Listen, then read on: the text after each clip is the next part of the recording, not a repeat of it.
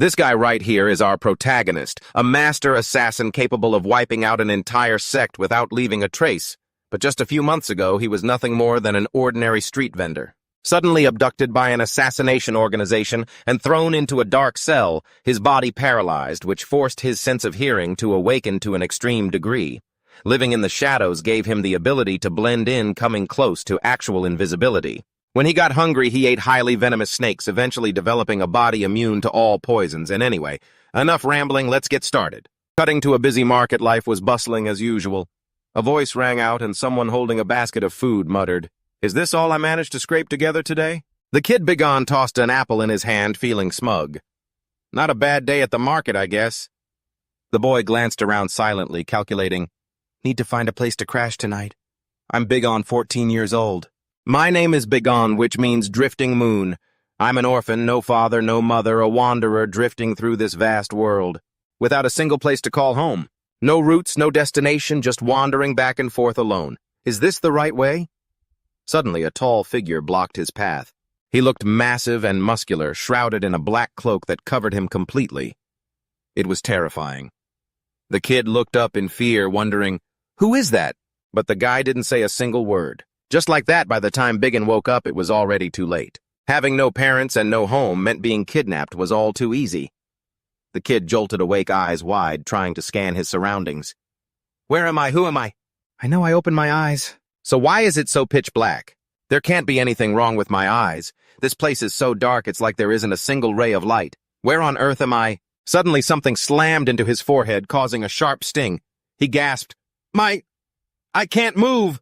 His whole body trembled, but nothing happened. Trying to move felt like he was utterly exhausted. Fear began to consume his mind, tears streaming down. How did it come to this? He tried to recall recent events, a basket full of food and a silhouette. On the road earlier, he'd encountered someone. Was it because of him? His presence here surely had something to do with that man, but he didn't even know the guy's name or background. Why would he lock him up here? Besides, he hadn't made any enemies. If that was the case, there must be some sort of motive. It's not to kill me. It must be for something else. He struggled to find a reason why he had ended up in such a miserable state. I am Bigon, 14 years old, with a father named Bainhak and a mother named Lee Sun Hong. He lay there, staring into nothingness. It was dark, truly incredibly dark. He questioned himself, have I lost my mind or am I still sane? How much time has even passed? I'm so scared and lonely. If I hadn't been thinking about myself, I probably would have gone insane a long time ago. Every time he fell into despair, he would mutter to himself, I am Bigon. Finally, not knowing how long he would have to lie here, his stomach began to rumble. I'm so hungry. If this keeps up, I'm going to starve to death. The kid had no choice in this situation. Either starve to death or go insane. He couldn't help but think of that tall guy who blocked his way and kidnapped him. Does that guy want me to starve to death? His eyes were filled with despair. What did I do wrong? I didn't even ask him for food. I didn't do anything to him. I didn't even touch him. The more he thought, the more he felt wronged to the point of tears. So why? That guy? Even if I were just an ordinary person, there's no reason to be thrown into a place like this hellhole. His lips began to crack and bleed, and tears rolled down his cheeks. He tried to move, and finally, he managed a slight twitch. First his hands lifting them little by little until his fingers were finally flexible. I can move my hands. The feeling in his body was slowly returning. This place was damp and it was cold. Bigon tried to move his limbs, feeling around. It felt like a basement. There was the sound of water. He heard the sound of water droplets falling, and his whole body was instantly starved for it. I need to drink. His entire body shook violently, forced to move in search of water. I can do this. He tried his absolute best with only one thought left in his head. Must survive. I must survive. He crawled along the ground, trying to inch forward bit by bit, fumbling as he went. Every little movement forced him to stop and catch his breath, sweat drenching him. No matter how exhausted he was, he told himself, I have to do this. I have to do. Crying while he crawled, he refused to stop, but after only a few steps he was blocked again. He reached out to feel what was in front of him, a stone wall. It was so hard. He gently poked it with his finger. It was truly solid. He poked it until it bled. I crawled all the way here with such difficulty, and now lying here limp. Is it all for nothing? I'm so exhausted my body's sinking into a bottomless abyss when suddenly someone appears right beside Bygone. The kid starts looking up and wondering, who's there? He doesn't rush to speak. They lock eyes for a long moment until finally he says, "Why are you so stubborn?" Looking closely, his appearance is identical to Bygone's. Am I hallucinating from pure exhaustion? The kid tries to widen his eyes to see, and the other guy just scoffs. How pathetic. Why do you have to suffer so much clinging to a life like this? He sneers, urging him, just give up. If you give up, you'll feel so much better. Bygone can't believe it. He stubbornly questions back, is it really better? The kid fiercely challenges him. If you just give in like that, does it actually feel good? I don't think so. I will live, no matter what you have to live. That thought is what has kept him alive until now. The other guy narrows his eyes in contempt. Meaningless. Bygone isn't willing to accept that. If I die like this, it's a waste.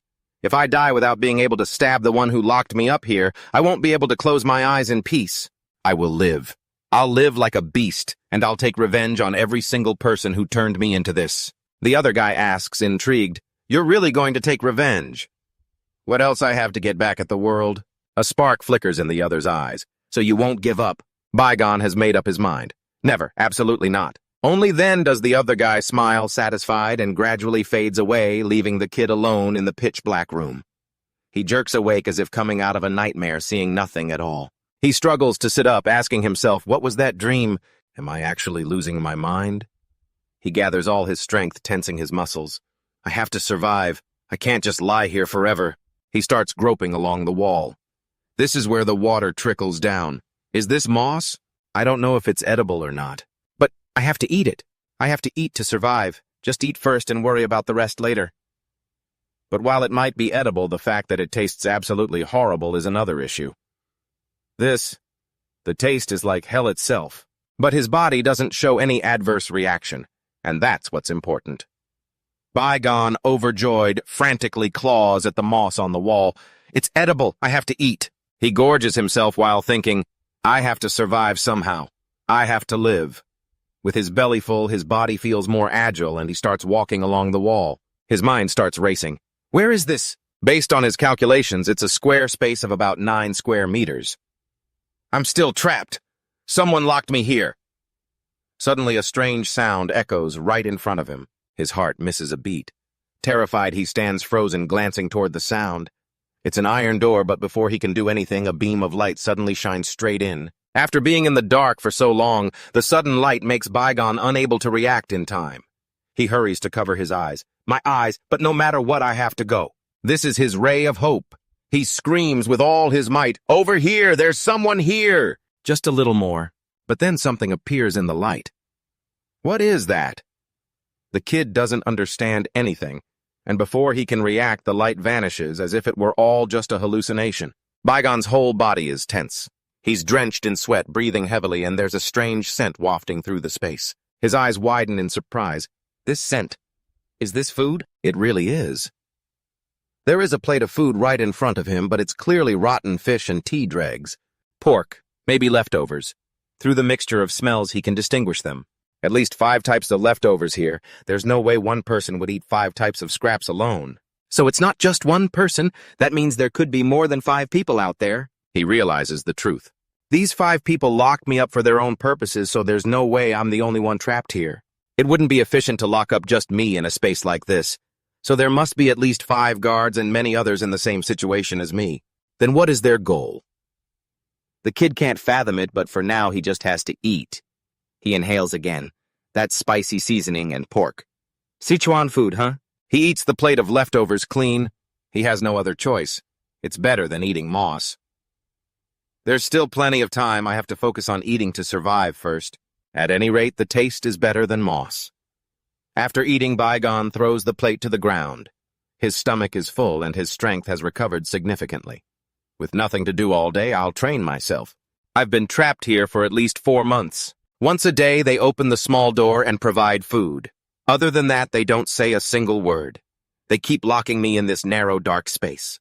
This darkness. He pushed himself to the brink of insanity, spending most of his time doing push-ups until his strength failed, collapsing over and over again, trapped in this impossible situation. I feel like I could snap at any moment. But I won't gain anything from this, I'm just wasting my time. I've started to see my surroundings bit by bit. It seems I've finally adapted to this savage darkness, and I can start to make out things moving in the basement. There are so many insects living in a place where not a single ray of light reaches. Bygone squinted, trying to get a better look. Was that a centipede? No, that didn't seem right. There's no such thing as a centipede that's both white and that long.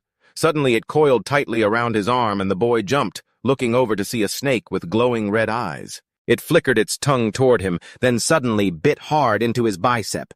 The pain was agonizing, and Bygone cried out trembling as he screamed in pain, collapsing to the floor, unable to stay upright any longer. The venom was spreading fast. What was happening? His whole body felt like it was burning. Clutching his chest in agony, the thought finally hit him. Could this be snake venom? Clenching his teeth in pain, his hand began to swell and turn red. The snake opened its jaw full of sharp fangs and hissed at Bygone, ready to strike again, but ultimately nothing happened. The boy was still alive, and before he knew it, it was time for the food delivery. Still alive, he gripped the rice bowl. His whole body was in agony, but he forced himself to pull it toward him, veins bulging across his face. Eyes rolled back in his head. His singular obsession with surviving was what kept him going. I absolutely must not die. The red-eyed snake was still there, but it seemed much less hostile now. Bygone narrowed his eyes, staring at it. Now that he was more accustomed to the darkness, he could see it clearly and wondered, is that really what it looks like? I almost died from its poison. Thinking back, it was painful and bitter, but I feel like my body is undergoing some kind of transformation during the detox process. He frowned deeply. His vision was clearer than before. It was truly miraculous. Curiously, the boy reached his hand out toward it.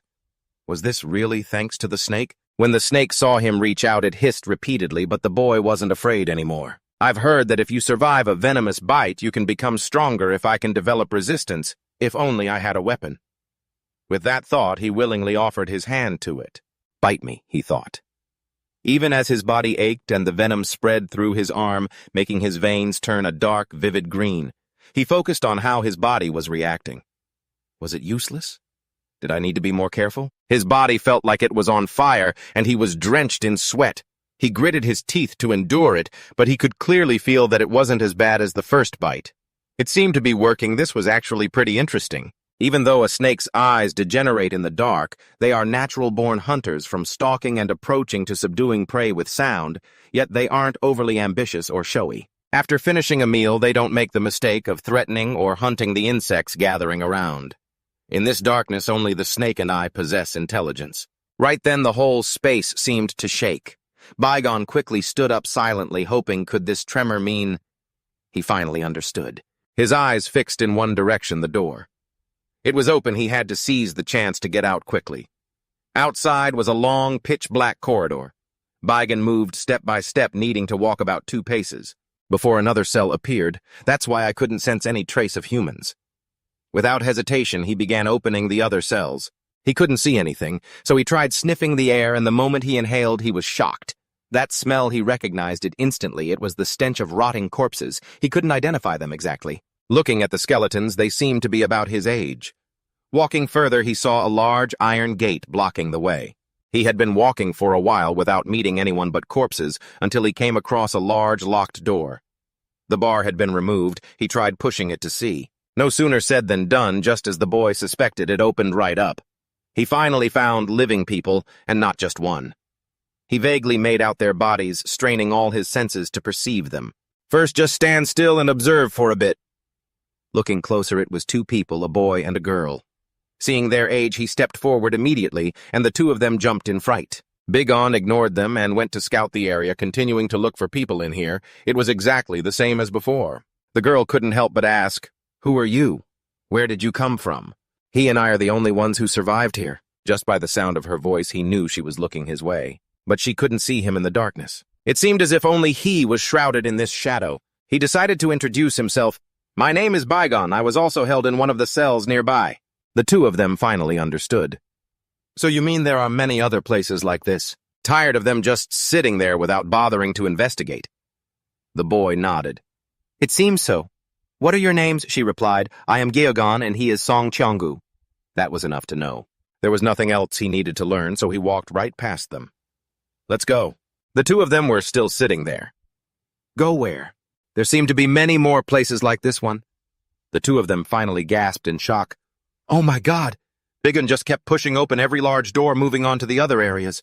Follow me. The two were stunned for a moment, thinking it over, until finally the girl decided to grab the guy's hand. It's so dark, take my hand. The two of them hesitantly agreed. Okay. The next door opened to a place with even more people gathered together, chatting away. Bygone realized something harsh. It was nothing like the place he came from. Nobody here was starving to death. Instead, they were taking their own lives. There was so much more food and so many more bowls than where he'd been. The more he thought about it, the more bitter it felt. Were they really discriminating against them like this? How could they even justify discriminating between different sectors like this? Suddenly the girl, Geogon, called out loudly to Bygone. These people had been captured and brought here too, at the same time as us. Her name is Lee Min, and there are quite a few of them. They all followed this kid leading the way until they finally reached another door. The kidmen decisively threw it wide open. This time light flooded in, a light so sudden they had been in the dark for far too long. For a moment they couldn't react, covering their eyes tightly. Ow, my eyes! The kid was doing the same, trying to see more clearly despite the tears streaming down his face. The outside world. No, they were still underground. They had been underground for such a long time. The light they saw was just from a few torches after all. Even just a few torches were enough to practically blind the whole lot of them. It wasn't until he got used to it that he could finally see clearly. It was a tunnel with torches lighting up both sides. What appeared before them were gigantic, massive houses, but everything was built deep underground. The group continued moving in. It was easier now that there was light. Bygone opened a door to a room to check it out first, but there was nothing inside. It was empty. Geogon walked right behind him and asked, "You're right, what on earth is going on here?" He didn't answer. The girl just looked up at the ceiling. "It looks so fragile," she murmured. "They must have built it in such a rush. The house was just put together for the sake of having one." The interior was so bare, he wondered why. Suddenly someone called out, "Big and right!" He looked over. It was a girl with white hair and blue eyes, looking a bit strange. She introduced herself. "I'm Lee Min. From now on I'll be taking care of you." The kid men didn't understand at all. "Who asked you to?" He stared at her wide-eyed and in disbelief. She suddenly leaned in close and even reached out to touch his face. "Has it looked like this from the beginning?" He was shocked. What are you talking about?" The thing she was focused on was the kid men's eyes, his red pupils. "They're so beautiful," she said. But there were no mirrors in this place, so he didn't even know. He just instinctively remembered that white snake. Anxious, he asked, "Are my pupils red?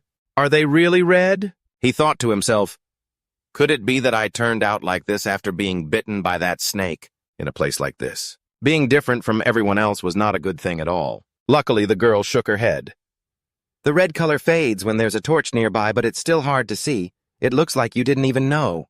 It must be because you just got here. That's why this is happening." That was enough for now. They weren't suspicious of anything. The kid men breathed a sigh of relief. Thank goodness. Seeing him just standing there, stunned, she asked, "What are you lost in thought about?" Bygone gave a vague answer, just thinking about this and that. But before he could even celebrate, she hit him with it. "You look so different from the other kids."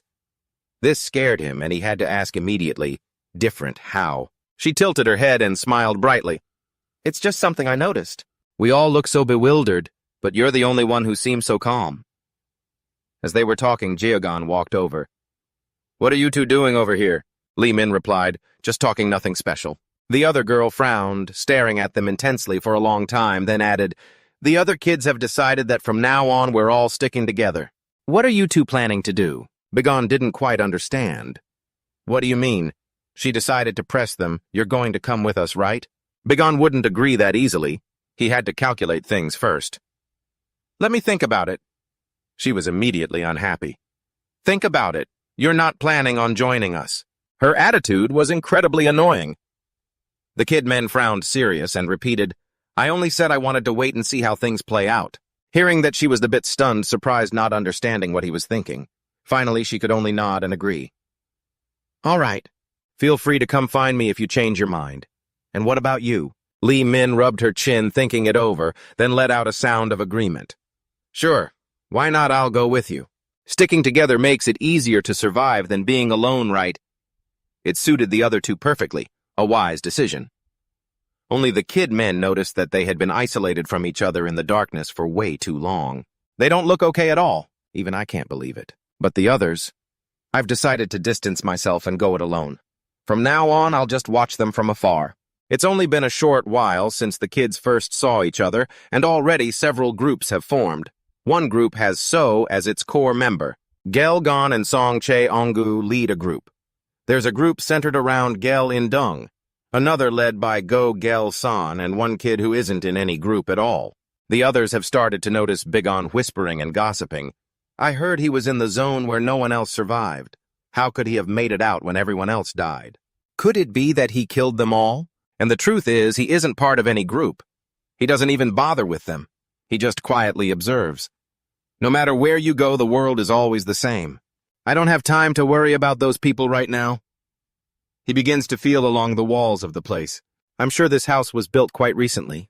But looking at these layers of moss, this underground area must have been built a long, long time ago.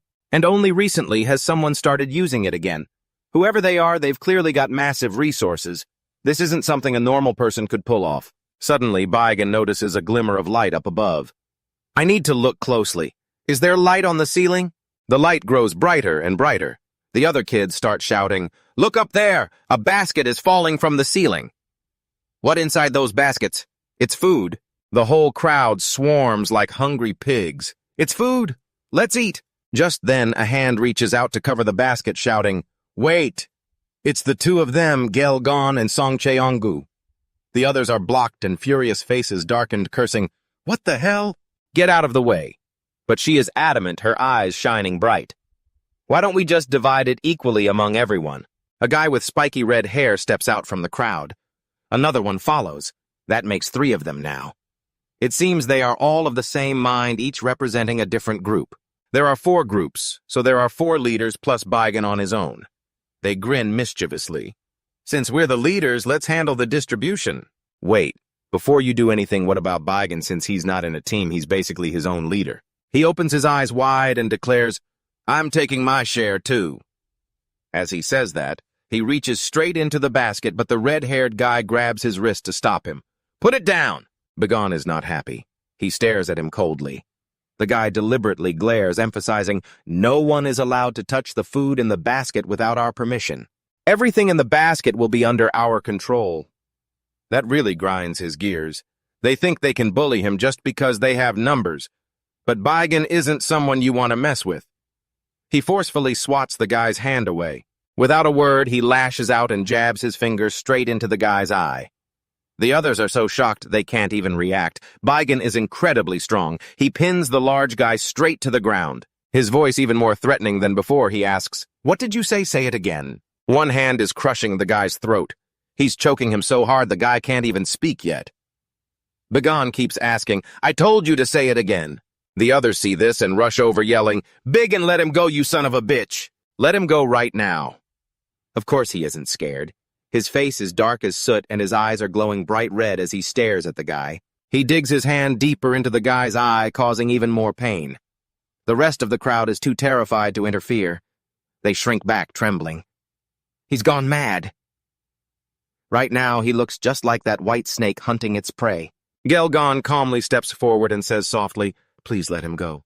If you keep doing that, he won't be able to answer you." Bigon has no intention of letting him off. He retorts, "Why should I? She's quite calm, isn't she?" He surely understands the situation now that you've done that to him. Of course, he still needs to get to the bottom of this. "What about the food? She will make sure no one touches your share, right?" The others witnessing this scene are practically pissing their pants. They nod repeatedly, not daring to make a sound. Only then does Bigon release him, sparing his life. The red-haired guy lies on the floor, clutching his eye with both hands, his whole body trembling. He still has one eye left. He grinds his teeth and curses, "You son of a bitch!" Bigon naturally doesn't let it slide. He threatens him instantly. "What was that? Do you want your other eye to end up the same way? If you want to be blind, just tell me." Of course the guy doesn't dare do anything. He just sits there cursing the mad bastard. Like that, the others get their share of food properly. No one goes hungry. Bygone sits alone in a corner observing everything. As he eats, he thinks, this is a test to weed out the kids who are useful. It's been like this from the very beginning, and I'm sure it will keep happening. By the time they reach their goal, a lot of kids will have died along the way. Sooner or later, they'll all be my opponents anyway. Suddenly, Gelgon walks over and starts a conversation. How have you been lately? Are you still doing fine even though you've become everyone's rival? After you did that, a lot of kids left Jeoindung's group. You saw it too, right? And her group has become the biggest one. She laughed so smugly I thought you didn't even notice. Ever since you've been keeping your distance from everyone here. But I guess you've been watching us all along, huh? Everyone is just the same, aren't they? Are you calling me out to my face? Just as much as you all care about me, I still keep an eye on everyone. After handing out the food, she's the one who eats the least. That's why the other kids are so loyal to Sogalan. She's definitely the standout among the leaders. Songhung just asked me why I still live in that gloomy room. Is it just because the other kids are wary of you? Everyone gets their own room and a basket of food. You've never had to fight for it, isn't it more comfortable there? I nodded. I get it now. But you're thinking about that snake again. It's just because I want to build up more tolerance to the venom. Well, since the bites don't hurt anymore, I guess I must have developed some immunity to it by now. Suddenly she asked why I don't join your group instead of fighting all by myself like this. I'm too tired to even answer. Didn't I already answer that question? Remind me, didn't you say that? That you'd wait to see how things play out. As we were talking, the prison suddenly shifted. It's feeding time. Someone shouted a warning. I hope this time. There won't be any idiots trying to climb into the basket if you don't want to fall to your deaths once they cut the rope while it's going up. You hear me? But as soon as they looked, they were shocked. What the hell? Why is there so little left? The food is much less than before, and it's all just greens. No one understands what's going on except for Baigan, who saw this coming. It started. Mark Nosum was a boy who tried everything to get into Sogalan's group. He was the smallest, but he made up for it with his persistence and grit. But that boy Mark Nosum is dead. Everyone in the group is mourning him. Absolutely furious. Who was it? Who did this? I will never forgive that bastard. Actually, everyone knows why. The reason he died was because he was the weakest. Bigon sat up high, looking down. His expression as cold as usual. He had predicted this from the start. Jeogon and Song Cheongu could only grit their teeth in rage. Damn it, I'll kill whoever did this. Jeogon looked at the corpse with a cold gaze. It doesn't matter who did it. What really matters is, one of our own is dead. Her face was full of bloodlust. We have to take revenge just like they did to the boy. This won't just end with one life. The weakest person in the other group will be the next target. Bigan knew the war had begun. Finally, the weakest member of the Gogol-sang group was found dead. This is only the beginning. Every night that passes, another person dies, one from Sogalan's group, then one from Gyeoindung's group, then Gogol-sang's group and Kangin's group. The bodies just keep piling up. The kids started suspecting each other, turning savage like starving demons. Food was so scarce that Baigan had to start eating dried moss again. Disgusting, I'll never get used to this. These starving kids haven't gone too far yet, but I'm sure the peace will end soon. As he was thinking, he suddenly saw a flickering light down the hallway. Baigan immediately went on guard. There were a few guys coming, at least 3. Baigan realized here they are. 1, 2, at least 4 of them. They couldn't have wandered this far by accident. They came here on purpose, just as he thought. The guys were talking as they walked. Are you sure this is the right place? One of them replied, I'm sure I saw him head this way with my own eyes. They were hunting Baigan. Among them was the red-haired guy whose eye Baigan had blinded the other day. He was out for revenge. He gritted his teeth, looking around. Where is that bastard? Before he knew it, he was chuckling to himself. I killed 2 people after the fight, and now Bigon, this is the perfect time for revenge. The madman's eyes were darting everywhere. Where? Where is he? Suddenly, the guy next to him screamed like he'd seen a ghost. Ah! Ah! He stumbled. Something was biting his leg. The others panicked too. Hey, what's going on? What the hell is happening? They didn't even understand what the hell just happened before that guy collapsed and dropped dead on the spot. The rat-faced guy panicked and started shouting that something was out here. Watch out, you guys! But before he could even finish his sentence, another one dropped dead. The rat-faced guy couldn't help but scream in terror now there were only 2 left. Besides the burning torch, everything in all 4 directions was pitch black. Where the hell are you? You're about to die and you're still screaming your head off. Where the hell are you, you filthy rat? The last remaining teammate couldn't sense him at all. From the darkness behind him, someone appeared in a flash. His throat was grabbed tight by Baigan. The rat-faced guy turned around in a panic and was met with the sight of the protagonist choking his friend. You looked terrifying, your eyes wide open, staring right at him. The rat-faced guy stiffened, feeling a jolt of electricity run down his spine. He stood there, frozen. He finally managed to scream, "You bastard, let go of Dongha right now, you hear me?" Looking at the guy in his hands, gasping for air and fading, he thought, if it goes on like this, he'll die and I'll become a murderer. He hesitated for a moment. Surely he didn't need to kill him right now. But the protagonist knew that showing mercy to an enemy is just hurting yourself. So without another word, he snapped his neck. Sooner or later, I'll have to kill someone anyway. Kill early or kill late, either way, getting it over with is better. The guy was furious but couldn't do a thing. He just gritted his teeth and cursed, "You damn scumbag. You killed all my men, you wicked devil." The protagonist didn't say a word. He just kept staring at him like he was looking at prey. The guy couldn't figure out the protagonist's next move, so he just charged forward, roaring, "Die!" He attacked repeatedly, but Baigan dodged every single one. "This bastard, I can't land a hit." He was getting madder by the second, but as he attacked, he suddenly felt like something was wrong. Where did the protagonist go? He looked around in a panic. "Where are you?" "Where did you go? Stop running around like a rat, come out." The protagonist appeared silently right beside him like a snake. "This time, you're not just going to lose an eye." Hearing that the guy was so scared he nearly peed his pants and scrambled back trembling. He turned around and of course the protagonist was just standing there. The guy was backed into a corner with nowhere left to run. He stared blankly as the protagonist walked toward him, each step adding more pressure. A murderous glint flashed in Baigan's eyes. The guy was sweating buckets, terrified out of his mind. He knew he was about to be sent out of the server. Only now did he open his mouth to beg, "Wait, let's cooperate. You can't fight those other groups for long. Let's work together." Naturally, Baigan wasn't about to agree that easily. He just kept listening as the guy continued. "Sozi Logan and Song Cheongu's groups can't take us on if we team up." Baigan kept walking, closing the distance. This bastard would say anything to save his life. "If you don't like that, I can be your subordinate. I'll be your underling. I'm different from those guys you just killed. I'm useful, just use me." As soon as he finished speaking, Baigan was standing right in front of him. "I know you'd listen at first, but eventually you'd do exactly what they did today." The guy panicked and started making excuses. "You've got it wrong. I wouldn't do that. Never. Too much talking, it's giving me a headache." The protagonist wasn't having any of it and attacked him directly to get it over with.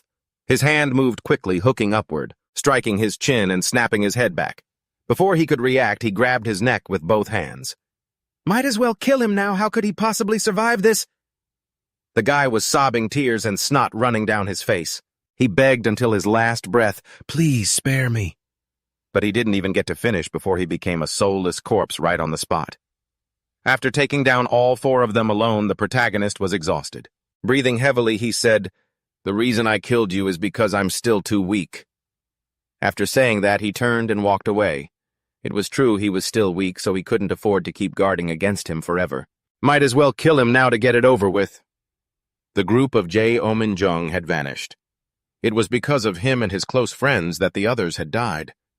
The leaders of the remaining groups all knew the reason. It was Baigan. He had killed John In Jung. They should all be getting scared of him by now. 1 against 4. That was no joke. Jonggon couldn't believe it, wondering over and over, just how strong is he? He had killed 4 people all by himself. Song Cheongu told himself he shouldn't become his enemy. The other team leader was also terrified. The kid was truly cunning and stubborn. He knew exactly what to do to make everyone fear him. He remembered what had happened. The food distribution had made things spiral out of control. Everyone had to kill each other just to fight for food. In the end, everyone would become a murderer. Baigan had killed John In Jung, the strongest one in the group. No one would dare mess with him. He couldn't help but warn his subordinates. "Don't ever think about doing anything to Baigan and don't get near him. What's worse than someone who has absolutely nothing left to lose?" The guys obediently agreed. "All right, understood." Just then, a guy from his group ran back in a hurry and shouted, "Boss! What is it? Why are you in such a rush?" The guy was gasping for air and reported, "There are 2 people at the red house to the north. I think they're the ones who were kicked out of Sogyogon's group." The guy asked in disbelief, "Are you sure?" "Positive. The guy was gasping for air as he reported, "There are 2 people in that red house to the north. I think they're the ones who got kicked out of the group." The guy, clearly skeptical, asked back, "Are you sure? Are you absolutely sure? I've checked this so many times already. The one thing the captain cares about the most is, and what about their food? That guy is rushing them, saying they've got a potato in their hands and they'll eat it all if we don't get there fast." The whole group gets hyped up immediately. "Let's go, boss. A potato." Seriously. Is it really that pathetic killing someone over just one potato? Even though he thinks that he feels helpless and agrees, fine. Everyone gets ready. Sure enough, there are 2 people sitting there splitting a potato. The whole group hides behind the wall, peeking at them. Look at that, those 2 kids really have food. The stalking group turns into hungry tigers, their eyes glowing red. A potato. One guy doesn't even wait for the command. The whole pack just rushes in to kill them. Get it. The 2 kids are startled to see this, jumping up and bolting, while the mob chases after them, screaming, "Stop! Don't let them get away! Stop right there, hand over that potato." The guy leading the group stands there watching the chaotic scene, realizing that his orders are no longer being heard. But he keeps his cool, sensing something is off. This position is a major disadvantage for us. The 2 kids run into the house and whistle a signal, and immediately other kids hiding inside rush out with weapons in hand to attack. The leader realizes it too late. He screams in terror. The kids chasing them to steal the food are being beaten to a pulp. They aren't just being threatened, they're being killed. The leader watches in horror. He can't do anything but scream, "Damn it! It's a trap!" Everyone retreat. But now even he has nowhere to run. He's surrounded by several people. Everyone is holding wooden clubs. The leader smiles smugly as he steps out. All of this, just for a potato. Caught some big fish, didn't we? Looks like we can reduce the number of mouths to feed today. The leader curses bitterly. What a massive mistake. He still tries to play tough, cursing, "You bastards, how dare you!" The leader looks at him coldly, staring him down until he finally has to beg, Can you just kill me instead? I'm begging you." Only then does she speak. "I'd love to accept your request, but we don't have that much food to spare." He grinds his teeth, veins popping out all over his face. "Do you have to kill everyone to be satisfied? There's no room for a conscience anymore. If you were in my shoes, you'd do the same thing." She doesn't say another word, turning away sharply. "Kill them all!" The whole group swarms in to attack. Why wait? That guy is as good as dead. He holds his own for a bit. He's actually a pretty fierce fighter. The leader stands below, looking up to the spot where the big boss is sitting. She knows everything but says nothing. Young Min says to himself that he has seen how everything played out. Battles that utilize the terrain involve so many different shortcuts and tricks, setting up positions where as long as there is one competent guard, infiltration becomes impossible. It seems like after this battle, the kid has learned quite a lot. This is just another version of a place that exists, or perhaps you could call it a copy. The people who created this place want us to get used to it, and get used to killing one day. Someday they will lure us into these kinds of terrains again. If there is a house just like this, then it means this place is an estate belonging to a major gang family or someone with significant influence. The consequences would be massive if they intended to attack this place recklessly. That is why they use us. We are tools they can just throw away. After each use, they cast us into hell and completely destroy our inherent nature. They are tools that they want to force into becoming assassins. Everything is exactly as Min is thinking. The kids are starting to get used to it, even gloating about killing. Heh, did you see that bastard? The guy I strangled right before he died, he looked just like a carp. Did you see him flinch when I approached from behind? I thought he was a hedgehog or something. Oh, I saw it too. Our leader is the best, especially her. She is glowing, laughing, and chatting happily. All right, we've won a total victory. No one will dare oppose us anymore. The girl Li Min sits silently in the distance, looking back. Her hands are trembling. She can still smell the blood. They've all grown used to killing. How can they eat and drink so comfortably? With hands stained with human blood, it's disgusting. The more she thinks about it, the more she shudders, hugging herself. Other kids are around her and tears roll down her cheeks. She is absolutely terrified. Just then, light shines down from above. All the kids gather around waiting. Some sharp ones notice something. What is it, dinner time already? Isn't it supposed to be a little later? Gather as much as you can, Geogon ordered. The whole group chanted back in unison, Yes, sir, of course. The girl was still lost in the joy of it, thinking, Finally, I'll be able to eat my fill this time. Gorgol-san is gone, someone noted. No group can stop us now, she exclaimed. then suddenly looked around wondering, "Wait, where's Began?" She saw him over there. The kid Mean was standing too, looking up at the sky. But why did he look so tense? It was like he was worried about something. She immediately grew wary. What is he worried about? Cheon-gu, standing next to her, suddenly yelled, "What the hell is—" By the time she turned around, she saw a swarm of black-clad masked figures dropping from above. They didn't say a word. They appeared in a flash of speed. The kids were stunned, completely clueless. The masked men's eyes burned with malice. They didn't hesitate to draw their weapons and strike the children down. They hit with terrifying force. Each kid was pinned to the ground, beaten mercilessly. Even Jeogon couldn't block a single blow. The children screamed in agony, "Stop it! Please stop!" Begon was beaten without mercy too, but he bit his lip and endured it. I already expected this, he thought. But I can't believe it. They're resorting to this kind of violence from the very start. Even beasts aren't this cruel. Just hold on. I'll only draw their attention if I act now. I must not draw their attention. 3 figures stood out wearing different outfits and numbered masks, 1, 2, and 3 watching coldly as their subordinates beat the children. The kid Mean watched them closely. It's them. They're the ones actually giving the orders to these masked men. Finally, one of them raised a hand as a signal, and the masked men stopped instantly. The kids had been beaten to their limit. One of the men spoke up. "You may call me First Sword. From now on, your lives belong to me. No exceptions. You will be under my management." A child yelled out in anger, "Who do you think you are?" Before he could finish, one of the masked men slashed the boy's throat clean. Blood sprayed all over the ground. The other children were paralyzed with terror, clamping their hands over their mouths, afraid to make a single sound. The masked man labeled 1 stated, "I didn't give you permission to speak." Begon's hands were clenched into white-knuckled fists, his eyes burning as he ground his teeth. The scene shifted to a brightly lit room. Voices echoed, "It's the goo poison method. When you place poisonous creatures into a jar, they devour each other until only one remains. That final survivor will possess the most potent poison. That is the essence of this method. These masked men have calculated it. Out of countless children, only the smartest and most strong-willed will survive, just as I intend."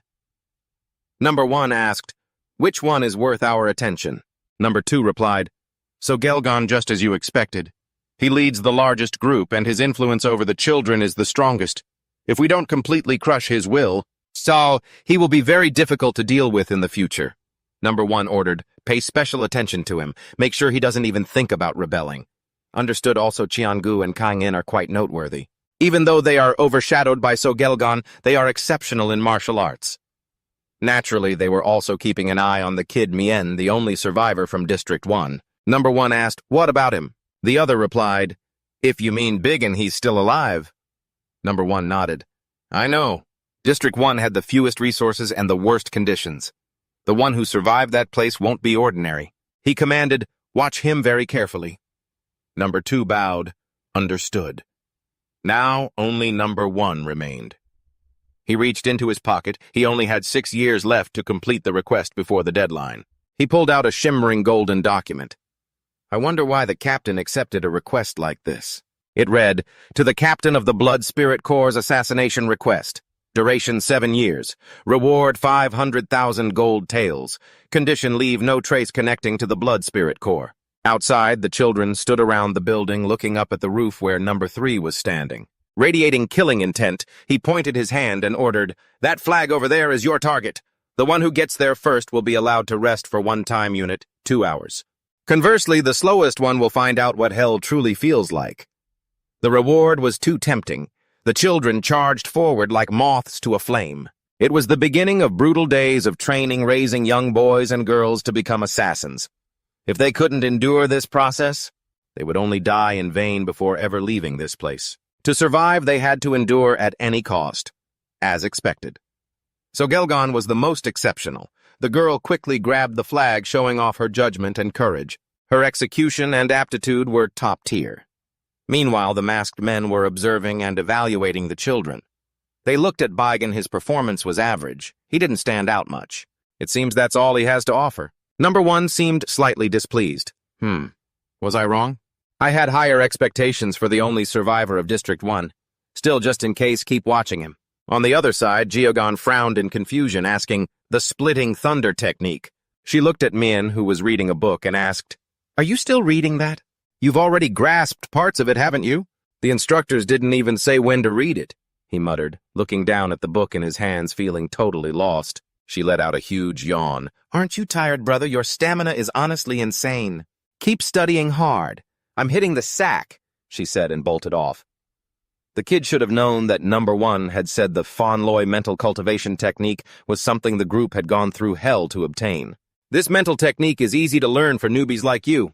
I'll give you guys 3 months to master the Fanloy technique." That's why he was training like a maniac.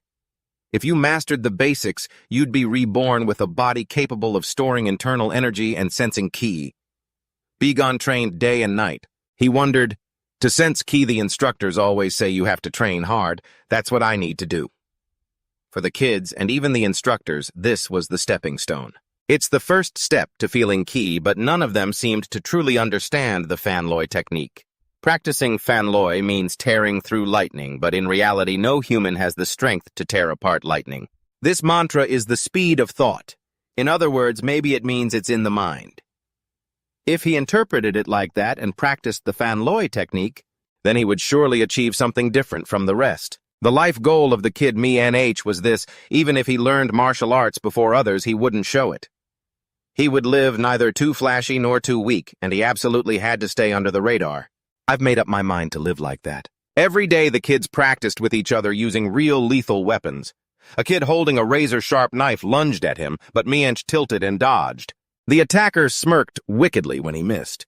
He hadn't expected them to play for keeps like this. Since the guy had actually tried to kill him, he asked, confused, "Why are you doing this?"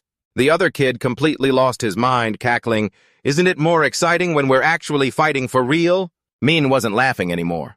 "Oh, is that so fine? Have it your way?" They were actually planning to kill each other. The masked guys didn't say a word. He glanced over at them. The instructors taught them with real swords anyway and just pretended not to notice. "Well, that's fine, I guess." The guy didn't intend to stop. He kept on taunting, "So give it everything you've got. Otherwise you're going to get eaten alive." The guy lunged like a madman to attack first. His movements were fast. Anyone who had survived this long wasn't mediocre. He was playing a dangerous game. Using hidden weapons too? That Madan guy charged in with 3 throwing stars in one hand, aiming straight for Bigon's back. The hidden weapons flew in a circle using the kid as the center. Naturally, he dodged them all without the slightest bit of trouble. While he was dodging the projectiles, the guy tried to sneak an attack from behind, but MNH launched himself into the air. He quickly drew his knife and blocked the stab perfectly. "Super smooth, super professional," the guy called number 3, who was watching from the sidelines, exclaimed with interest. The fight was tense, as a guitar string 2 rivals evenly matched. The other guy stood there with his knife grinning.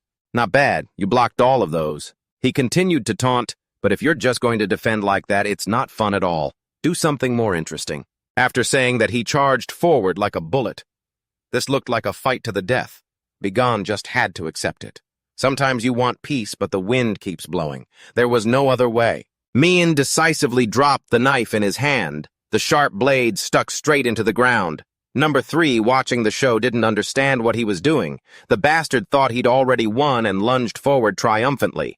"What's this, you're giving up already?" Obviously not. Giving up wasn't in Bigon's vocabulary. He didn't waste words. He clenched both fists and threw a punch straight into the guy's stomach. Just looking at it hurt. The guy vomited blood right there. It felt like his guts had been shoved against his spine. The 2 masked men watching the scene whispered, "Their growth rate is faster than we thought. At this rate, it won't even take 7 years. 5 years should be enough to capture him." Number 1 laughed mockingly. "You're underestimating your opponent. That man is talented enough to be called the best in the Tushuyen city.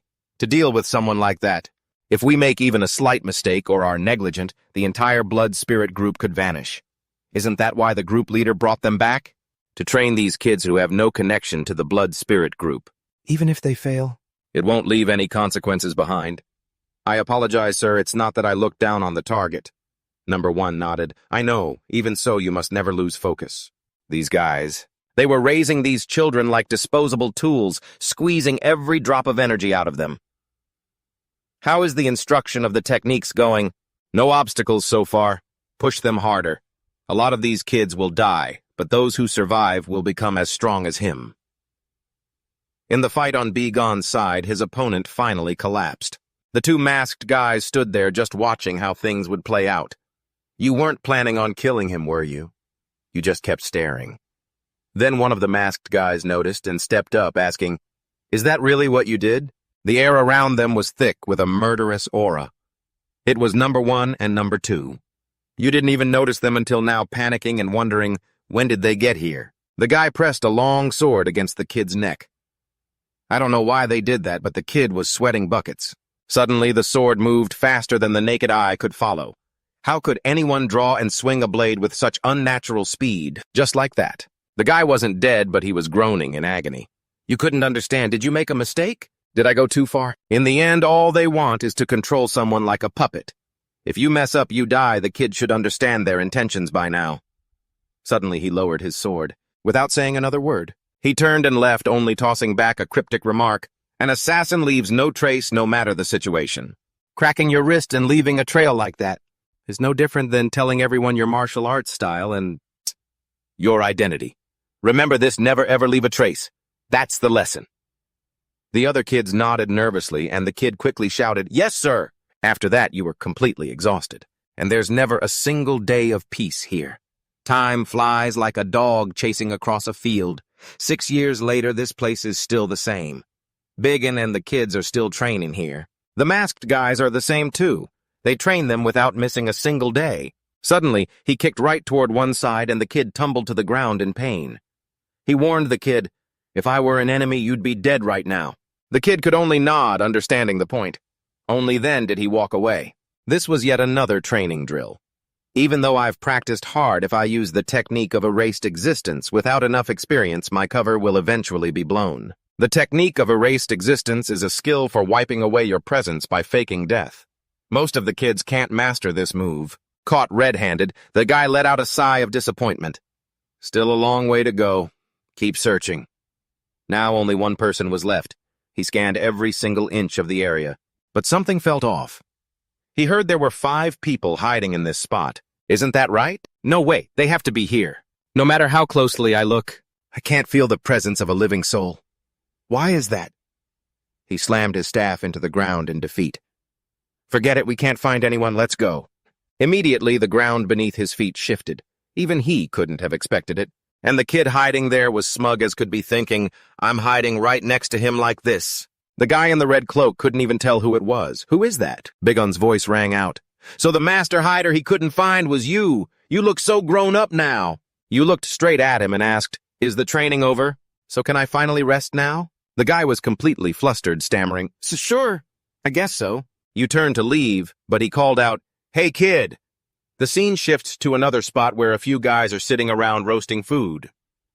One guy holding a skewer laughed crazily. Who is it? His voice dripped with sarcasm.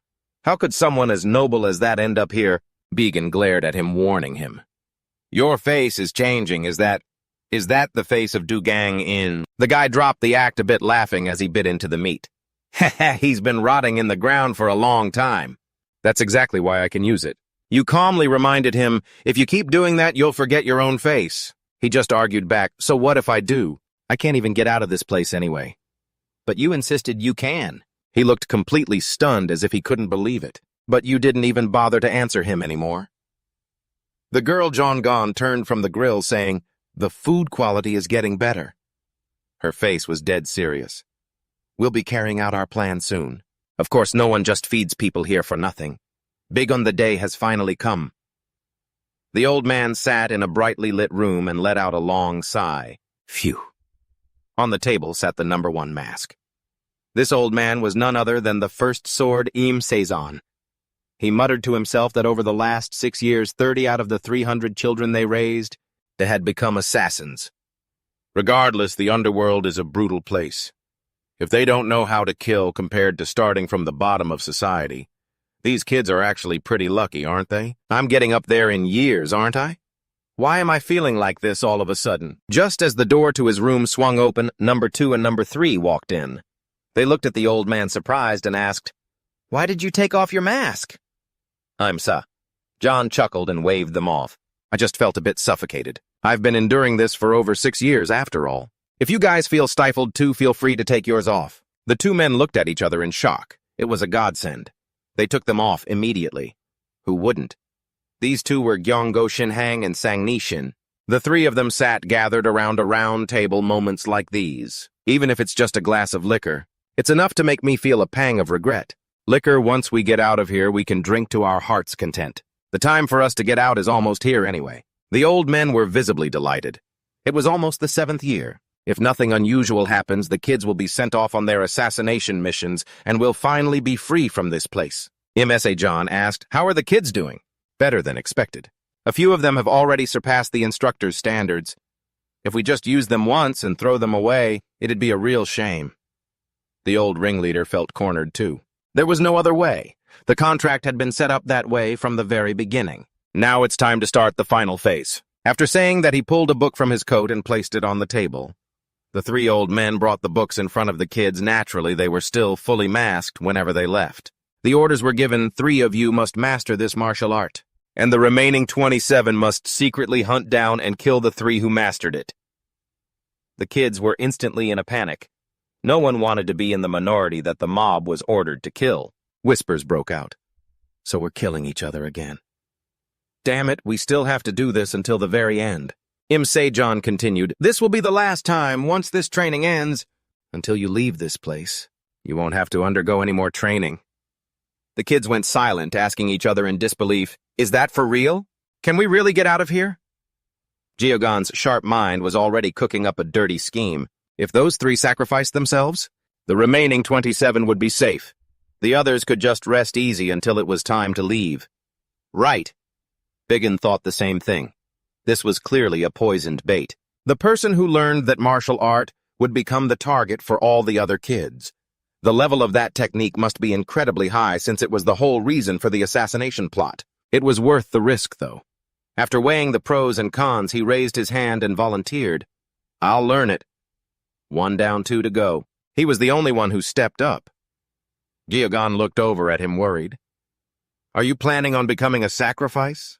"I've already made up my mind. Whether he was a sacrificial lamb or a hungry wolf, time would tell soon enough." She warned him, "You'd be better off being careful. Everyone here is going to be coming for you." He shrugged. "So what I've always been on my own, just wait and see." Before long, 2 others who had to learn the book were killed. The first killer, Jong-gu, said after finishing the job, "My apologies." He had been chosen to learn the art through a lottery. It might be unfair, but it is what it is. Now only one of the 3 who learned from that book remained, Bigon. One of the So-Ok-san guys was grinning as usual. "What a deadly scene. My mood is getting more and more hyped up." Lee Min also joined the fray. "Now it's just Bigon left, huh? It's been a while since we've seen him. Do you think he snuck out?" Geogon immediately denied it. "No way, Bigon is still inside." "We just haven't found him yet," she pondered to herself. The last time she saw Bigon was a few days before he started the training. Back then she had told him, "Bigon, maybe you should put that sword away." "Strange. You don't seem scared of my sword at all. You've just been blocking my attacks this whole time." Thinking back, I feel a bit cringy for giving such useless advice. After all, he's a tough guy to deal with, and who would have thought that kid So-Ok-san would be so idle he'd come up with such a crazy idea? Why don't we just kill the instructors? That sounds way easier than taking out Bigon. Chiang-woo nodded, agreeing, "Yeah, I think so too. But those guys wouldn't just let us run wild without any precautions. They've clearly placed some kind of forbidden seal on us." Jaron added, "He's right. For now, let's just focus on finding Bigon." But with no other options, the group eventually split up and left. A shadow suddenly appeared right next to the corpse. It was man don't know how long he'd been standing there, but he'd heard their entire conversation. Killing an instructor. He even mercifully closed the eyes of the man who died for nothing. Right now, the instructors are probably busy tracking the kids who are out looking for them. They can't exactly just ignore or stop monitoring kids who are thinking thoughts like that. If that's the case, this is the perfect chance to dig into their true intentions. No sooner thought than done. Bigon sneaked up outside the building. This is the instructor's temporary hideout. The security is tight with red-cloaked guards watching constantly, but the kid man is on a whole different level. Still, that doesn't mean there isn't a way to get past them. Let's just watch and observe for a bit longer. The instructors mentioned that the demonic breathing art is used when moving the body, but if you divide your breath using the splitting thunder heart method, then it's a different story. It allows you to act while minimizing your presence, moving stealthily enough to avoid triggering their senses. The range of human perception, and just like that, man slipped through the crowd without being noticed. Covered in black smoke, he let out a sigh of relief. Finally, I'm in. This is the deepest part of their quarters. He looked around and started opening doors to check each room. It was a large chamber with a round table in the middle, seems empty. Baigan looked around. What kind of secret are they hiding? Who are these people trying to raise us into assassins? Where is this place and how do we get out? Suddenly, men spotted a yellow scroll. Let's see what's in here. Inside it was written, "Sent to the Blood Spirit Guild Leader. 7-year timeline. Assassination request for Guan Sang. Payment 500 gold ingots. Condition leave no traces related to the Blood Spirit Guild." The moment he read it, he realized an assassination order. His face turned pale with fear. Who is Guan Sang? Just how dangerous is he? Why did they spend 7 years bringing us here, experimenting on us with murder, raising us like assassins? 270 out of 300 have already died. Is he really worth that much? A noise suddenly startled him. He froze. Someone was coming. It was the old man, number 1 Imsazan. He walked up to the door and stopped abruptly. He seemed to have sensed something off. He quickly threw the door open, but the room was empty. Men had managed to hide just in time. That old fox still noticed something strange. It seems he'd cleaned up carefully, but the ending was a bit clumsy. The old man was furious, his face twisted in annoyance. Which one of you numbers 2 and 3 arrived, but they stopped in their tracks when they saw number 1 approaching with murderous intent. The two of them were trembling nervously, asking each other, What's going on? Number 1 got straight to the point. Someone broke into my room. He hasn't fully escaped the lair yet, so go find him quickly. The other two were shocked, shouting, Who would dare break into your residence, master? Who exactly could it be? Do you have any idea? I haven't seen any child perform better at infiltration than him. If that's the case, they already knew who it was. All 3 of them were thinking of the same person. It was Bigon, and right now Men was still hiding right there. The kid Men was hiding right above their heads, and they had no idea, still standing there talking. It was unbelievable. Everyone is chasing after this kid. But why did he break in here? If we just leave Bigon like this, it's bound to cause trouble. But if we punish him without concrete proof that he broke into this place, the other kids will definitely object strongly. We have to turn their opposition toward Bigon. That old fox number 1 is truly more cunning than a snake. Number 3 still hadn't caught on. What do you mean, sir? Could it be that you've decided, we will use the Hell's Needle? The two of them trembled. That was the ultimate forbidden technique. The old man had made up his mind. Regardless, it's a process they all have to go through once. Not just for Bigon, but for all the children. It's time to show them who really holds the leash on their lives. Do you agree to use the Hell's Needle? The other two didn't dare object and replied in unison, I agree. I will show them what hell is really like. The old man was true to his word. He stood at the highest point with his flute in hand. The other children were still moving about, going about their business, searching for the kid. Where the hell is Bigon hiding? A few of them started cursing, calling him a spineless rat for not showing his face, a real coward. Geogon's little sister thought to herself that even the kids who prided themselves on their tracking skills couldn't find a single trace of him. He's not in the training area, and he's not here either. Where on earth could he be? Suddenly a sound echoed everywhere. The girl immediately recognized it. It was a musical instrument. Everyone who heard the sound collapsed on the spot, screaming in agony. The girl felt it too, a sharp, unbearable pain right in her chest. She couldn't even stand. Her whole body buckled and she fell to the ground. The children were writhing in pain, screaming, Help me! It hurts so much! Lemon was sobbing, What is this? It felt like her entire body was being eaten alive by insects. Just then Bigon walked up to her. He understood now. They had finally activated the restraint. But wait, it wasn't supposed to be this bad. He only felt a slight ache in his ears. He sat down and gently patted her shoulder. But why am I the only one who feels normal? I have to get to the bottom of this. Let me try putting my hand on her back and see what happens. Channeling internal energy is extremely dangerous. Li Min has also learned the same split thunder technique as me, so there shouldn't be too much conflict. I get it now. The problem isn't the internal energy. Then what makes me different from them? We eat the same food, live in the same conditions, and practice the same martial arts. Besides, is there some kind of poison? The only thing that sets me apart is that I've been bitten by that snake countless times. If the restriction is related to poison, that would explain why I'm the only one who feels fine. Given the situation, Since I've been bitten by the snake for so long, I've built up a resistance to the toxin.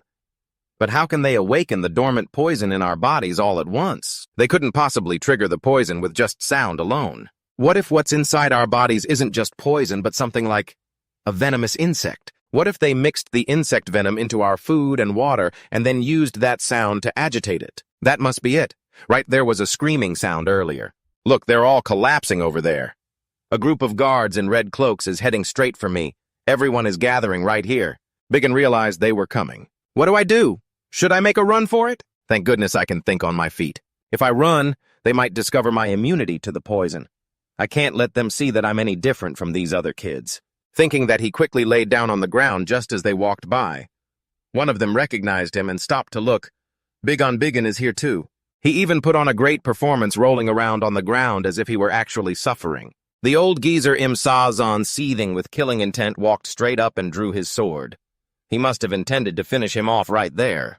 He didn't say much and just slashed downward, but he didn't aim for a kill. He just drove the sword straight into his shoulder. He asked, without beating around the bush, "What have you seen in my room lately? You've hidden your progress quite well. A nail that sticks out like this? What will you become when you grow up?" Just bury him, that's the usual way. It's better to just kill these troublemakers now. The second guy quickly rushed over to stop him. "You can't." He tried to intervene. "Biggon's stealth technique is exceptional. We really need it for this commission." But the old man was still hell-bent on killing him. Killing the other kids is enough. The second guy argued back intensely, not letting him strike. "Sir, you know that's not possible." But the old man was still bitter after being poked in his weak spot by him. Controlling him isn't easy. The second guy kept trying to persuade him, giving him all the reasons. "We have the underworld so we can control him at any time. You can see for yourself that the insect venom has him paralyzed, can't you?" Biggin, lying on the ground, heard this and had to act even more intensely, with tears and drool streaming down his face. They stared at him for a while before finally giving up. Turning around to leave, he said, "Give the kids the antidote." The underlings, the red-cloaked guards, shoved a pill into each of the kids' mouths. They gradually recovered and sat up confused, wondering what happened. The old fox, just as planned, announced to the kids, "All of you received this punishment because of Biggin. If that brat hadn't broken into our quarters, this wouldn't have happened." He threatened the children. "If I ever see anyone acting on their own again, all of you will suffer like you did today. Remember that." After that, Biggin returned to his room. He continued to practice his martial arts, remembering what those old guys said earlier. "You can see for yourself that he's incapacitated by the insect venom, right?" Biggin finally understood. It really was because of the insect venom. If so, then the snake venom might be able to suppress this insect poison. How lucky that I managed to escape the restrictions they set. Just then he heard a noise outside his door. Li Min's voice rang out, "Biggin, are you really in here?" It was Dagon's group, holding torches and looking for him. She seemed quite annoyed, muttering, "We barely got any time to rest, and we have to train every single day." A guy named Oksan was also with them, looking around with a crooked smile. That guy is truly unpredictable, rejecting everyone else and choosing a gloomy place like this. They had all heard that number one old man say, "All of you received this punishment because of Biggin." She understood then. He was being blamed by the other kids for that, so he had no choice but to go out. Well, it was hard to find him anyway. "Where on earth is this kid hiding?" As soon as he finished his sentence, Biggin suddenly appeared right in front of them. "Why are you looking for me?" It was the classic scared the living daylights out of them moment. They all screamed in shock and turned toward Biggin. "You nearly scared the life out of me. You need to make some noise when you're walking around." Ignoring the guy, he turned his attention to the two girls. "What's this all about?" Geogon made her intentions clear. "We just want to talk to you." His eyes flashed with a sharp warning glare. "Talk? You're acting pretty serious, aren't you? You know what the restriction is for us, right? When we collapsed, you weren't there. But as soon as we came to, you were right beside us. That means you approached us after the restriction was triggered, which implies you weren't affected by the restriction, or at least you were affected much less than we were." Hearing this, Li Min suddenly remembered when her mind was clouded by that excruciating pain someone had transferred.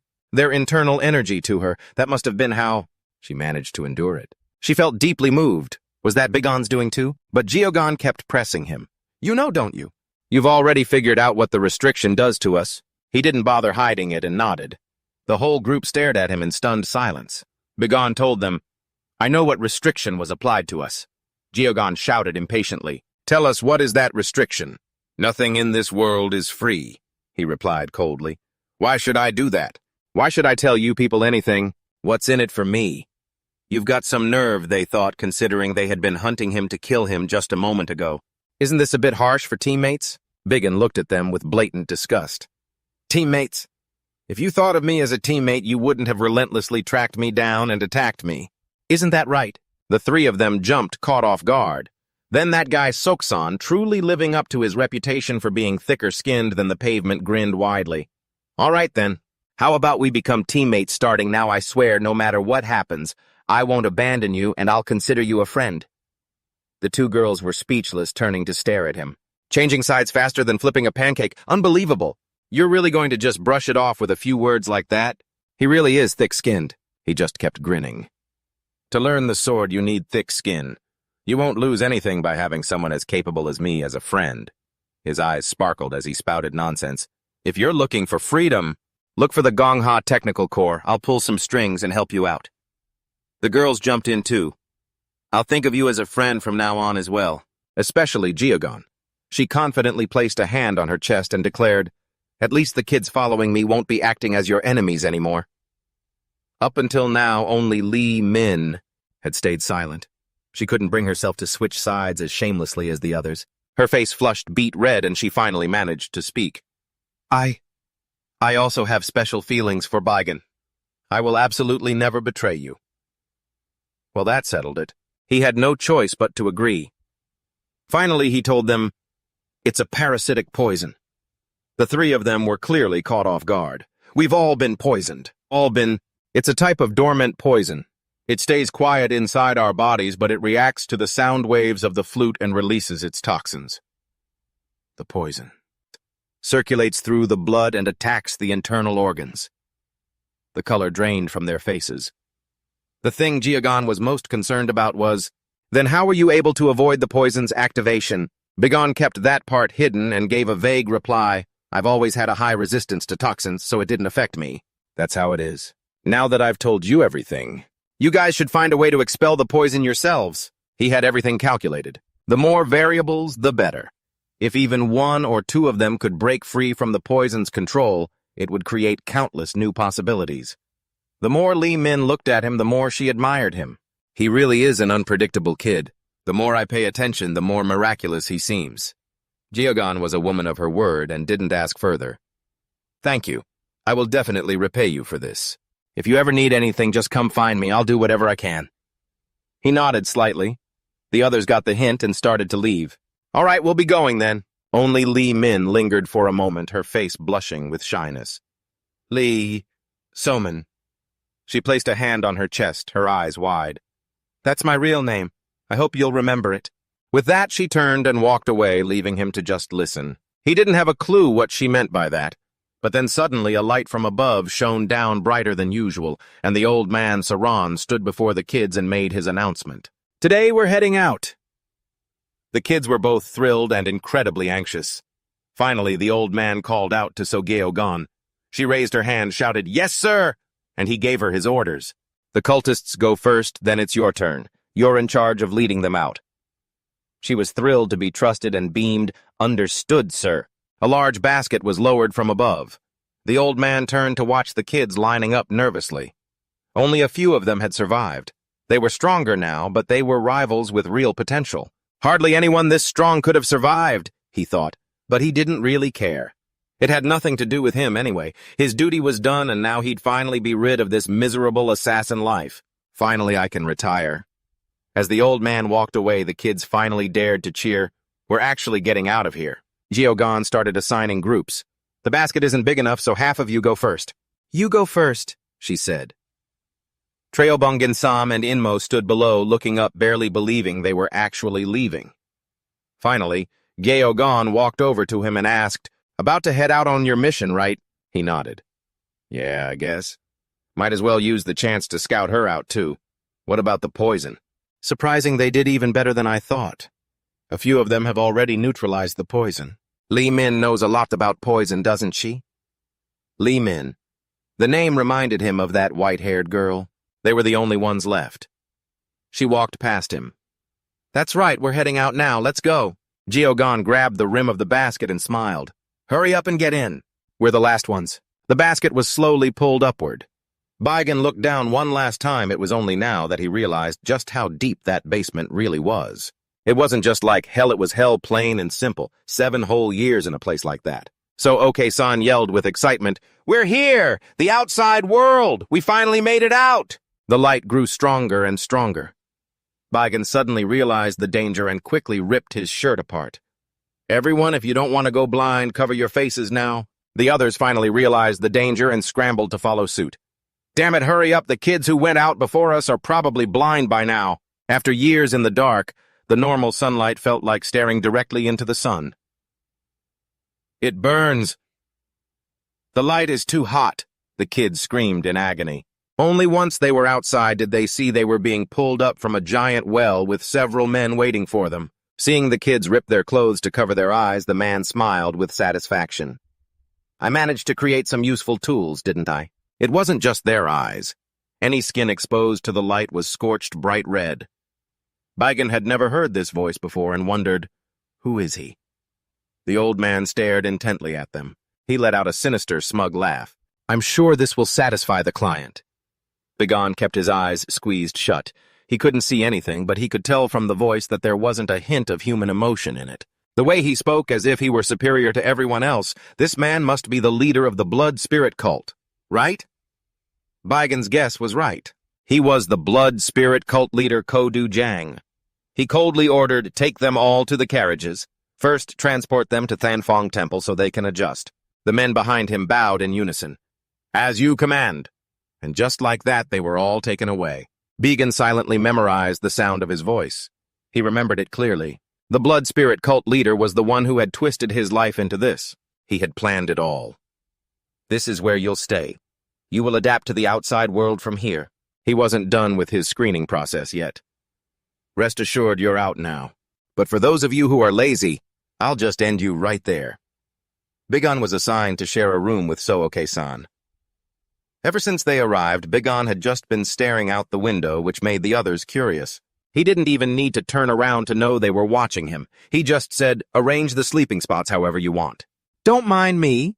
So Oak-san was as annoying as ever, teasing, hey, who's even minding you? He ignored him and headed straight out. I'm going out to wash up. The group was surprised. Wash up how? After asking, they noticed a water well right there. They all scrambled for the water, laughing and splashing. It's so refreshing. After Baigan washed up, he just laid back, enjoying the moonlight, the breeze, and the cool water. Finally, they were out of that place. These past few years, this might have been their happiest moment yet. He closed his eyes, soaking it all in. They played endlessly from the moment it was dark until the sun came up. Suddenly, he spotted a vibrant yellow flower. A few of them gathered around to look. What's this flower called? It's so beautiful. I can't believe I get to see a flower again. The kids were so happy they almost cried. But before they could even enjoy it, a cold boot stepped in and crushed the flower into the dirt. The man walked up and threw several knives onto the ground. Still wearing his mask, he stared coldly and distributed the weapons. Take good care of these. It won't be long before you need to use them. I cut to the Cheonbung Gang Daewol Hall, where 2 people are sitting across from each other. Go Do-gang pours some tea and says with a fake smile, You've really worked hard these past few days, uncle. The old man sitting with him, Im Sajan, replies, It's only natural. It was my duty. They continue their polite charade. Thanks to your sacrifices and those of the others, the blood spirit sect's coffers have grown significantly. I don't know how to repay this debt. There is no such thing as a debt here. If not for the current sect leader, I would have died a miserable death long ago. He chuckles and pours more tea. You've done everything that needed to be done, uncle. Now it's time for you to rest comfortably. That was exactly what the old man wanted to hear. Are you saying you'll allow me to retire? Go-Do-gang smiles. Of course. Not just you, uncle, but the 2nd and 3rd swords as well. I can arrange for all of you to retire and live in comfort. The old man takes a sip, saying, thank you, to which he replies, don't mention it. You've dedicated your whole life to the blood spirit sect.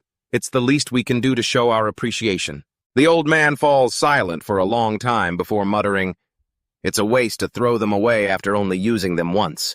Their skills and quality are just too exceptional. Before he can finish, the other man raises a hand to cut him off. I know, uncle. It is a pity to waste such talent, but we have no choice.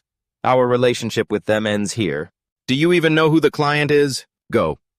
Dugang smiles slyly and lets out a sigh. I don't know either. If we want to stay in this business, we have to know where to draw the line. There's no reason to cause trouble for someone of such importance, especially with a commission worth 500,000 gold taels.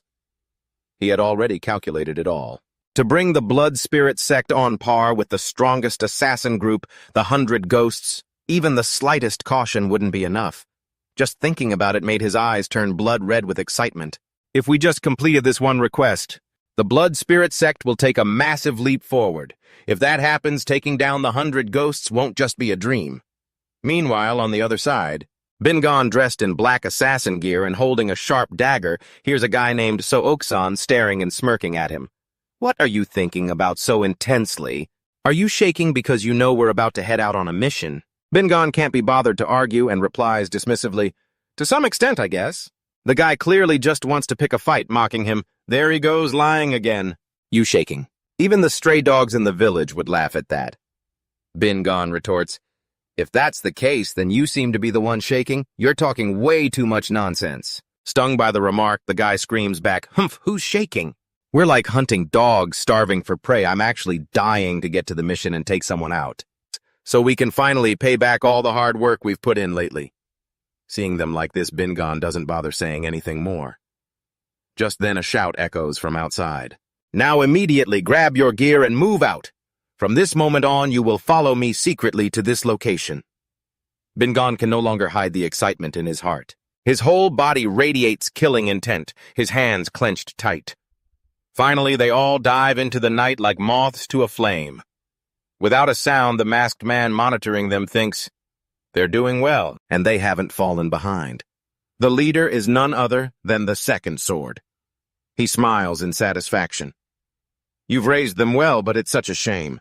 These kids even compared to the sect's main members. They aren't lacking at all. Suddenly, he stands on the edge of a cliff and yells, Stop!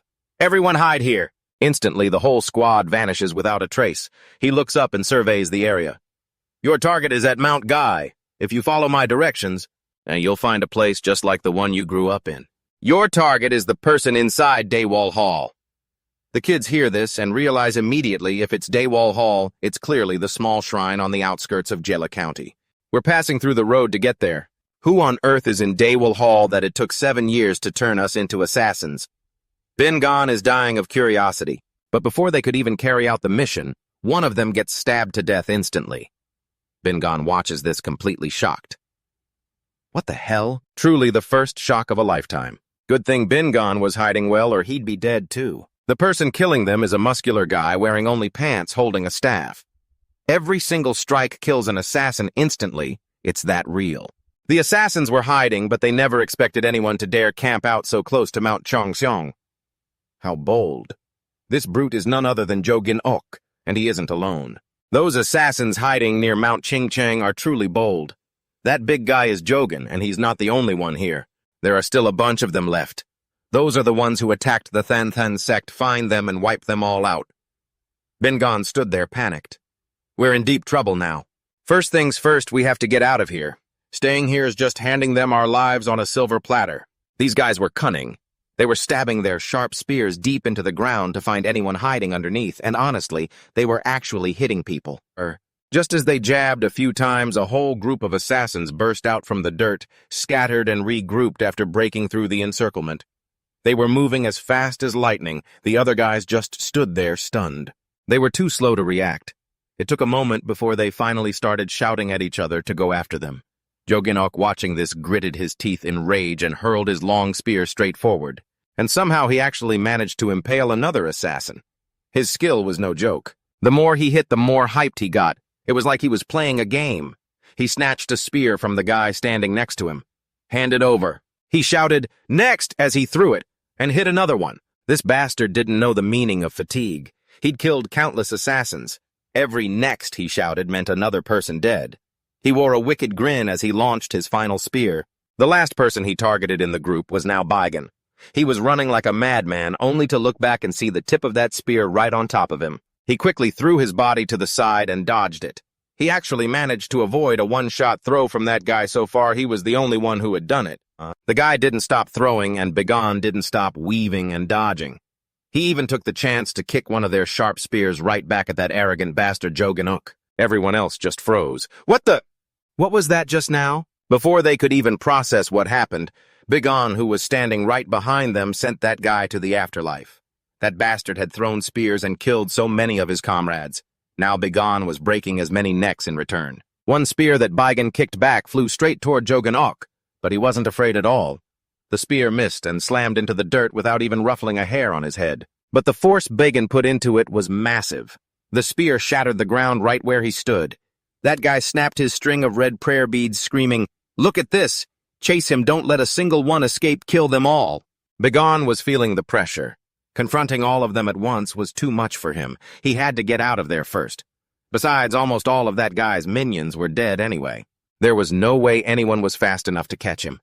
The guy watched him go, teeth-grinding as he pulled his spear out of the ground. The blood of the slaughtered assassins was flowing like a river. Someone was still gasping for air, desperately crawling away. "Mine. I don't want to die." We were locked up for 75 years only to get killed the moment we got out. That's so cruel. What did we do wrong? Naturally, that guy felt zero sympathy. He just stabbed another assassin to death. "You dared to cross the Than sect that's on you." Over on the other side, Bigon was running for his life, trying to escape. He couldn't figure it out. How did they find his hiding spot? He hadn't run into a single person on the way to these wild mountains. He remembered what that guy had said earlier. It was true. The assassins were hiding, so there was no doubt about it. Someone had leaked the information. Only he knew who the target was. Who the hell leaked the intel? Thinking back, he didn't see Not Kim or his underlings anywhere. Clearly they had pulled out before the ambush even started. So the reason they abandoned him to be attacked was to destroy the evidence. That's exactly it. Just as he was thinking, arrows started raining down from nowhere. No matter how well Bigon dodged, he couldn't avoid them all. He ended up getting hit by two of them, blood soaking his clothes. Staggering, Bigon took both arrows in the same spot. He couldn't understand why this was happening. Was this a problem with the blood spirit group, or did the client change their mind? But one thing was certain. The blood spirit group had abandoned him. If that was the case, Bigon had to find a way to survive at all costs. Those guys. They were following the trail of arrows, but all they found was a pool of his blood. And Bigon, he was cornered with no choice but to fend for himself. One slash, and he cut the guy in half. He'd just killed one only for the whole crowd to spot him. "Over there, he's over there, kill him!" This was getting tense. He had to come up with a plan. His only option was to jump off the cliff to make a quick escape. As he jumped down, he saw a signal left by his allies, 200 Thean to the north. Guess I'm heading into the forest then. My allies have already marked the way. But he hadn't gone far before he saw a massive rock stained with blood. It was written, 400 Thean to the northeast, followed by countless bloodstains. The one who wrote this code, were they hurt? This is serious. He was clearly heavily wounded. He hadn't run far before a whole mob was chasing him down. He had to be close by. "Search every nook and cranny." Bigon quickly glanced over to see what was going on. He couldn't believe they had cast such a massive net just to catch one assassin. Looking at the fighters' uniforms, at least 7 sects were involved. This wasn't just a blood spirit group issue anymore. Just as he was lost in thought, something caught his eye, that familiar white hair. He was shocked to see it was Li Min. She looked panicked, too. Their eyes locked. She had actually managed to knock him off balance. "Li Min." She recognized him, too. "It's you, Bigon. Thank God I found you." She couldn't even stand anymore and collapsed to the ground. There was a deep, bloody gash on her. "Bigon!" I rushed over and caught her, holding her tightly. She was severely wounded. If I left her like this... But looking around, I noticed she was alone. "Where were the others?" she replied weakly. "Most of them. They're all dead." I asked urgently, "What about Sozagon and Songcheongu? Did they—" "I'm not sure," she murmured. "I don't know how things ended up like this. Everyone just scattered." I remembered the scene. Li Min's group had been ambushed. They all ran, and even Egan told me to go on ahead. 2 of them stayed back to keep fighting. Li Min couldn't do anything but cry endlessly. Now she just said with regret that they stayed to fight to the bitter end, hoping at least one of them would survive. As soon as she finished speaking, she passed out, all her strength completely drained. I laid her down on the ground, and looking at her condition, I could guess. "You're going to die soon, aren't you?" Lee Min looked so frail. I knew my place. I didn't know why someone so close to death could be so calm. I furrowed my brows and glared at her. "Aren't you scared? Don't you want to live?" She looked so weak now. Her eyes shimmered with tears. "I want to live. Can you save me?" I shook my head. "I can't. I couldn't even manage my own life, let alone save someone else." I told her straight so she wouldn't hold on to false hope. She closed her eyes slightly and smiled. "That's why I've given up. I know exactly how bad my wounds are. Even so, I'm glad I don't have to die alone. Will you stay by my side until the very last moment?" "That I can do." The more I thought about it, the more hopeless it felt. How did it end up like this? Everyone had struggled so hard until now just to stay alive. And yet to end up dying like this. Our lives were truly meaningless. Who was responsible? Why? Why did they do this to us? Our fate depended on people we'd never even seen, and we were being trampled without any way to fight back.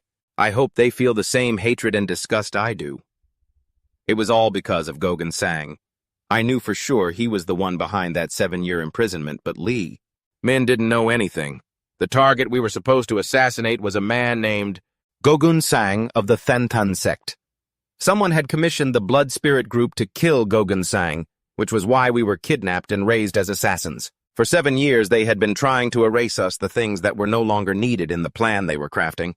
As long as we were still alive, we would eventually find the person who turned our lives into such a sick joke. I declared flatly, "I will definitely find that person and get my revenge."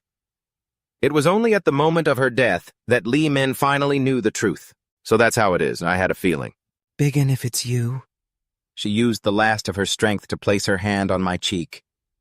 "Biggin, I hope you survive. As a blessing before I die, could you say my name?" My real name. I quickly said it before she passed away, Lee Min.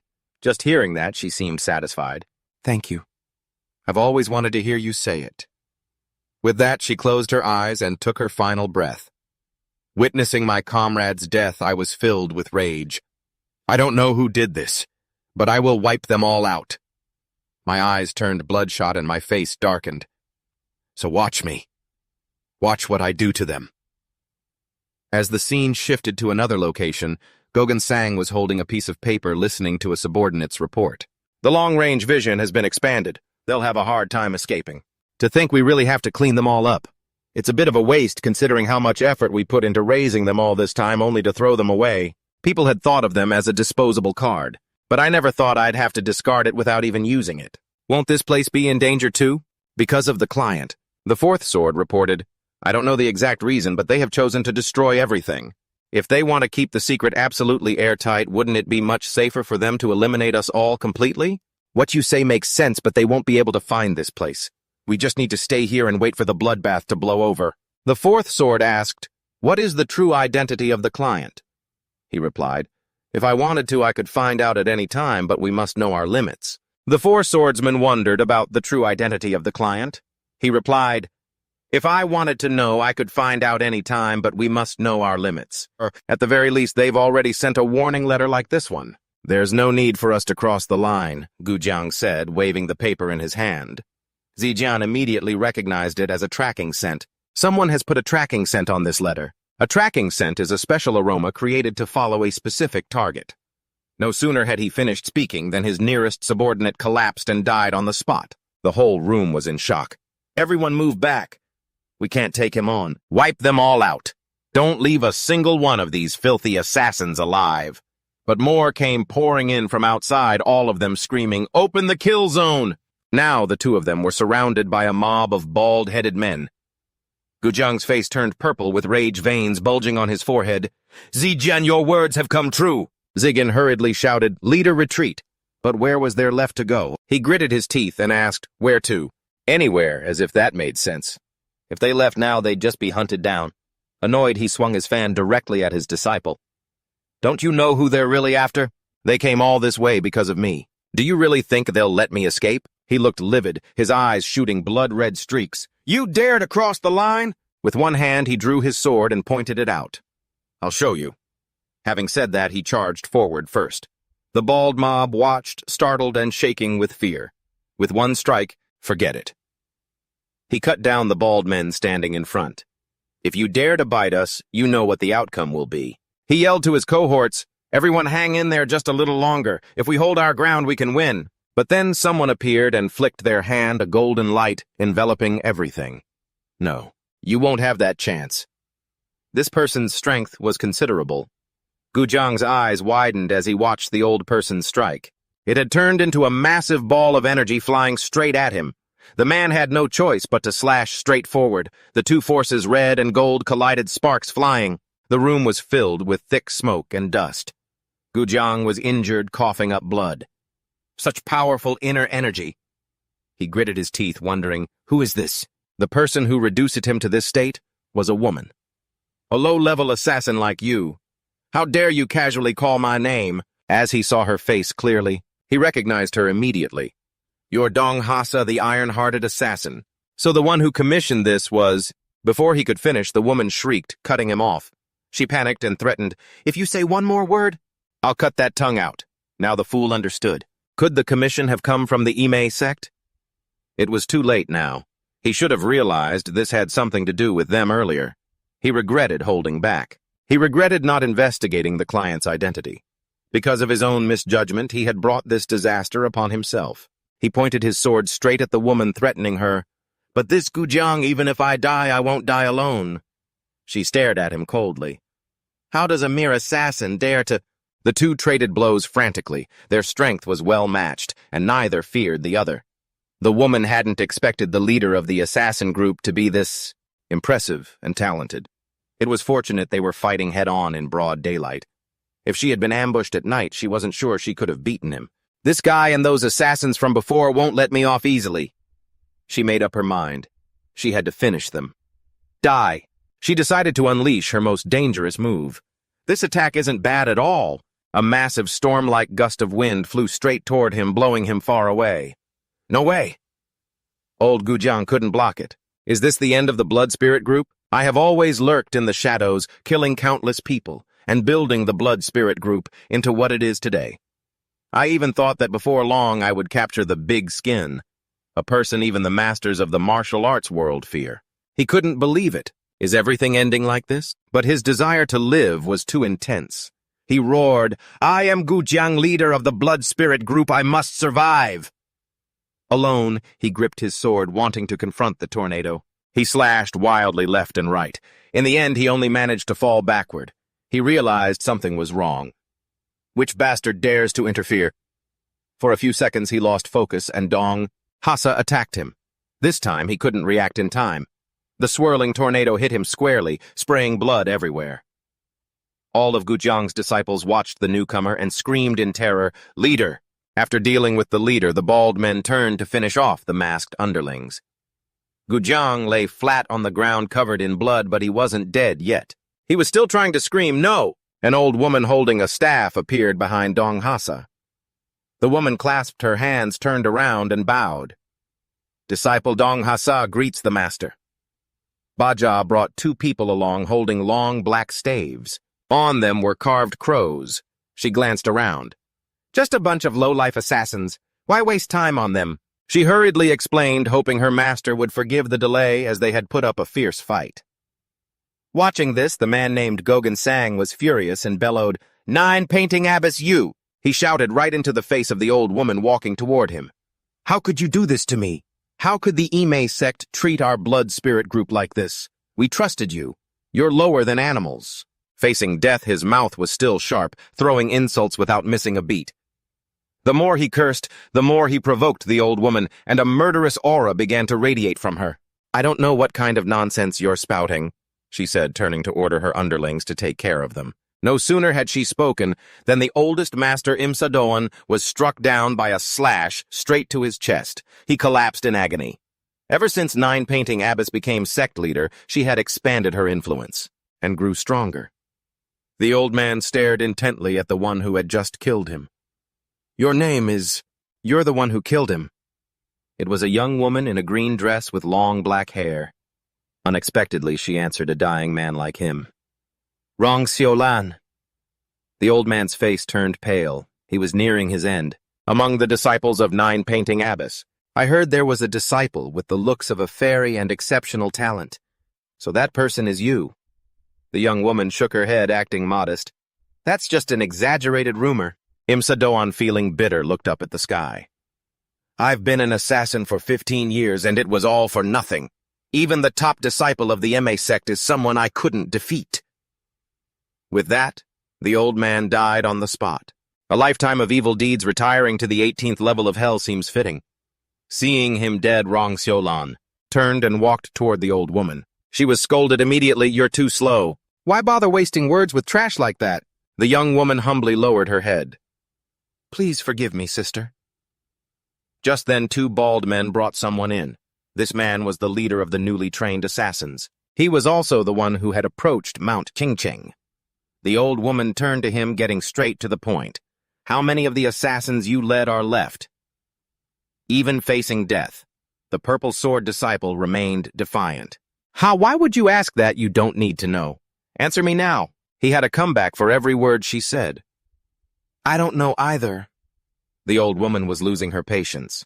Do you dare lie to my face? A true purple sword disciple, stubborn, annoying, and defiant even now. Even if I knew, I wouldn't tell you. You think I'd answer someone who made me end up like this?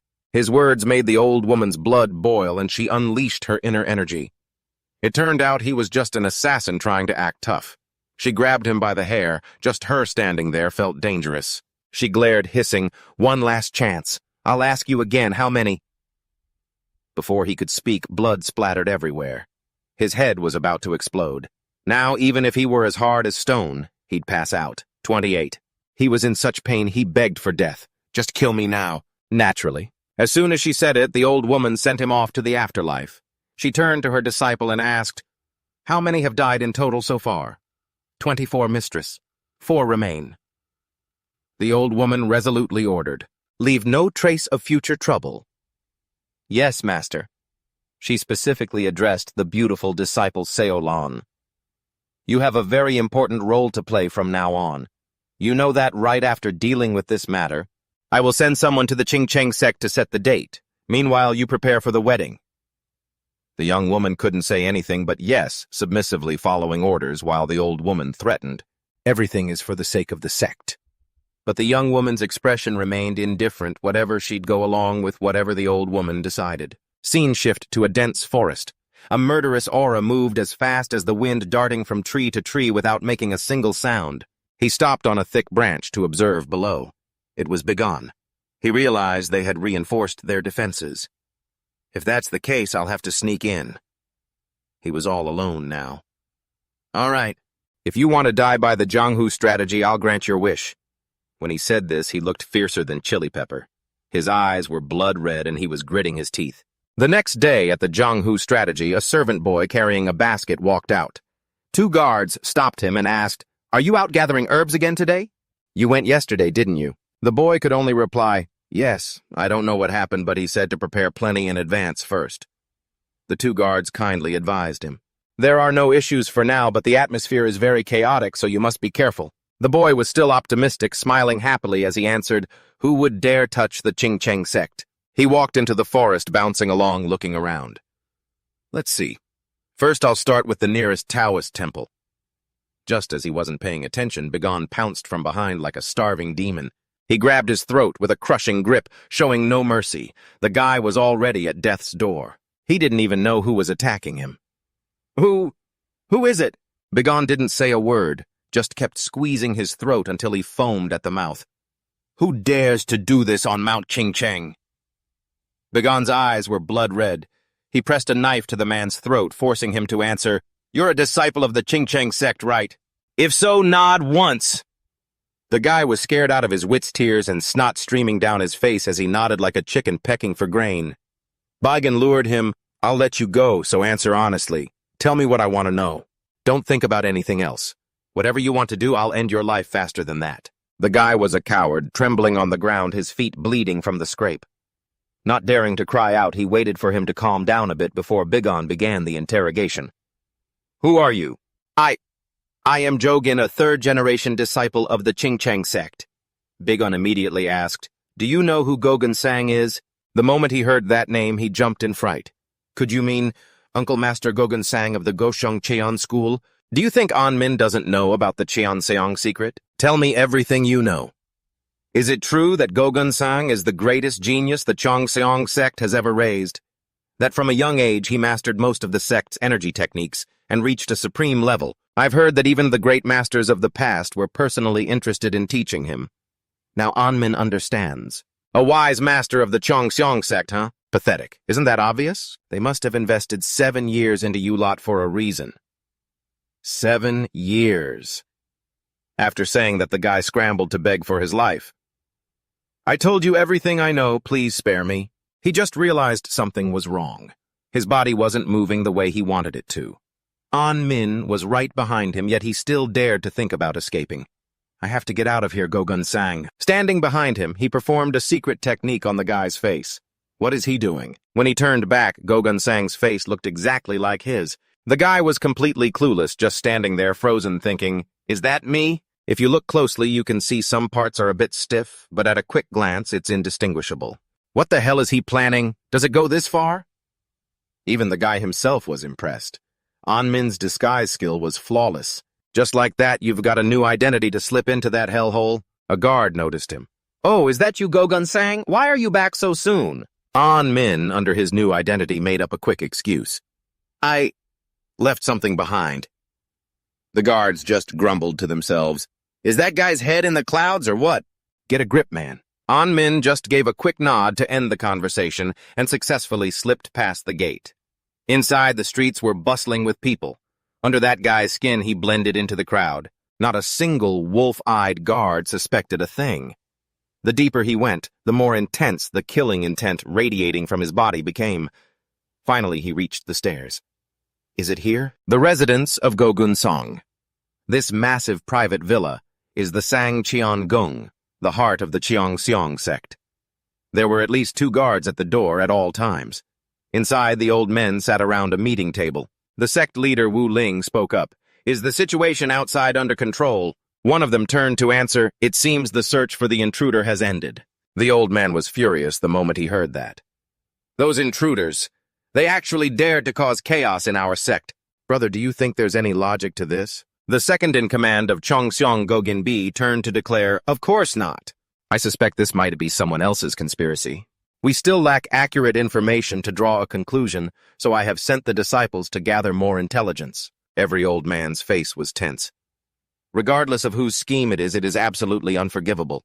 The first swordmaster Cheongsong turned with a sly smile. Our sect is currently on a very important path. We must find the truth. To ensure this doesn't happen again. Another old man reassured him. Don't worry, I will see to it, brother. The Machian Great War. It produced warriors rarely seen in this world. Lika has established the Heavenly Will Order to participate in this. Places that have broken their seals and joined the fray, like the Cheonsan sect Wudang and Hwasan, have built their reputation and regained their past glory, but our sect and the Imi sect cannot break the seal and join the battle, only receiving the hollow title of First Under Heaven. In reality, our power cannot compare to those sects. Sect leader Wu Ling made a decision. If we want to catch up to them, we cannot waste any more time on this. We must quickly restore our spirit. Those guys were talking like it was all so real. Brother, don't worry. If we follow the plan, we will catch up to them within 15 years. The old man, Cheongsong, laughed heartily and slammed the table. How reliable. Because of you, I feel much more confident. You are truly amazing, someone the disciples should look up to. Every one of these old men was a great actor. Not at all, brother. One old man changed the subject. By the way, how is Gogunsang doing lately? It seems he doesn't even know what's happening outside. In his head, the old man thought, I know he's in seclusion practicing to atone for his sins. The old man stood up and bowed, apologizing for not being able to teach his son personally. Well, he's a young man at that age, so it's normal for him to be full of energy. You don't need to apologize for that. Besides, everything has been handled smoothly. The old men didn't dwell on it anymore. Cheongsong even affirmed, no matter what the world says, Gogunsang's talent and natural gifts are an undeniable fact. Deep down, the old man was still full of hope. If we train him well, he won't lose to the successors of any other sect. The other old men nodded silently in agreement. Not a single old man refused. Sect leader Wu Ling remembered to ask, Han, you said he accepted the marriage proposal from the Emi sect, right? Marrying into the Emi sect isn't bad at all. After all, she is the youngest disciple of Master Juhua, isn't she? The old man nodded, agreeing. Rumor has it that the girl is very bright, so marrying someone like him is quite a catch. I mean, it's not bad at all. Even with such a high-class daughter-in-law, the old guy is still nitpicking. But regardless, I feel pretty uneasy, and the others can tell without me even saying a word. Because Master Nine Flowers... Yes. Master Nine Flowers of the Ime sect is struggling to keep up with the Mount Qingcheng sect, and Goon Song marrying her youngest disciple might just put us at a disadvantage in this whole situation. That's why I've been hesitant to turn Master Qian down until now, but there's no other way. We can't stay in this cramped land of Sichuan forever. Goon Song is the Mount Qingcheng sect's only hope, so keep a close eye on this over there. Big On is standing there hesitant before the tall wooden doors. He has to calculate this carefully, as this is his first time at the Bright Moon Palace. It's really spacious, and although the main door is locked, getting in isn't too hard, he thinks. So he leaps up onto the roof just as he hears two people gossiping below. Did the senior brother bring a girl inside? He immediately flattens himself out to eavesdrop. Is he really using the excuse of going into seclusion just to bring a woman inside? Keep your voice down, man. Who is it this time? Is she a lay disciple? Those two keep whispering back and forth. Keep it down. If we get caught, we're done for. But thanks to hovering here to eavesdrop, Baigan realizes that guy is actually hiding a woman inside. Looks like the Mount Qingcheng sect isn't surprised by his antics at all. Yeah, I got it. Time to go in. There are people everywhere inside and out, so he stays on the roof, turning the situation over in his mind until midnight, when he shifts back to his normal form. He puts on his assassin outfit, ready to get to work, creeping in step by step. He walks for a while and doesn't see a single guard. This feels wrong. Is there really no one outside? There isn't a second floor, but if you look closely, there's an air vent. That spot is perfect for hiding and watching the room below, which is filled with swords with nothing but a thin mattress where he's lying. Sleeping with his arm around a girl, he's living the good life, isn't he? Bigon watches and starts drooling with envy. That guy must be Goon Sang. He squints to get a closer look, noticing he looks a bit different from the leader of the blood spirit group. He looks incredibly strong. But at the end of the day, he's still human. Bigon thinks optimistically that if he gets stabbed or loses enough blood, he'll die, so he releases a thin wire, forming a noose, and lowers it down in front of him, sweating bullets the whole time. He finally gets the wire around the guy's neck, but just when he thinks he's got him, the guy's eyes snap wide open. Bigon is scared witless, but stays sharp enough to jerk the wire hard. The girl lying next to him jumps up too. Goon Sang Bigon drops from the vent in a flash, yanking him from the floor up toward the ceiling. Even with his neck constricted that tightly, it doesn't snap, and he even reaches up to slice the wire. He actually made it. Bigon is in real trouble now. The two stand face to face, staring each other down, and the guy even has the nerve to ask, "Who's there?" while being attacked by an assassin. Bigon isn't dumb enough to talk, so he draws his sword and dives right into the fight, lightning fast and relentless. But the guy shows no fear, calmly raising two fingers toward the ceiling. A brilliant glow erupts. He's even faster than Bigon, and in a few seconds their faces are almost touching. One strike from him is enough to send Bigon flying straight into the ceiling. His hand slash is like a gigantic flaming sword swinging down, and Bigon barely manages to block it. He grits his teeth, using every ounce of strength he has. The combat is so intense that just watching it makes you want to grab a pen and write your will. This is the first time he's faced an opponent this terrifying. Just defending against him is enough to drain all his energy. How can he do all this with just his bare hands? At this rate, just defending isn't going to cut it. He has to get out of this situation fast, so he thinks and acts, thrusting his sharp sword forward. But to his surprise, the guy catches the blade between two fingers, throwing out a mocking compliment. "Not bad, I suppose." But that's just a cheap trick. He doesn't rush to attack again. He holds Bigon's sword up and asks, "Who sent you?" Of course, Bigon doesn't answer, and the guy grins wide as if he's just hit the jackpot. Wait, could it be... Did that girl's father send you? Bigon has no clue what he's talking about. Who even knows that girl? He has to rack his brain and guess back and forth just to fight this guy. Guesses and assumptions. Glancing over the life of this man. Learning martial arts was just too easy for me. Everywhere I went, people were constantly cheering and praising me, saying, "Gunsang is the best, and he's so amazing." It became so easy that I couldn't even find any joy in it anymore. Then one day a young girl came up to me and said, "Master Gun, you're so cool." I turned around, eyes wide with surprise. She was beautiful, and just like that my brain shifted gears. I became obsessed with women completely drowning in their charms. I spent every night with at least 2 pretty girls. But that one girl? Goo, that mistake was just because you were drunk. I admit that mistake. But that girl committing suicide, was that really my fault? Why should I have to seclude myself for a whole year because of it? He went from feeling guilty to depressed, and then to angry, playing the victim while complaining. So when the assassins arrived, he immediately thought, did her father send them? Did her father, the one who died, send people to kill me? Of course it wasn't Begone, but you have to bear the full force of his hurricane-like rage. Who is this girl he's talking about? The power radiating from him, I can't block it. It's too strong. Terrifying energy is leaking out bit by bit, sharp and filled with death, as if there are hundreds, thousands of them. Blades surround him under his control. Suddenly he stopped. I couldn't see anything yet. I was startled, but I realized my chance had come. This lunatic stopped to catch his breath, and now he's charging in like a moth to a flame. I still can't find a single second to attack. Just blocking his moves is exhausting enough. He's fighting like a madman, non-stop, getting more hyped up the longer it goes. Finally, Begone found an opening and kicked him straight in the snout. His face went dark as charcoal, and he glared, clearly annoyed.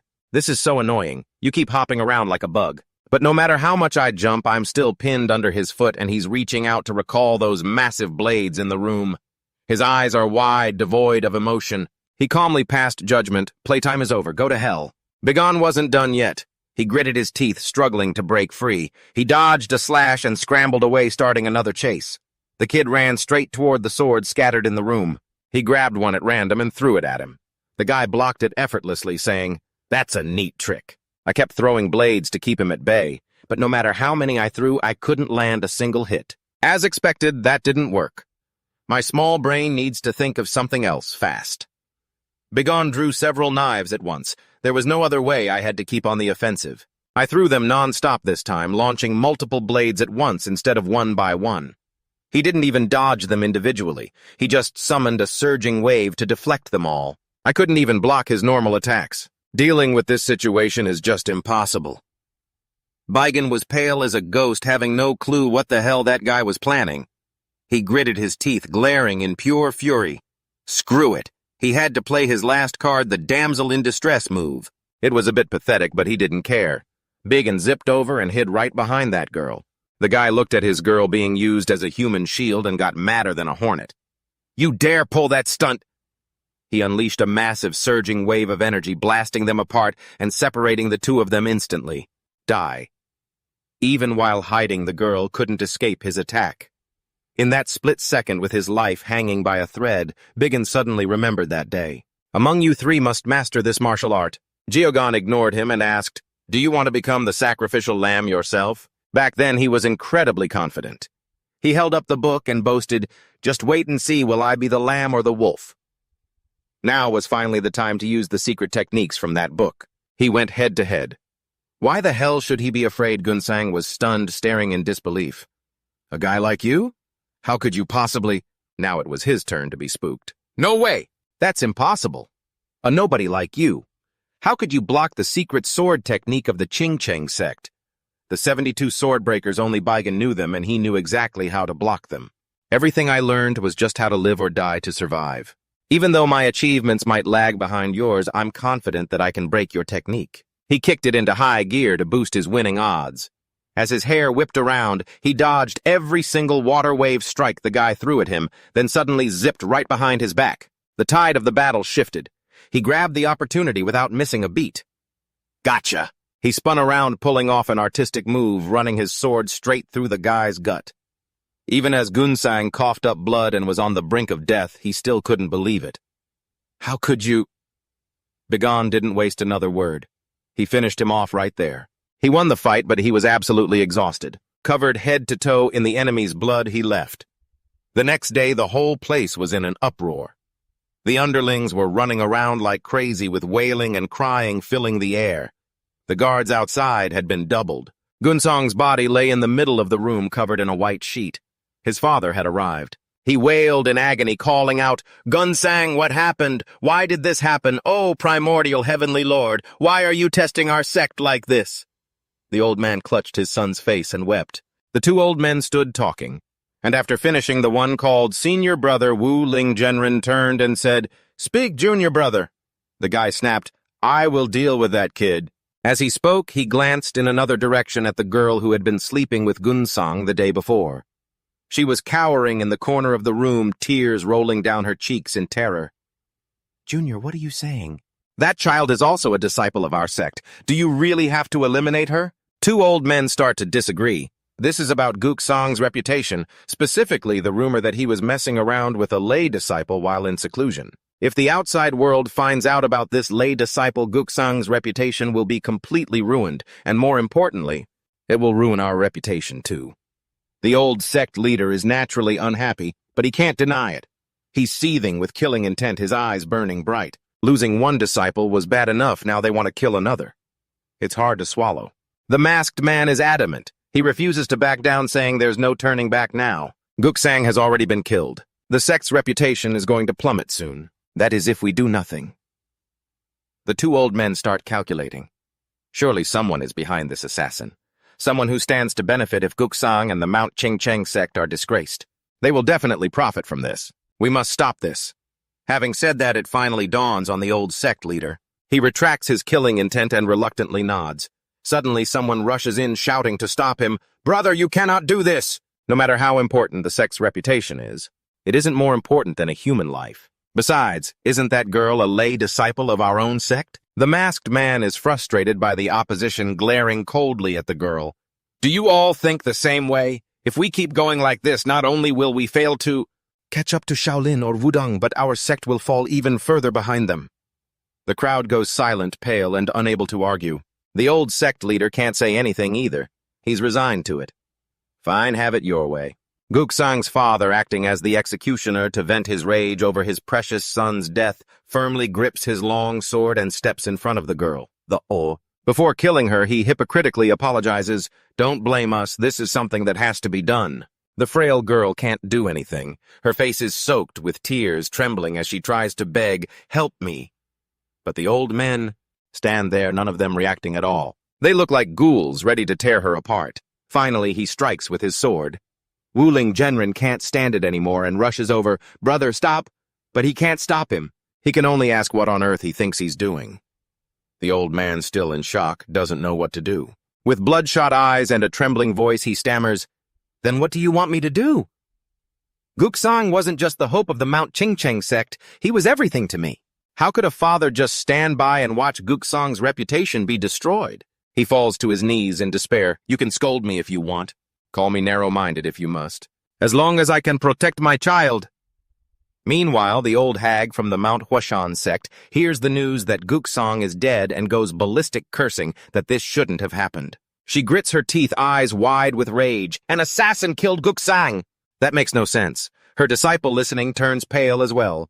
Has young Master Gu really been assassinated? The old hag keeps ranting in her madness. We set up an inescapable net to catch them, and yet Guksang was killed while hiding in the moon palace of the Mount Qingcheng sect. But they had already agreed to the marriage. The meal was right in front of my mouth, and it slipped away. If this marriage had been completed, the plan to manipulate the Mount Qingcheng sect that I've been cultivating for 15 years would have succeeded.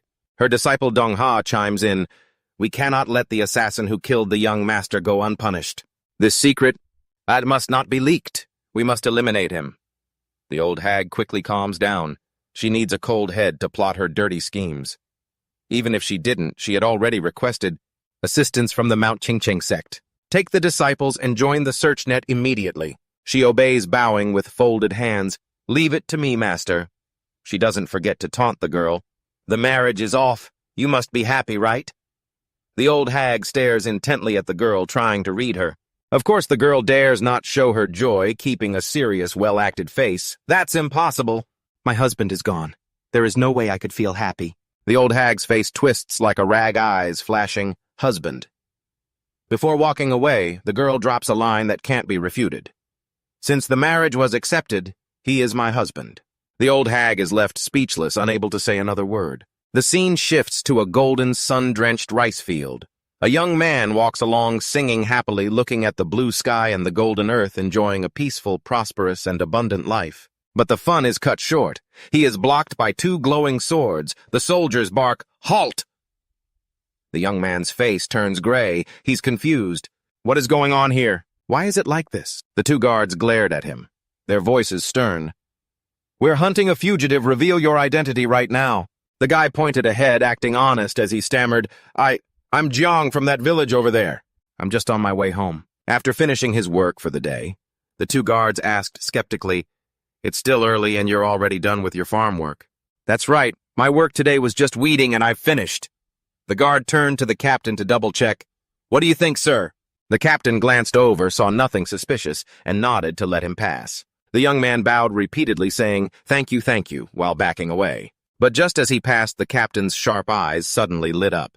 He noticed something was off and quickly blocked him. Wait, you said you were weeding, so why is your body so clean? If you were weeding, there should be grass stains on your clothes, and your sickle should have traces of weeds on it. The young man was speechless, unable to argue back.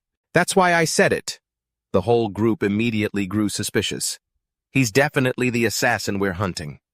Without another word, he fired a signal flare into the sky. Too fast, too dangerous, and they weren't wrong. The young man showed his true colors. It was Begone all right. Even the guy himself couldn't deny it. They swarmed in fast and overwhelming, leaving no room for him to react. The captain was certain. Grab him. He was pretending to be a farmer, but he's the assassin we've been tracking. Black smoke from the signal filled the air. Bygone had no choice but to show his true face and fight. One strike sent the leader flying before he could move. A flurry of thin wires from Bygone's hands instantly coiled around him. His hands were covered in wire, tightening around the guy like a trussed-up pig. His eyes glowing red, he growled, Who's behind all this? The guy was so scared he nearly wet himself and spilled everything. Grand Mistress Juhua, the head of the Ame sect. He wasn't joking. Seeing him so easy to crack, Begone pressed further. Grand Mistress Juhua of the Ime sect, you say? Was it her who gave you the direct order? The guy confessed everything. Not just me, all the Ame disciples were deployed to support the Ching-Chang sect in hunting the assassin. Are the Ime and Ching-Chang sects really that friendly? He even told him that part without leaving a single detail out. That's not exactly it. They aren't really on good terms at all. That's why I felt it was strange myself. You found it strange, is that right? All his other lackeys had already been wiped out by Begone, so it was only natural for him to be so obedient. But this crafty guy was secretly plotting as well. If he could just drag this out, the other martial artists who saw the signal would arrive soon. He knew all about Begone. Ever since he was a nobody, she had patiently invested in him for 7 years, and she was the one with the capital to fund it. So it was her. Now Begone had pieced everything together. Grand Mistress Juhua, that venomous hag, would be his next target. Just then the others arrived, shouting loudly. Found him. It's that brat. They arrived before he could finish off the first guy. The lackey, not knowing his place, laughed smugly. They're here now, huh? You're done for. If you want to live. I don't know if Bygone wanted to live, but that guy was already as good as dead. And he died a gruesome death, his whole body sliced into 100 pieces by Begone's wires. After all of this, Begone hated that woman more than anything and swore an oath.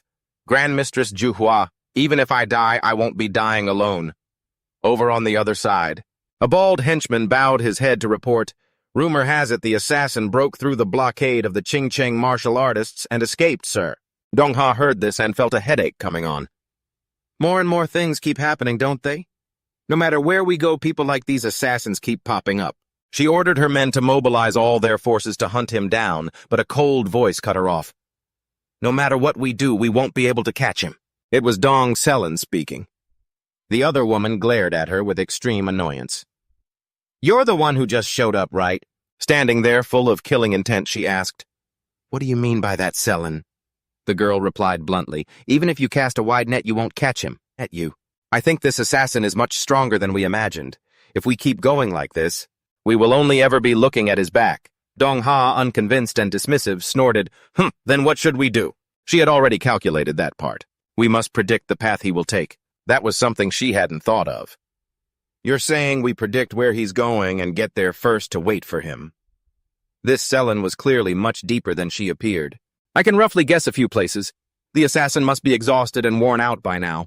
It's highly likely he will return to the place he considers the safest. That place could be where he lived for quite a while and where he was trained to become an assassin. That woman seems to have figured it out, too. Having it spelled out for you really makes you sharper, doesn't it? Are you saying he'll instinctively head back home? Exactly. We suspect the place the Blood Spirit Union used to raise assassins all this time is near Bajiang. That's right. Check for any locations in Bajiang that require large amounts of supplies. Dong-ha finally has to follow the plan. But the more I look at my fellow disciples, the more annoyed and jealous I get. She even has everything, and she's popular too. What you said makes sense, all right? Do it. We'll get to Bajiang first and wait for him. On Began's side, he's running for his life, tail tucked between his legs. Don't let him get away, catch him. They're as numerous as the Mongol horde chasing him on horseback. What a fight, but they still haven't caught up to him. The whole pack is chasing and cursing him. You're already wounded. Let's see how much longer you can run. I must avenge our 5 disciples, you monster. It's true he's covered in blood, but he's still incredibly stubborn. Even though they're in hot pursuit, he managed to create a diversion, yet he still can't shake them off. Everywhere he goes, they're right on his heels. He can't for the life of him understand how the people from Amy could have predicted his path. Just then he glances down and spots Selen standing right there. She looks up at him too. Their eyes meet and nothing needs to be said. They both understand. His alarm bells start ringing. If it keeps going like this, it's going to be dangerous. Wait, why did the people chasing him so frantically suddenly go quiet? Everything is spinning for him now. Did they give up or... He turns to look and he's absolutely terrified. It turns out they stopped chasing because they decided to just bomb the place. It explodes right behind him. These guys are playing for keeps. The bomb goes off a chaotic mess of smoke and fire. He thought it was a bomb, but it was actually the power of Old Man Cheong-song. The old man finished that massive attack and even thought he might have been too careless. I only meant to clear a path, but I was so furious that I lost control of my power. I need to keep him alive so I can find out who's really behind all of this. The old man roars out an order, "Chase him! Who knows, he might still be alive." That's the Thanthun sect side.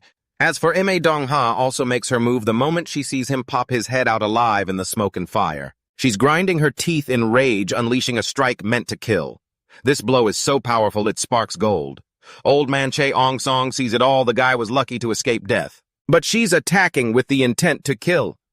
The Ime sect will never let Baigan live. Everyone chase him. Absolutely do not forgive that wicked scoundrel. Find him in every nook and cranny for me. Just then someone shouts, "Found him." There's an entrance here connecting to an underground tunnel. The whole group stands around the well opening, looking at each other in disbelief. A place like this exists. I think he could only have gone down here. Everyone climb down that rope. We must catch him. Dong-ha also quickly sends her people down. We're going down there too. We must find him and kill him first. The disciples start lighting torches looking for a way down the well. Inside, it's pitch black. Old Man Cheong-song goes first. Anyone seeing this for the first time would be shocked. Absolutely stunned. Is this where the Blood Union raised assassins? A place like this? Even if you searched, you'd never be able to track it down. The most shocking part is that Old Man Cheong-song even sees his own Thantan sect headquarters down here. He's standing there frozen in shock. Dong-ha walks over to the pavilion. Is that the Thantan sect? Even she didn't expect the Blood Union to go this big. The Thantan disciples start screaming in a frenzy. How dare they build this crazy thing? How could a space like this even exist? They've completely copied our sectmaster. We can't let this slide. We have to find and punish whoever is behind this. They must have been preparing this for a very long time. They couldn't have maintained this place, not without someone else's help. Clearly someone incited and protected them. We must eradicate them at the root. Dong-ha stands there conscience-stricken and pale. As for Old Man Cheong-song, he's been pushed over the edge and has officially lost it. Murderous intent radiates from his entire body as he throws his head back and laughs maniacally. The disciples are shell-shocked, completely frozen, and understandably so. But before that, catching that assassin is still the top priority. You hear me? We must catch him. Disciples scatter. Go right now. Yes, we understand. Dong-ha tries to calm down and bows respectfully. I will take my sect's disciples to search elsewhere. He doesn't even look back, just warns them in a low, gravelly voice. You must catch him alive. If you have to break his arms and legs, so be it. Chopping off an arm or a leg doesn't matter to him. Just capture him alive, that's all. You lot can manage that much, right? With that old man radiating such killing intent, even if you offered me 10 times the reward, I wouldn't dare disobey him. Obviously. The old guy still isn't calmed down. He added that if that assassin loses his life, he'll be furious. As you can see, anyone who dares to attack our sect, I will hunt them down to the ends of the earth and make them pay. It's clear he's hinting at her Ime sect, even though they're both one of the 5 great sects. I feel a chill down my spine, but I have to stay calm and not let it show. You have nothing to worry about, sir. I'm drenched in sweat. She knows. She definitely knows. So he's already suspicious of our sect, then. We must find that guy before the Ching Cheng sect does. I, Seolan, am also here scouting around. Ever since I entered this place, I've felt constant pressure. Everyone thinks they have to catch him, but they don't realize this is clearly his home turf. The hunters here aren't us, it's him. Of course she's right. Bygone is hiding right near them. And yet nobody has spotted him, you old geezer, holding a torch while inspecting this fake Ching Cheng sect. In a place this massive, can't believe it was built just to assassinate one person. The training grounds in the center seem to be a replica of Ching Cheng. Even the old man has to admit it. The quality here isn't bad at all. Did they actually go to the trouble of building this? Could it be that their clients used this place before? But who? What kind of force could create a cavern like this? This is the final room. He hasn't missed a single spot. Naturally, he's tearing the place apart to find a clue. It's the room with the round table and 3 chairs. This old guy is highly experienced. He quickly finds a hidden mechanism in the wall. His eyes go wide with shock, glowing like a predator's as he peers inside. It's the golden scroll with the mission details still there. It clearly states the request for the Blood Dragon group to assassinate Gu Guang with a reward of 50,000 gold taels, and no traces were to be left behind. Just one old piece of paper is enough to expose everything. The old man is absolutely livid, his eyes bloodshot as he crushes the paper, ready to snap those bastards. They dared to trade 50,000 gold taels for the future of our Ching Cheng sect. I absolutely will not let this slide. His explosive rage collapses the wall, leaving a massive hole. Only then does he blink, noticing the opening. A hole in the wall. This old geezer is pure luck. Everywhere he touches turns up something. Nothing gets past him. Inside the secret room, there's a pile of creepy red-eyed snakes, a pit full of snakes like this. What on earth is this place used for? In the middle of the room, there's a book. This, he recognizes it the moment he sees it. The 9 demonic flows 9. Demonic, that isn't. Oh. The sect that vanished long ago during the Great Blood Heaven War, is it? If I hadn't happened to read about it in an ancient text, I wouldn't have known either. Outside, the disciples are also searching frantically, showing each other, "Look, there's a trace here. He's clearly not far from here." One cautious guy warns, "That guy is an assassin. We don't know when he'll strike, so don't let your guard down." They can't see a thing in the dark, it's too dim. A single ray of light would probably brighten this place up, right? Of course, they have no idea Biggin is right above their heads. Snap. With one shot of his wire, he takes out the guy at the back of the line. He's dead before he can even gasp. The ones in front don't even know they're still busy chatting. Do all those assassins live here? How could anyone stay in a place like this? That bastard, we have to catch him at all costs. That guy clearly used some cowardly trick to kill the senior brother, otherwise he couldn't have died in vain like that. Cowards like that won't be able to stop our Ching Cheng sect. Just as he finishes that sentence, Big On's face emerges from the shadows, 2 glowing red eyes pressed right up against his. He only manages to choke out a "huh" before his head is severed. He didn't even have time to call out to the others. Let that be a lesson for bad-mouthing him. The guys in front suddenly feel something is wrong. They turn around only to see their comrade is already dead. Blood is everywhere. The whole group goes wild, shouting and charging forward like a disturbed beehive. The most level-headed one tries to stop them. "Wait, come back. We can't split up, but it's too late. Anyone who gets too aggressive gets taken out by him." He dances through them, striking and moving so fast they can't see a thing. Now they're starting to get terrified. They don't dare leave the light, just standing there pointing their weapons around. "Where are you? Come out. Come out right now, you cowardly murderer. Stop hiding like a coward in the shadows," and as for him, he's already buried deep in the light, talking big without a shred of shame, but the moment his torch went out, he started shaking and pissing his pants. No, this won't do. A little while later, another group of people passed through here. The footprints on the ground are chaotic. Just from that, it's already hard to track them. The one who looks the smartest observes intently. "I see. This is dangerous. He's from the Cheonmyong sect. If his goal was just to run away, then no matter what. He would have tried to dodge the pursuit, but instead he lured all of us to the area he knows best. Does he really think that's going to work? He's decided to end it all in his own backyard. I have to catch him. Once I do, my status in the Cheonmyong sect will skyrocket. Just thinking about it makes him giddy. Standing tall and puffing out his chest, he barks orders. From now on, do exactly as I say. Move in pairs and keep track of each other at all times. If you show even the slightest opening, he will strike without mercy. Don't give him a single chance. The whole group answers in unison, following his lead. Yes, sir. But honestly, they talked a big game for nothing. They hadn't taken 2 steps before he stepped right into a hidden trap. Panicked, he screams at the top of his lungs, causing the group to scatter like a kicked beehive. They quickly draw their swords to defend themselves. Arrows fly out from the traps in droves. The leader managed to keep his life, but he's totally clueless. What just happened? What kind of trap is this? Why are you worrying about the subordinates when you can barely save your own skin? He mutters. Is everyone all right? Some are injured, but nothing too serious. Just as one disaster ends, another begins. A noise comes from above. It sounds like the traps are still active. Stay calm and find a way to deal with this careful now. He's completely terrified now. A cave filled with traps like these, and someone actually lives here. Bigon stands high above, looking down at the entire scene. I'll kill them all one by one. The old man picked up a book in the room and read the title, Poisonous Snake Techniques. These snakes must have been collected for research. There must be thousands of snakes down there, their red eyes staring up. He guesses to himself, I never expected this to be a base for the 9 demonic paths. These caves. Were these used by this group of assassins after they left 9 demonic paths, huh? I'll look into it as soon as I get back to headquarters. Outside, the disciples are drowning in a sea of blood. Screams echo through the sky. We found Gungseon, but I don't see... Where's Lizzo? One guy is losing his mind with fear tears streaming down his face as he grips his sword and yells, Where the hell did he go? Suddenly, a hand wraps around her neck. Gotcha. It's Dong Ha. She hugs the disciples to calm them down, then reports, I don't see anything. I have no idea where that guy is, she screams to the group.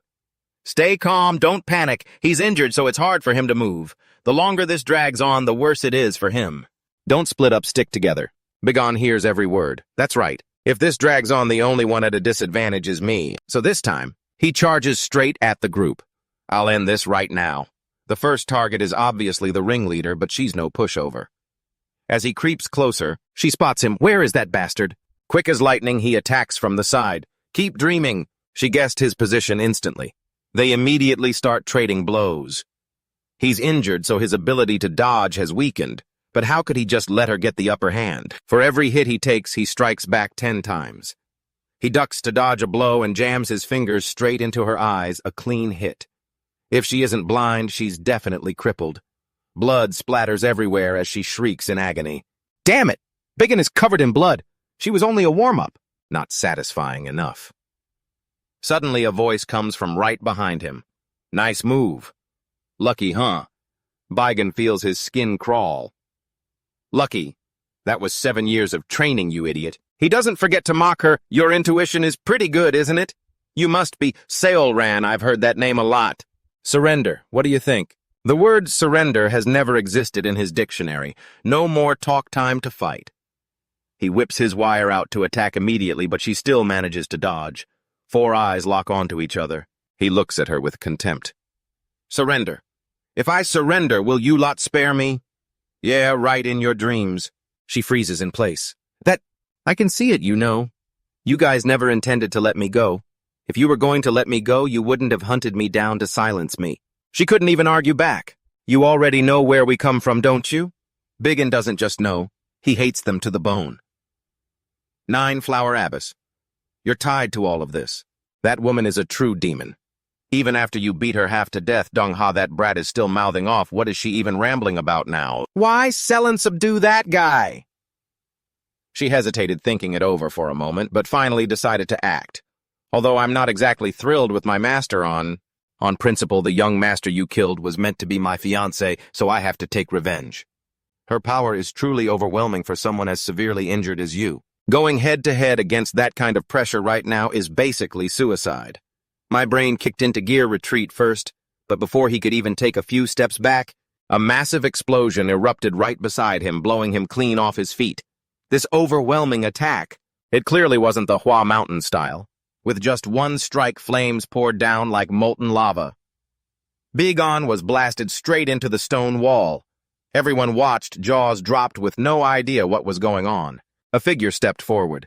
"It's her," Dongha gasped as she looked over at Baigan. After that hit, he was almost scorched to a crisp with no strength left to run. She couldn't let him live a single second longer. Otherwise, the Hua Mountain sect's scheme would be exposed. She rushed forward to strike him down. "Just die already." He squinted, staring at the fireball hurtling toward him, panicked and not knowing what to do. But then the old man Chong stepped in and blocked her.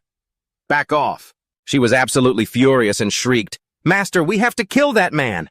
If we let him live, who knows what will happen next?" The old man didn't give a damn about what she said. He gripped his sword and stepped in front of Baigan. "I'll handle this." Only now did he get a good look at Baigan's face. "So you're the one who killed Gun Sang-wai." "Why did you kill that child?" Baigan weakly replied, "Because I'm an assassin." The old man kept pressing him.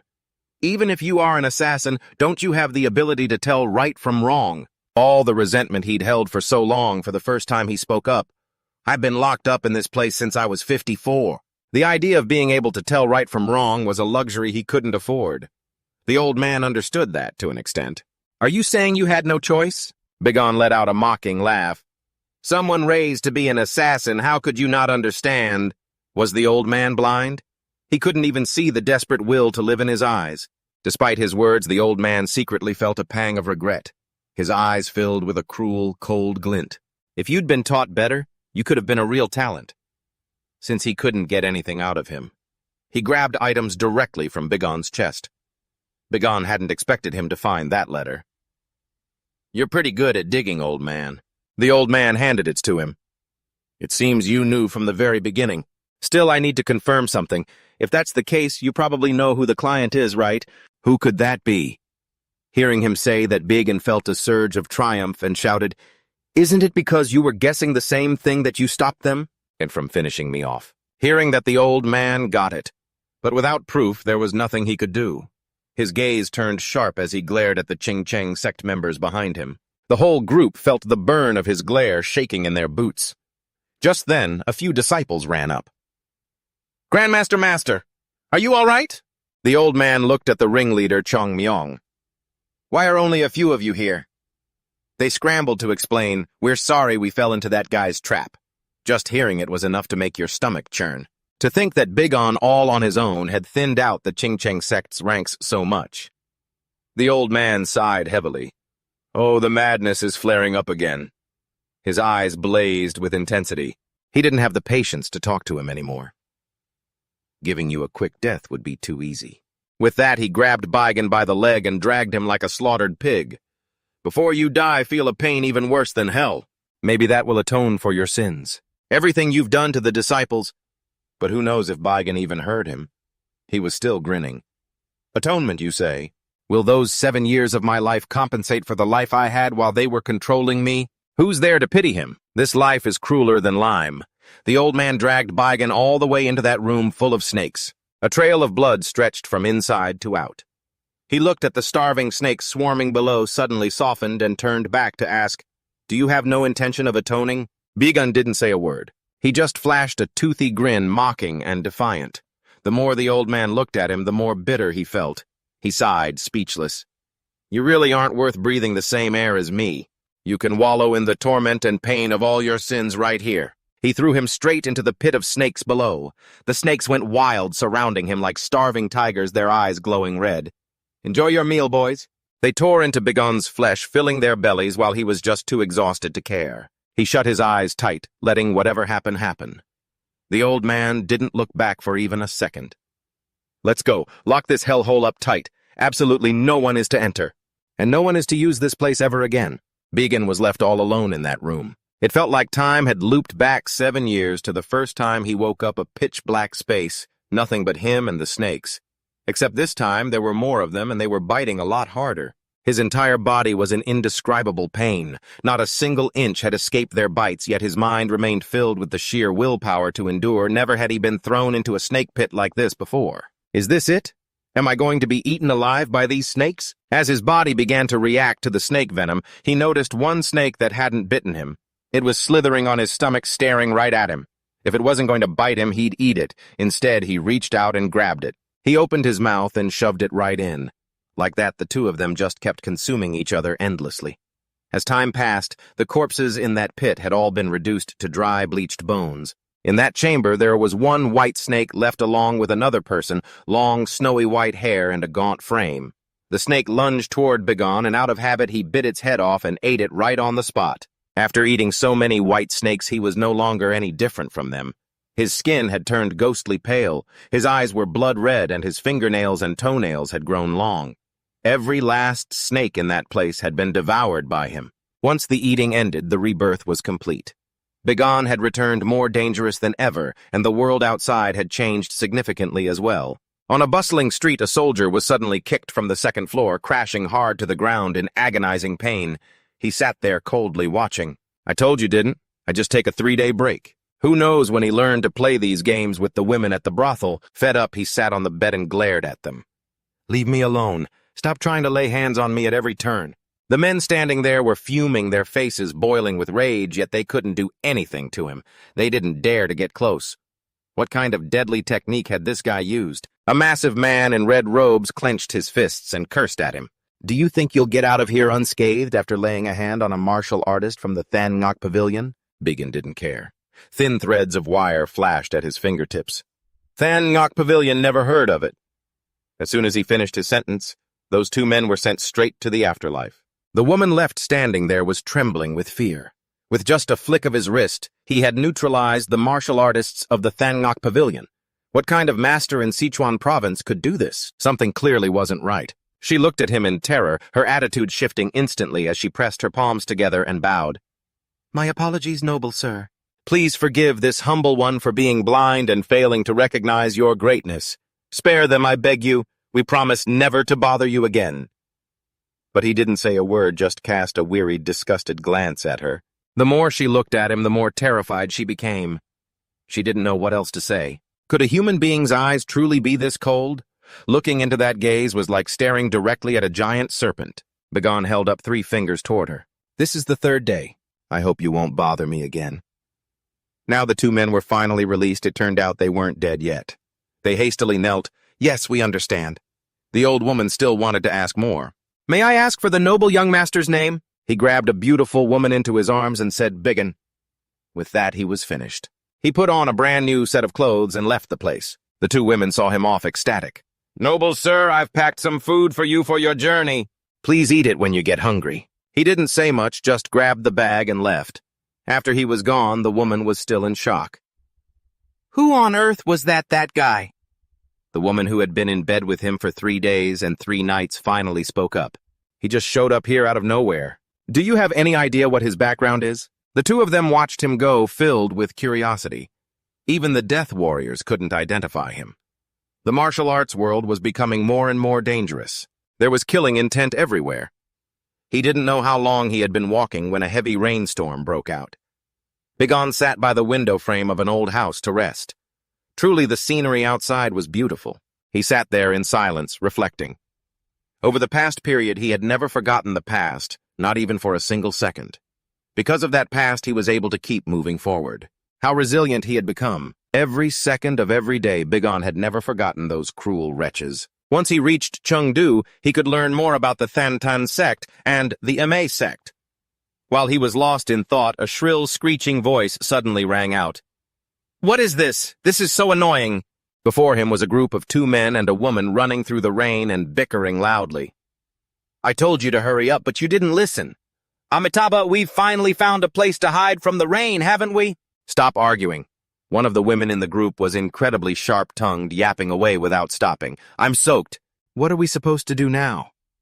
The Taoist priest Jia Nao, standing nearby, was drenched from head to toe. Being called out, he flared up. "Why are you asking me? Is it my fault your clothes are wet? If it wasn't for you, the Taoist, getting us lost? And we wouldn't be soaking wet like this." The bald monk didn't let that slide either. "Amitabha, great compassionate bodhisattva, why are you testing me like this? The world is so vast. Yet why did you make me travel with these 2? The 3 of you just arrived and you're already bickering like you're at a wet market. Honestly, anyone looking at you might actually think you're a normal monk. You're one to talk.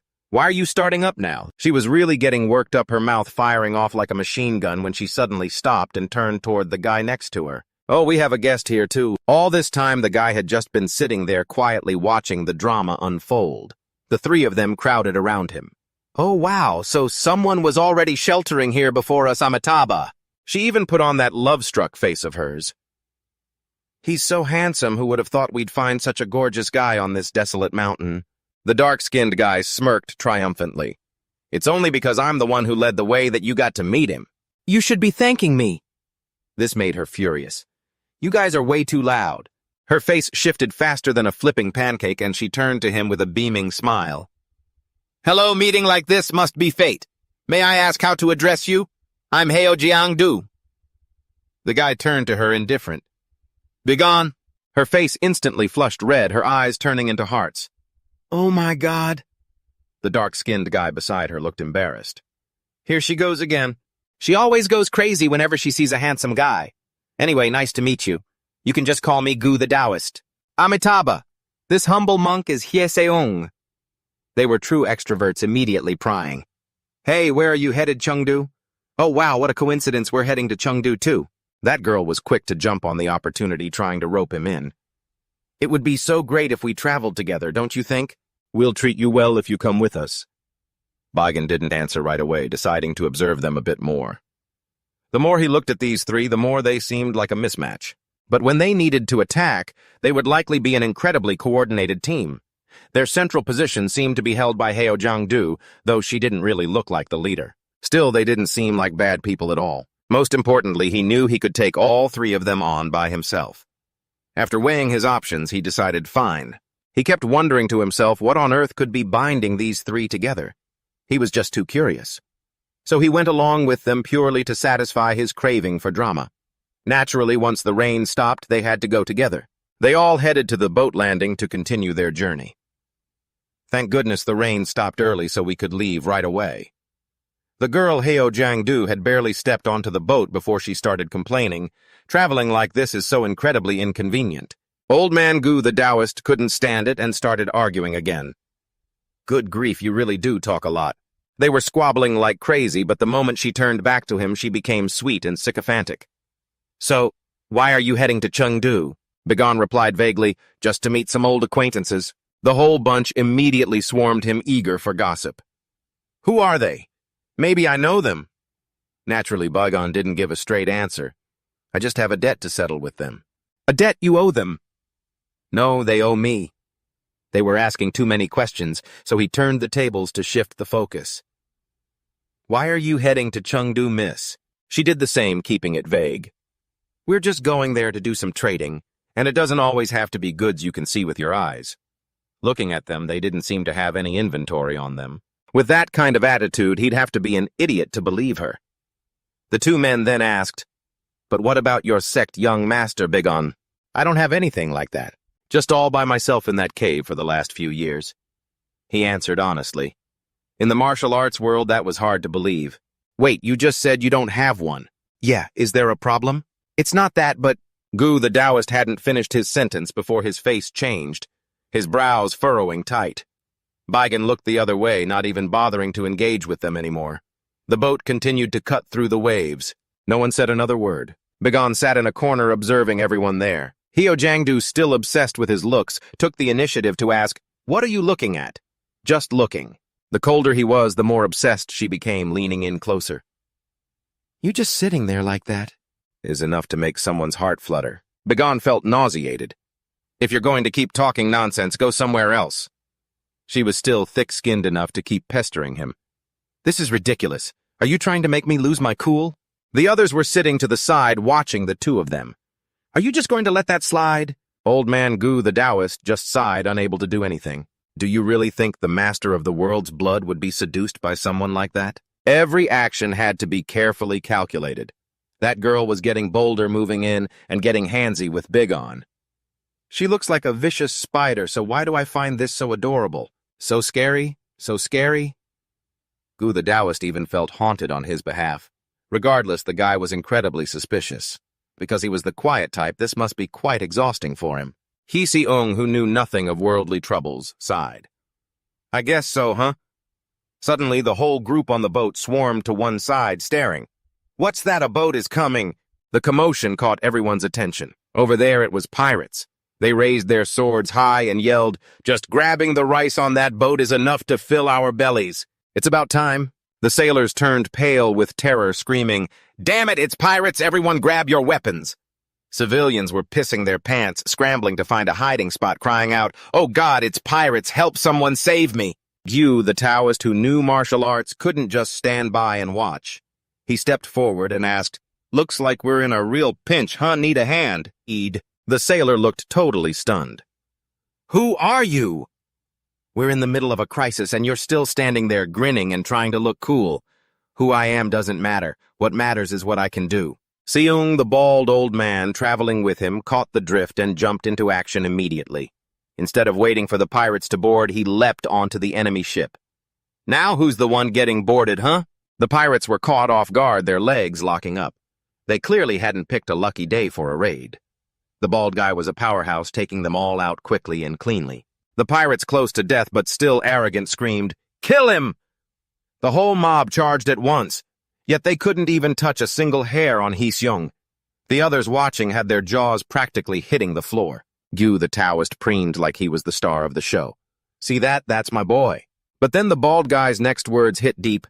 "I only charge 500 taels for this." On the other side, Seung had already wiped out almost all the pirates. His eyes glowed as he unleashed lightning strikes, making it look like a dance.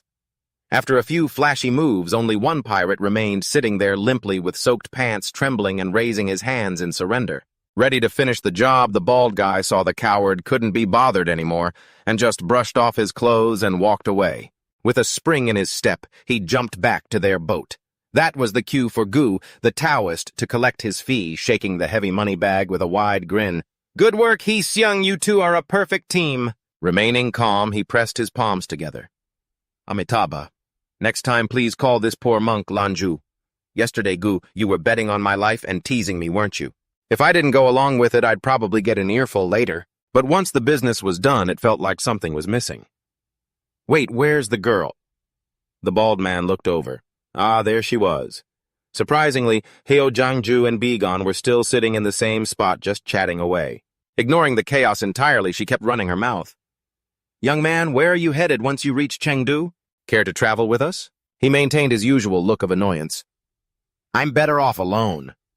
She had another moment of fangirling, squealing, "Ah, that cold, aloof look is so cool." The two guys with her didn't know where to hide their faces. It was truly speechless. "Amitabha, if things go on like this, we're going to get dragged into it too." Actually, Gu the Taoist was secretly sizing up the guy. If he were a normal person, he'd be terrified in this situation. But not him. Looks like he's no simple nobody. A small fry wouldn't have eyes like that. The girl tried everything, but he kept turning her down. She put on a dramatic show, wiping away fake tears.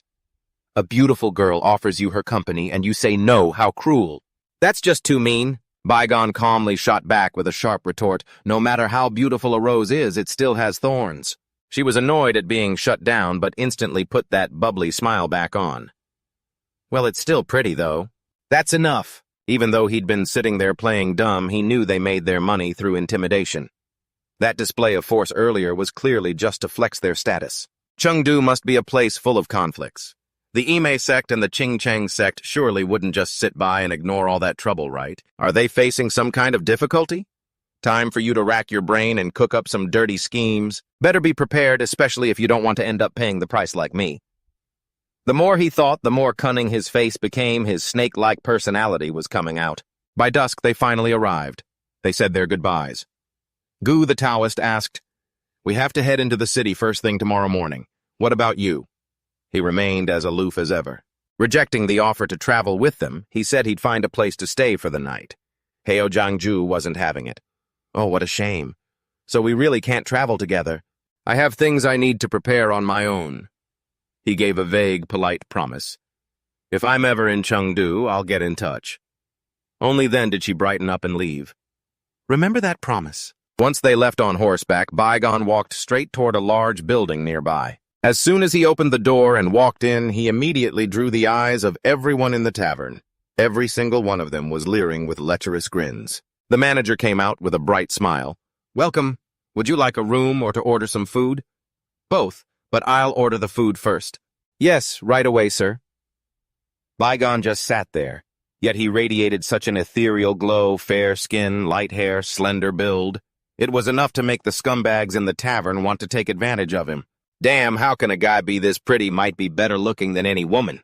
Is he really a man? Maybe it's a woman in disguise. He ignored the rude whispering and focused on his meal. But of course the trees want to be still, but the wind won't stop. One of the guys had the guts to walk over and slam his hand on the table. Hey! Are you a man or what, huh? I'm Jang Gogak, the head of the Nine Needle security firm. Begon was annoyed and didn't even bother looking up. So what? The guy gave a sinister smirk. I'm betting with my buddies. If you're a girl, I win 2 silver taels.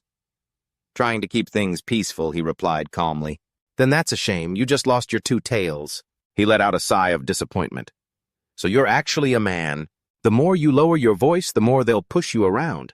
Couldn't you tell just by looking? This little bastard doesn't know his place, daring to yell at me, and he doesn't know who I am.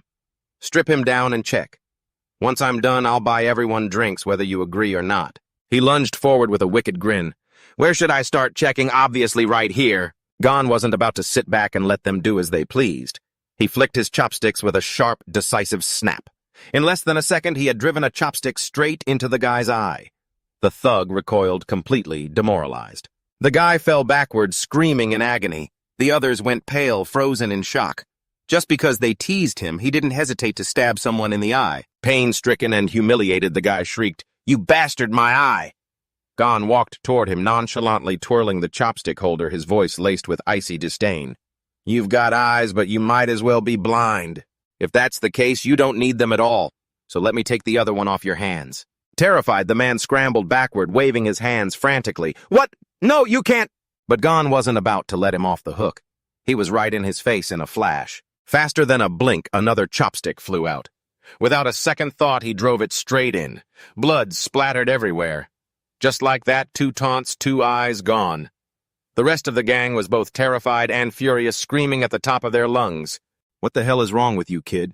They were all still yapping their mouths, so Gon grabbed a handful of chopsticks and hurled them at the group. The whole lot of them collapsed onto the floor, wailing in pain. He was fast, way too fast. His aura was chilling and intense.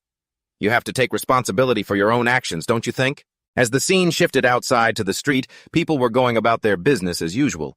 The gang of Heojiangdu was there too. "Relax, enjoy yourself." "Look at this lively atmosphere," someone said. "Half the people passing by are carrying weapons. This is the perfect opportunity for us, isn't it? Someone else's misfortune is our opportunity. How tragic. Have mercy, don't talk like that." Are they still arguing like always? Why wouldn't they be? Out of all of us, who's the most sentimental? Obviously, it's that Taoist guy. Quit the nonsense. We're here. Go ahead, lead the way, he invited the girl. Let's see what we've got. Her eyes widened into delight. "Oh!" She lunged forward, throwing her arms around the man's back. "Big brother, it's been so long since I last saw you." The man chuckled and turned around. "Ah, Vice Leader, you're right on time, aren't you?" He was none other than the leader of the Black Cloud mercenaries, Zhang Mujiang. Gu the Taoist and He Seong bowed respectfully. "It's been a while, leader. Shinso has really been looking forward to seeing you." He let out a hearty laugh. "It's been a long time since I've seen you two as well." The 4 of them sat around a round table to chat. "It's been a while since our last job, so my pockets are almost empty. Is that why we all gathered here? But do we really have to get involved in this?" Zhang Mujiang smiled broadly, but his tone was filled with underlying meaning. "What's wrong? Do you feel pressured? If so, feel free to leave." Gu the Taoist felt a chill run down his spine and quickly waved his hands, changing his tone. "Oh, leader, there you go again." "Nobody's doing that." Heojiangdu smiled, catching the implication. "It's because of the Cheng Cheng sect and the Ime sect, right? Doesn't everyone know those 2 sects have been at each other's throats for 7 years now? Although no one knows why. But over the years there have been conflicts both openly and behind the scenes. Since they are the 2 top powers in Sichuan, a war between them will inevitably lead to a shift in power here. It could very well turn into a massive war. After all, why are those 2 sects rivals in the first place?" Zhang Mujiang calmly reassured them. "No need to worry about that. The reason they're enemies doesn't matter. What matters is that the opportunity to achieve our dreams has arrived." He was the most devious one in the bunch. Meanwhile, on Gon's side, he was still staying at the inn. As soon as he saw him come downstairs, the innkeeper turned to him, his eyes practically lighting up with excitement. He looked like Gon's biggest fanboy now. To think such a beautiful exterior could hide such terrifying cruelty. Please just stop it. I approached him to ask a question, and he nearly jumped out of his skin. I didn't waste time with small talk and got straight to the point. Who here knows the most about the internal situation in Sichuan? He stuttered as he tried to answer. Internal affairs in Sichuan. Wait, what exactly are you talking about? I had to clarify, I mean the situation between the different martial arts sects. He finally understood. If that's the case, you should try the workshop. He pointed the way enthusiastically, not leaving a single detail out. Go straight from here, take a left, and you'll see the Fire Dragon Gang at the workshop. Go check them out. I had never heard that name before, the Fire Dragon Gang. As I walked, I recalled what the shopkeeper had said a long time ago.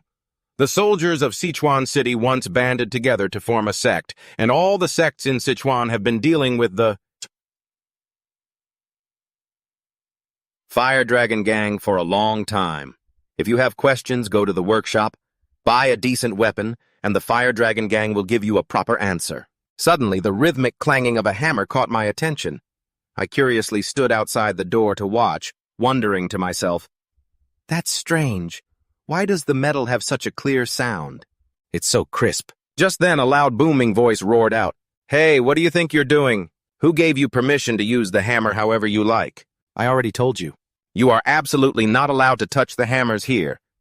The old man shoved him while pointing and cursing. Go do some other chores, stop staring, and get out of here. The guy who got hit couldn't even get a word in. He couldn't fight back either. You're banned from this area for now. Until I call you back inside, you're only allowed to stay out there and do the menial tasks. Even after the kid left, the old man kept grumbling. So annoying. I don't know why the branch master hired someone like him. I had been standing there watching the whole scene without missing a beat. Only after he finished his rant did he notice me. He turned around with a sycophantic grin. Heh heh. I didn't know we had a guest, so I put on quite an embarrassing display. What would you like to buy today, sir? I didn't care about that and just asked. The guy from a moment ago, something didn't seem right, did it? This fat guy. Does he know that guy Jiang So-do? I heard he's a descendant of the Jiang sect, but he keeps picking up hammers and doing things without my permission. That didn't seem like a big deal to me, so I asked, confused, if he's a descendant of the Jiang sect, why can't he touch a hammer? He guessed immediately, Is this your first time in Sichuan City, sir? He explained it all to me. The Jiang sect was a sect that was destroyed during the old war between the righteous and the demonic factions. Because the Jiang sect sided with the demonic cult, they were wiped out by the one known as the greatest individual of the age. Since then, their power dwindled until the sect was eventually annihilated. To the sects in Sichuan, the Jiang sect members are traitors. That's why no workshop will teach secret techniques to anyone associated with them. Everyone is afraid that history will repeat itself. I understood now. So the descendants have to live with the sins their ancestors committed a long time ago. The guy didn't care and kept cursing with contempt. Who forced them to side with the demonic cult anyway? The Jiang sect brought it all upon themselves. After chatting for a while, he finally remembered. But anyway, what are you doing here so early in the morning?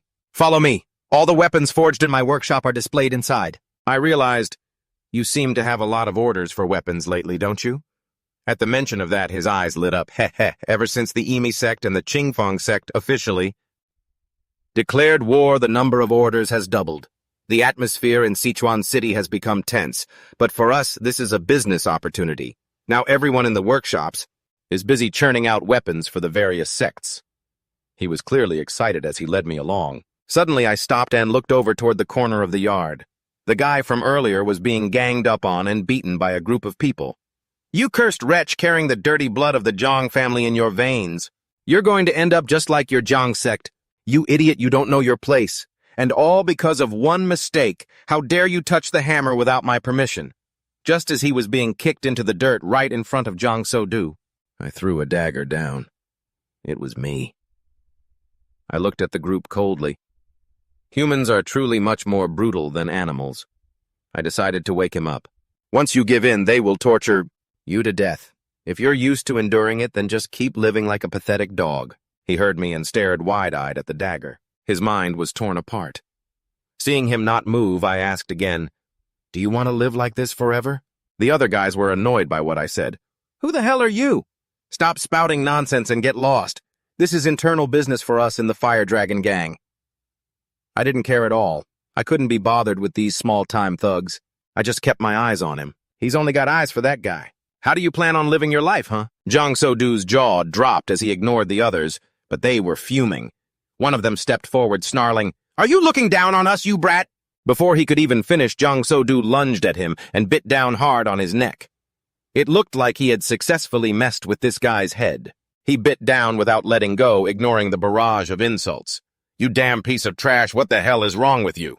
Before the guy could finish, So-doo had already pulled out a knife ready to plunge it straight into his eye. The others watched in terror, screaming, "Are you insane? What are you, some kind of rabid dog? How dare you bite people?" They had hit a nerve. He finally released the guy's neck, his eyes wide and burning with intensity as he whipped around.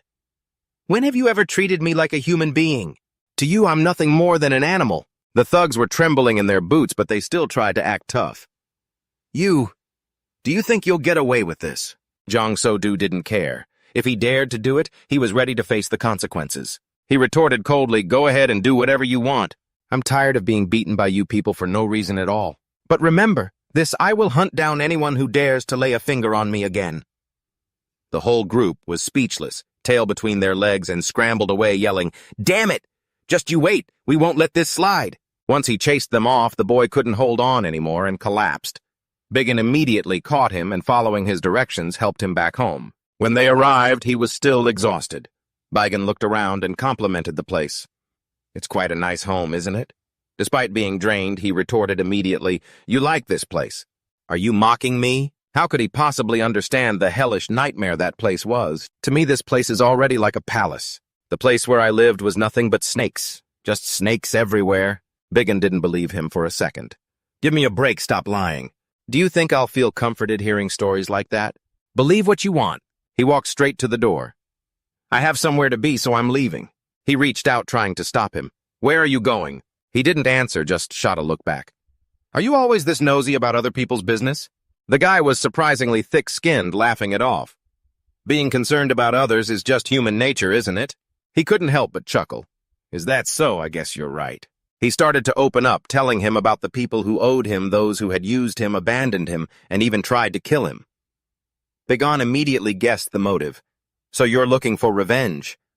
Who exactly are they?" Just thinking about them made him want to tear them to shreds. His eyes turned blood red. "The Ching Cheng sect and the Ime sect, and all the minor sects that follow them too." The guy's smile vanished, his brows furrowed in pure shock. "You've got to be kidding me. You're planning to take on all the forces in Sichuan by yourself." His own expression shifted. "Maybe I am actually crazy." Suddenly, something caught his eye. "Lend me that small blade." "I mean, I have a use for it, so I want to buy it." The guy looked at the knife in his pocket in surprise. "What, this piece of junk?" He was taken aback. He looked at him like he was an idiot. "Junk, is that what you call this? If you use that to get revenge, you're going to get yourself killed." Even so, the guy didn't change his mind, just tossed a few items over. "Take it if you want it." He caught them immediately. Biggin started adjusting and testing the items, checking the sharpness, the balance, the weight. Everything was perfect. He was genuinely impressed. "Did you make these yourself?" "It must have been a lot of work," the guy boasted, smiling smugly. "What hard work?" "It was just a side project, didn't take much time at all, nothing to it." Then he asked to be sure. "Is it really okay to give this to me?" The guy was genuinely concerned for him. "You said you were going to take revenge on the Ime and Ching Cheng sects." He finally revealed the reason. "It's because of them that the Zhang Gate fell like this, though I don't know the full details. But I will never forgive those who caused the downfall of the Zhang Gate." The guy seemed to really like him. "And you're the first person to ever tell me to stop suffering." Biggin beamed and nodded. He started testing the items the guy had given him. The throwing stars in his hand began to glow, infused with spiritual power, floating in midair. The entire room filled with glowing razor-sharp wires. "You look like some kind of deity descended from the heavens. The title of assassin just doesn't do you justice." Jang Du was so shocked, he stared blankly, like watching raindrops suddenly change their course. "My eyes definitely aren't playing tricks on me. Biggin seems really pleased with these things. From now on, your name will be Spirit. I will be your master, he said, introducing himself to the blade. My name is Begone. Every time you hear my name, you'll probably think of an endless, lingering ghost. The guy was in complete awe, clasping his hands together and cheering loudly. Biggin, I hope you become famous all across Sichuan province. The scene shifts to another room where a beautiful young lady pushes a cup of tea across the table. I sincerely thank all of you for accepting my invitation today. She was truly beautiful, captivating every man present. The whole crowd gathered around, grinning from ear to ear. If it's an invitation from Miss Gu, of course we had to come. Right, everyone? We are always ready to stand by Miss Gu's side. A girl put a hand to her chest, feigning distress. Because of the pressure from the Qingcheng sect, the situation at the 100 Flowers Pavilion hasn't been great lately, but thanks to your enthusiastic help, I think I can finally breathe a sigh of relief. I truly thank you all. The guys, completely infatuated, roared, We will protect the 100 Flowers Pavilion, even if the Qingcheng sect is strong. They can't use their force to suppress the whole city of Chengdu, that's right. You don't need to worry about anything, miss. The girl's cheeks flushed red as she beamed, thinking to herself, All men are the same, aren't they? Just a bunch of arrogant fools. Suddenly she sighed. Honestly, the Qingcheng sect's movements have been very strange lately, so headquarters has ordered me back, so perhaps next time I won't be able to appear here. The group immediately tried to show off for the beauty hitting the table and volunteering. Is that so? I wonder if we can join the Emi faction. I would even climb the peak of Emi for you, miss. The girl had tears welling up in her eyes, acting out a deeply touching scene. You all... But inside she was gloating. A bunch of idiots who only care about my beauty. I'll just play them like a vibrant, beautiful flower. She was so smugly delusional that she waited for the day she could mobilize both Ime and Qingcheng, then led the whole crowd away. It's such an honor to be by your side, miss. One guy walking next to her fawned. Today has truly been a meaningful time. As they walked, she stopped dead in her tracks. Oh... Her eyes had locked onto Bigan, who was eating nearby. Just as he looked up, their eyes met. The moment she saw his face, she felt weak in the knees. Oh my, those red eyes. How can someone be so incredibly handsome? The other guys hurried over. Huh! Miss Gu! She ignored the whole group and walked straight ahead, approaching him without a second thought. It seems this is my first time seeing you here. She put on her most beautiful face, her eyes sparkling. This is a place where people from the Four Seas gather, so we should introduce ourselves to get to know each other, right? I am Guson Ha of the 100 Flowers Pavilion. May I ask the name of this young hero? Biggin didn't even care, stating his name flatly Biggin. Somehow she already seemed to know it. Her eyes lit up as she exclaimed, So, you're the hero, Biggin? Are you also a martial artist? He immediately became vigilant, his red eyes staring straight at her. Think whatever you want. She looked visibly disappointed. What is that supposed to mean? Is there some reason you can't answer? He asked coldly in return.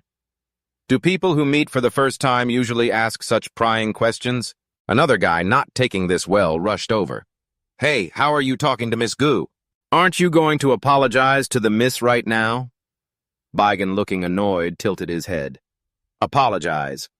The group, relying on their numbers and trying to act tough for the girl, pointed straight at him and shouted, Get on your knees and apologize sincerely right now. Otherwise we won't let you off the hook. This guy has a death wish. Biggin stood tall, his face colder than ice. You won't let me off. What exactly are you planning to do to me? Even if you're blinded by stupidity, at least know when to stop and when to back off. The guy who was trying to show off got slapped across the face by Begone before he even knew what happened. Gritting his teeth, he roared to the lackey behind him, Gang, to bring me my sword! The guy hurriedly handed it over, the attacker thinking he was all that raised his sword and yelled, How dare you insult me? This is unforgivable. As he spoke, he swung his sword down at him. Bigan wasn't afraid at all, coldly lifting his eyes to look at the blade. The guys standing behind him panicked and screamed, No, Miss Gu, damn it! Bigan waited until the sword was close before shifting his body to dodge it in one smooth motion. So this is all your technique amounts to. But the guy, seeing him dodge, thought he was actually doing something. What, he's dodging my attack? He only moved a few steps yet. He swung repeatedly but couldn't land a hit, fuming with rage. You little worm! There was no way that could happen. The guys watching from the side recognized his technique immediately. The Thunder Wind Sword art of the Qingming gang looks like the 7th basic form. That's the most vicious and ruthless basic form, isn't it? It looks like he really intends to kill him. He unleashed his strongest move, and with the intent to kill Baigan, naturally couldn't let it slide. He just called it the guy's strongest move, but for him it was just a slight lean to the side to dodge it perfectly. The guy charged at him with full force, but he kept missing, couldn't even graze him. And even though he went on a crazy repeated assault, our man just moved like a ghost. Appearing and disappearing right in front of him, the guy couldn't land a single hit. To top it off while dodging, he just kept walking casually toward that lady. Just as the opponent swung his final strike from behind, he decided he'd played around with him enough. His eyes glowed deep red as he turned around, his voice dropping low. "Is that really all you've got?" Before the words even left his lips, he didn't even bother looking back. His hand swung around, gripped the guy's neck, and with a flash of speed, slammed his ugly mug straight into the ground. The ground shattered, and the guy lay there limp, like he didn't have a single bone left in his body. His own mother wouldn't even recognize him now. Finally, the room went quiet again. That lady stepped forward. "Please stay calm, young hero Baigan." Her lackeys, seeing her head over heels for the guy, quickly shouted, "Miss Gu, don't stand up for that jerk. He's not a bad guy. He only acted out because he was worried about me." Our man wasn't having it. Whoever strikes first is the one starting the trouble. People have to take responsibility for their own actions. And she played the innocent damsel card, clutching her chest. "Yes, of course. And that is precisely why I believe I should take responsibility on his behalf." Our man's gears started turning. "You're going to take the fall for him." All the guys behind her started shouting, "No, Miss Gu, we'd rather fight to the death." But he actually liked her style. She knew how to use everything she had. She just stood there, tilting her head and smiling. "It'll be fine, right?" Their eyes locked. They understood each other perfectly in that fire-lit room. "The lady will use her own body to take responsibility for however many rounds it takes." As Baigan turned to leave the bed, she grabbed his hand. "My true self needs your help, and with your power it's entirely possible." So this was the real reason she came to him. He'd listen before deciding. She put on a pathetic face. "Kill Namho-san, the young sect master of the Thunder Sound sect. Not long ago, the sect master of Thunder Sound showed up and forced me into an engagement. If I refuse, they've threatened to help the Thanthan sect take us down. Because of that, the 100 Flower Pavilion and the Emi sect are in a tough spot." He countered, "Even if I fail, it wouldn't have anything to do with the 100 Flower Pavilion, would it? You've thought of everything, haven't you?" She leaned in close, smiling. "If you kill Namho-san, then my true self over at Ime will reward you handsomely." Her true self was the Ime sect leader, the top disciple of Master Nine Flowers. "Yes, the sect master is my true self." Our man was actually quite surprised. Everyone always comes back around to the same people, don't they? He didn't want to turn this job down at all. Scene changed to Mount Eme. The voice of Heo Jiangdu echoed, "They say Mount Eme is magnificent, and it really is.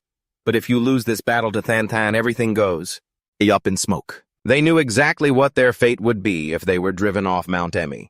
Accompanying her was a big, hulking brute. The two climbed the mountain until they reached the Ma sect where Dong Ha was waiting. After that fight with Baigan years ago, she'd been missing an eye. Dong Xiulan was there too. She hadn't changed much. The old hag, Master Nine Flowers, sat on the throne, well aware of Heo Jiangdu's style. "People like you always sell your lives for money. Nothing is ever free. So name your price." She smiled and nodded. "That's right, we can't afford to be on the losing end." The master asked, "How much do you want?" As they started haggling, 500,000 gold pieces should cover it. The crowd behind her erupted in protest. "You dare ask for that much, master? We don't need to listen to these lowlifes anymore. If we accept these terms, our sect will become the laughingstock of the martial world." Before the master could even speak, these pests dared to overstep. The old hag, enraged, roared, "Silence! Stop making such a racket. It's pathetic." She looked coldly at the two. "Do you really think this sect would accept your proposal? For 500,000 gold, I could hire several armies like yours?" Heo Jiangdu smirked. "But none of them would be as strong as the Black Cloud mercenaries." The old hag countered, "And if I refuse?" One of the girls looked her straight in the eye, unfazed. "Perhaps by now the rest of our unit has already arrived at Thantan Mountain." That line directly pushed the old hag over the edge. Her killing intent flared. Are you two trying to play both sides? How arrogant. A single roar from her sent both of them flying back. They were clearly no match for her. Even without the old hag lifting a finger, they were already in a bad way. Looking from afar, it's clear those two are no match for her. The old lady hasn't even lifted a finger yet, and they're already in such a pathetic state. Master Nine Flowers glared at them and threatened, "Tell the truth. I don't think you actually need 500,000 taels of gold. Just tell me the real price you're after." Heo Jiandu was spitting blood and had to back down completely shaken. As expected of the Ime sect leader, such an imposing presence. She replied weakly, "We sell our force to the highest bidder. We do whatever the client asks as long as the price is right." She wasn't even afraid even when being called out and challenged. Perhaps the Qingcheng sect is also negotiating just like us. Everything's calculated. The Qingcheng sect has the advantage over us, so they surely have more options. It's not like we absolutely have to choose them, right? I really want to chop these two into 100 pieces. But we don't know when the war will break out, so the more allies we have, the better. She calculated for a moment, then slammed her hand on the table. "What a bunch of cunning bastards." Looking at her subordinate, she said, "Dongha, go and check it out." Over on the other side, an old bald man was cursing like crazy. "Damn it, how are we supposed to trade with such filth? Demanding so much money, we'll be dirt poor by the time the deal is done." The two of them cursed as they walked, wondering just how much more they'd have to squeeze out to be done with this. "Good Lord, I nearly had a heart attack. You saw it too, right? 2 giant warehouses full of those 5 grains. Buying and hoarding all that grain? Did we have some bad karma with it in a past life? Why would you say that? It's going to be very useful." Beacon sat nearby quietly sipping his tea. His eyes never left them. Meanwhile, Jiang Mujiang sat waiting, yawning repeatedly, while waiting for his subordinates to negotiate. He wondered if they were doing a good job. Walking the tightrope between Ime and Qingcheng is truly exhausting. Once this job is finished, I really have to think about retiring. Just then a subordinate ran in calling out, "Leader." He looked up, smiling, and asked, "Why are you back already?" "I intended to return yesterday, but I met someone." The leader remembered and said, "I told you a few days ago, didn't I? I happened to meet someone and accompanied them here." "Are you talking about Big and—" The subordinate still remembered. "That person who doesn't seem quite normal, right? You bumped into him here in Sichuan. Why you're interested?" "It's no big deal, really, nothing special. It's probably just me overthinking. Liaising with both Ime and Qingcheng is an incredibly tiring task. It makes people easily oversensitive." The leader frowned deeply. "If that's your gut feeling, then this isn't something that should be taken lightly. After all, that guy, he's truly not normal. I'm also very curious about him." Jiang Mujiang nodded faintly and said, "Yes, I understand." Right then, Heo Jiandu's voice rang out from outside the door. The leader's face lit up like a flower as she led Dongha inside. "I've invited them over." Dongha and Seelin walked in together. With a face as cold as ice, they looked at Jiang Mujiang's group. He had to stand up to greet them. "Leader of the Black Cloud mercenary group, greetings to the distinguished guests from the Ime sect." The other two introduced themselves as well. "I am Dongha from Ime, and I am Dong Selen, head disciple of Ime here in person. Does that mean you've accepted the terms to trade with us?" "Of course not," she replied bluntly. "I'll decide after the negotiation." We hadn't even discussed a single word yet. Dongha gritted her teeth and threatened him preemptively. "If you dare to deceive us, you'd better be prepared to pay a heavy price." Jiang Mujiang remained calm, smiling. "I am prepared for anything." "I've prepared for everything. Now let's discuss the terms." As soon as they sat down to get comfortable, Dongha shouted rudely, "How dare you demand foreign trade rights?" "How can that be? The only thing you people should be discussing is money. Don't be so overly greedy." Jiang Mujiang folded his hands and smiled. "I don't think it's excessive at all. If Ime fails here in Sichuan, then that's a very real possibility, isn't it?" "Of course not." She didn't say much else. She slammed her hand down on the table, her power erupting in sparks. She was furious, but the man's face remained as calm as ever. He chanted internally, "Don't be afraid, don't be afraid." The more she looked at him, the angrier she got. Her rage surged. On one side it was blazing, while on the other it was as calm as water. Seeing that her outburst didn't work, she finally calmed down and reined in her fire.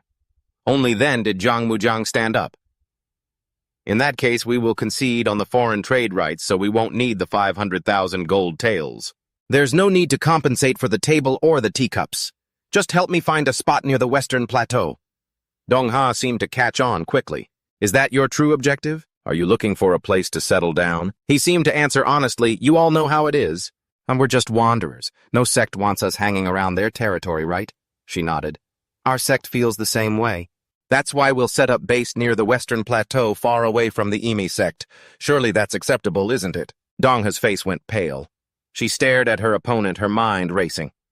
If she accepted right now, they would act immediately, but it could easily become a massive burden in the future. However, if she used them as a human shield, it would be easy to whittle down their numbers and keep their strength in check. Giving these people a place to stay wouldn't be that hard. If any problems arise, we can just deal with them when the time comes. After a moment of thought, she finally agreed. Fine. We accept your proposal. And so the negotiation concluded smoothly. Zhang Muzhang laughed in satisfaction. Good. Deep down, he thought to himself that if the other party had been the Qingcheng sect, things might not have been so easy to negotiate. Shall I write up a contract? No need. We'll use the Ime sect's guarantee. Meanwhile, Seelin had been sitting silently the entire time. But it seemed she was secretly calculating something in her mind. Since you're all heading out, will the two of you be returning to Ime immediately? If you decide to stay, we'd be more than happy to prepare a room for you. We'll stay. The little mistress of the 100 Flowers Pavilion. She is our niece, so this is quite timely. Heo Jiangdu suddenly came dashing out, shouting in a panic. Guildmaster! She burst through the doors. Guildmaster, we have urgent news. It was the first time Zhang Mu had ever shown such anger on his face as he roared.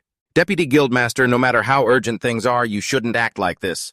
I won't waste any time here, is the report. The junior sect master of the Thunder Sound sect has been assassinated. He was completely stunned. How can that be? Well, has the assassin been caught? It seems they haven't caught him yet. Furthermore, the Thunder Sound sect is now claiming that this was the work of the Qingcheng sect. The scene shifts to the Qingcheng sect where several old men stand at sunset, their expressions tense and grim. The ones who were still in the dark turned to each other and asked, "What's going on?" The Thunder Sound sect is here to visit and they didn't even send word ahead of time. And look at that, they're all fully armed too. The long-bearded old man spoke up. Now tell me, Sect Master Tay, what exactly are you planning to do? The person who stepped forward was the old man, Master Wuling. The other replied, That is exactly what I wanted to ask you. Both sides glared at each other tense. Let's get to the bottom of this. Why did you bring this coffin here? Sect Master Tay's face turned pale. Inside this coffin lies the body of my disciple. The Qingcheng sect was utterly confused. I offer my deepest condolences for the tragedy that has befallen your disciple, but I don't see what this has to do with our sect. The more Sect Master Tay heard, the angrier he became, and he exploded on the spot. You really don't know. I already told you I know. Master Wuling was truly at a loss for words. I really don't know, which is why I said that. Now, can you tell me what on earth has happened? The other man's face turned bright red, veins bulging. Fine, then I'll show you all directly. As he spoke, he threw the lid off the coffin. Inside was the body of the Thunder Sound sect's junior sect master Nam Ho San, who had died a miserable death. Just look at those wounds. Isn't this caused by the 72 breaking swords of Qingcheng? Even Master Wuling was shocked when he saw it. What on earth is going on here? He knew clearly that this was definitely the 72 breaking swords. Sect Master Tay shouted, interrogating him, Even now you're still going to deny it. My disciple died by those 72 breaking swords. How could the culprit not belong to the Qingcheng sect? In reality, as he asked this in the old man's heart, he also suspected it was because of the marriage alliance with the 100 Flowers Pavilion. It was clear that Qingcheng was secretly worried that they would form an alliance with Ime, so they struck first. Master Wuling tried to calm the other side down. Sect Master Tay, please calm down first. Our sect will investigate this matter thoroughly. Of course, as soon as he finished speaking, he was cursed out. How can I possibly be calm? My disciple died because of the Qingcheng sect's sword techniques. There is concrete evidence right here. What else are you planning to investigate? Give me a proper explanation right now. Suddenly, a roar even louder than the rest suppressed everyone. How outrageous you dare to act so arrogantly on the mountain of our Qingcheng sect. Absolutely unforgivable. The one who arrived was the old man Cheong Zhong.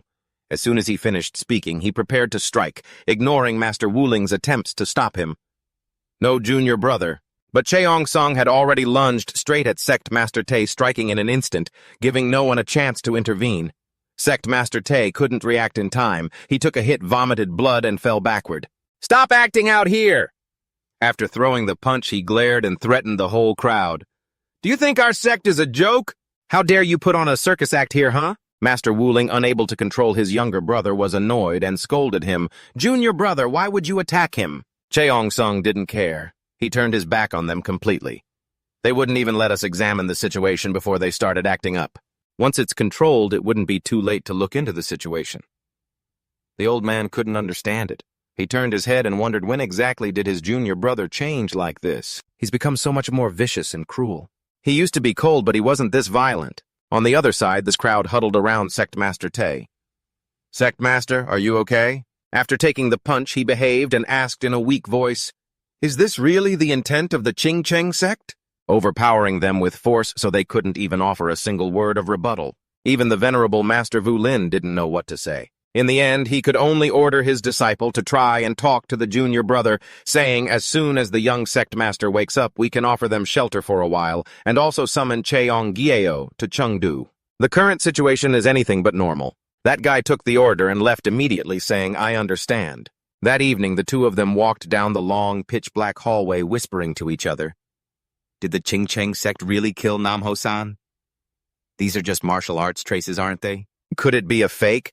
How do you even say it? The more advanced the martial arts, the more unique the traces they leave behind, so there's absolutely no way. To perfectly mimic martial arts marks like the 72 breaking swords, is the Ching-Cheng sect really the culprit? At this rate, the whole of Chengdu might be shaken by blood and bone. Baigan sat in the room, hearing every word they said. Guson Ha had just walked in and asked, "How did you do it?" Bigon pretended not to understand and asked back, "What do you mean?" She replied, "I mean Namho-san of the Lei Yin sect. What trick did you use to frame the Ching-Cheng sect? For them to take the fall like that?" He neither denied nor admitted it. "Let's see," he mused. She was getting impatient. "Wasn't it you who killed him?" He tilted his head and stared at her. "Who killed him doesn't really matter. The important thing is that he's dead." He reached out and lifted her chin. "Isn't that right?" Face to face, she was completely mesmerized and lost in the moment, no longer asking questions. "All right, you're right." Just as he was about to kiss those lips, she suddenly pulled away and turned around. "For a while, I probably won't be able to meet with you. Because an honorable guest is arriving, I can't be absent." He knew better than to trust her use me and lose me attitude. She ignored him and explained vaguely, "I told you before, didn't I? It's my elder, a disciple of the Emi sect. She's bringing another junior sister to the Bakhua Pavilion as well. Her personality is a bit difficult, so I have to meet her in person." Biggin was a bit curious. For what reason is Master Dinhua coming here? I'll tell you what I know. I heard she's coming to hire a group of people called the Black Cloud Mercenaries. I heard they have quite a strong force and their leader seems to be very cunning too. Another enemy of his had appeared. So they are staying at the Bakhua Pavilion. Then when will they go back to their headquarters? As he asked, she opened the door and left. They'll probably stay at the Bakhua Pavilion for now. It's good to meet her, but I really don't want to see that manipulative, charming look of hers at all. Well, I'm off. See you later. In Bigon's mind, he was now thinking of Ceylan, the junior sister of Dinhua. So it was her, cold and dangerous. Staying in Chengdu there would definitely be a day to meet her. The sudden death of Namho-san of the Lei Yin sect would surely cause chaos for the Ching-Cheng sect. Let's just wait and see. The one who killed Namho-san that day was definitely bygone. He had managed to mimic the techniques of the Ching-Cheng sect.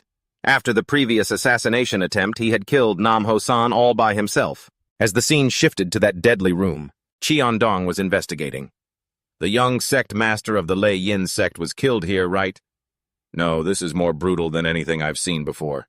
But this is clearly our sect's 72 breaking swords. He looked at the blood all over the room and asked, "Is it possible an outsider mimicked it?" The accomplice also found it reasonable. "I want to think that too, but in this case, an outsider couldn't possibly know the secrets of the scriptures. Our martial arts are rarely learned by others." He knew that, but previously a copy had leaked out. The other guy didn't think so. In that copy, there were only the sword techniques. Without our sect's inner energy methods, one cannot unleash more than half of its true power. Could it be that they organized our sect's martial arts? You know that too? If so, it would be a bit off, but we could slowly analyze it. Besides, in terms of efficiency, it would be better to just create new martial arts, the two whispered to each other. Anyway, concluding it at the scene isn't quite right. Why don't we try to investigate? Let's see how that assassin managed to escape. That sounds good. Let's try to track the traces. Cheon-jong looked at the scene, unable to help but exclaim, "That assassin was truly ruthless." He suddenly remembered Baigan. Could it be the same assassin he met 7 years ago? Now that's probably not it. I mean, it's pretty clear that guy is already dead, right? They all started heading out together. Do we have any guests staying in any of the rooms here? Maybe at the tavern? What was it called? The Mount Jincheon sect or something? They'd probably be able to provide some lodging. Oh, so that's how it is. The group stops in their tracks. Whoa, are those people from the Emi sect? I never expected to run into the Dongha gang here. The guys from the Mount Shucheng sect quickly draw their swords. Wait, is that the Ime sect? Are they planning to ambush us? Only the one named Cheon-dong walks up calmly to start talking. Long time no see, Master Dinghua. That woman sneers at him. Did you come all the way down here to scavenge for food? I thought you were just a crane that never left its nest on the mountain. So, Master Dinghua, what kind of emergency brings you all the way down here? Isn't just protecting your own assets already too much for you lot to handle? Looks like you've still got time to worry about other places, huh? Shut your filthy mouth, you old hag. And just like that, they started tearing into each other. Like, what is going on? Seriously, they started the whole thing. But they're the ones trash-talking. It's so exhausting. We've barely said a few words and the Dongha woman is already losing her mind, screaming her head off. Those Mount Shucheng losers really are impossible. Finally, they're asking about this incident. Do you guys know about the marriage between the young sect leader of the Thunder Sound sect and the mistress of the 100 Flowers Pavilion? Is that why you killed him? Unbelievable. The Mount Shucheng sect's moral compass must have been thrown in the trash. The two sides are arguing violently, and that guy counters, "You lot spent 7 years plotting to kill off our sect's future, and you still have the nerve to act all high and mighty. Where does that kind of cruelty even come from?" Selen stands there watching, unable to stop it, face twisted in frustration. It ended up like this after all. Where did it all go wrong? Sighs, remembering the past, the root of all this. It was clearly our fault, but we never imagined that the assassin could actually kill Gusan. That man had been dead for a long time after all, but we were all being deceived by him. We don't even know his real name. Suddenly she jolts and turns around. Who's there? That cold gaze. She frantically scans the area. Her heart is pounding. She's so tense, but she sees nothing. Was I just imagining things? Actually, she wasn't wrong. There really is someone in a black cloak watching them from the crowd. None other than Big On himself. He isn't even surprised that she sensed him. Gotta give her credit for that. Still sharp as ever, huh? To light the spark for revenge, you need the right seeds. Now all the key players have finally appeared. Just thinking about it is exciting. Not a bad start at all.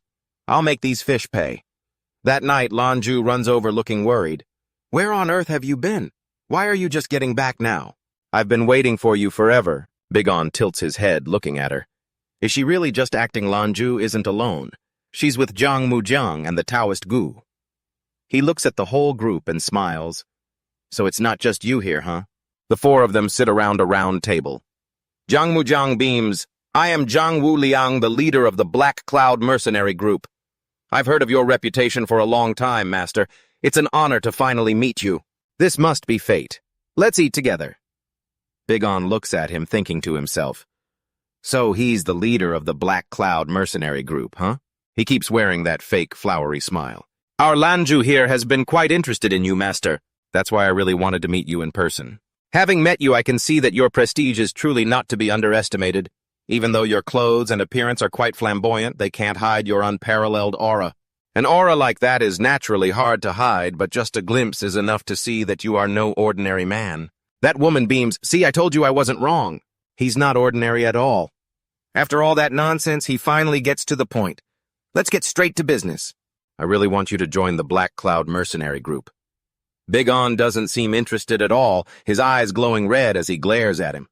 The guy just keeps rambling on. To everyone else, we might just look like a bunch of vagabonds huddled together, but I have always cherished a dream.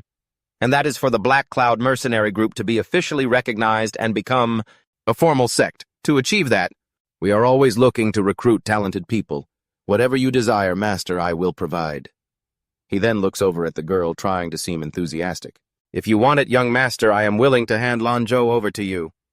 She was clearly acting coy, despite being obsessed, and the Taoist priest sitting between them was speechless, thinking, good heavens, look at her. That kid shouldn't have said that, but it seems she's already quite fond of him. Let's see how he responds.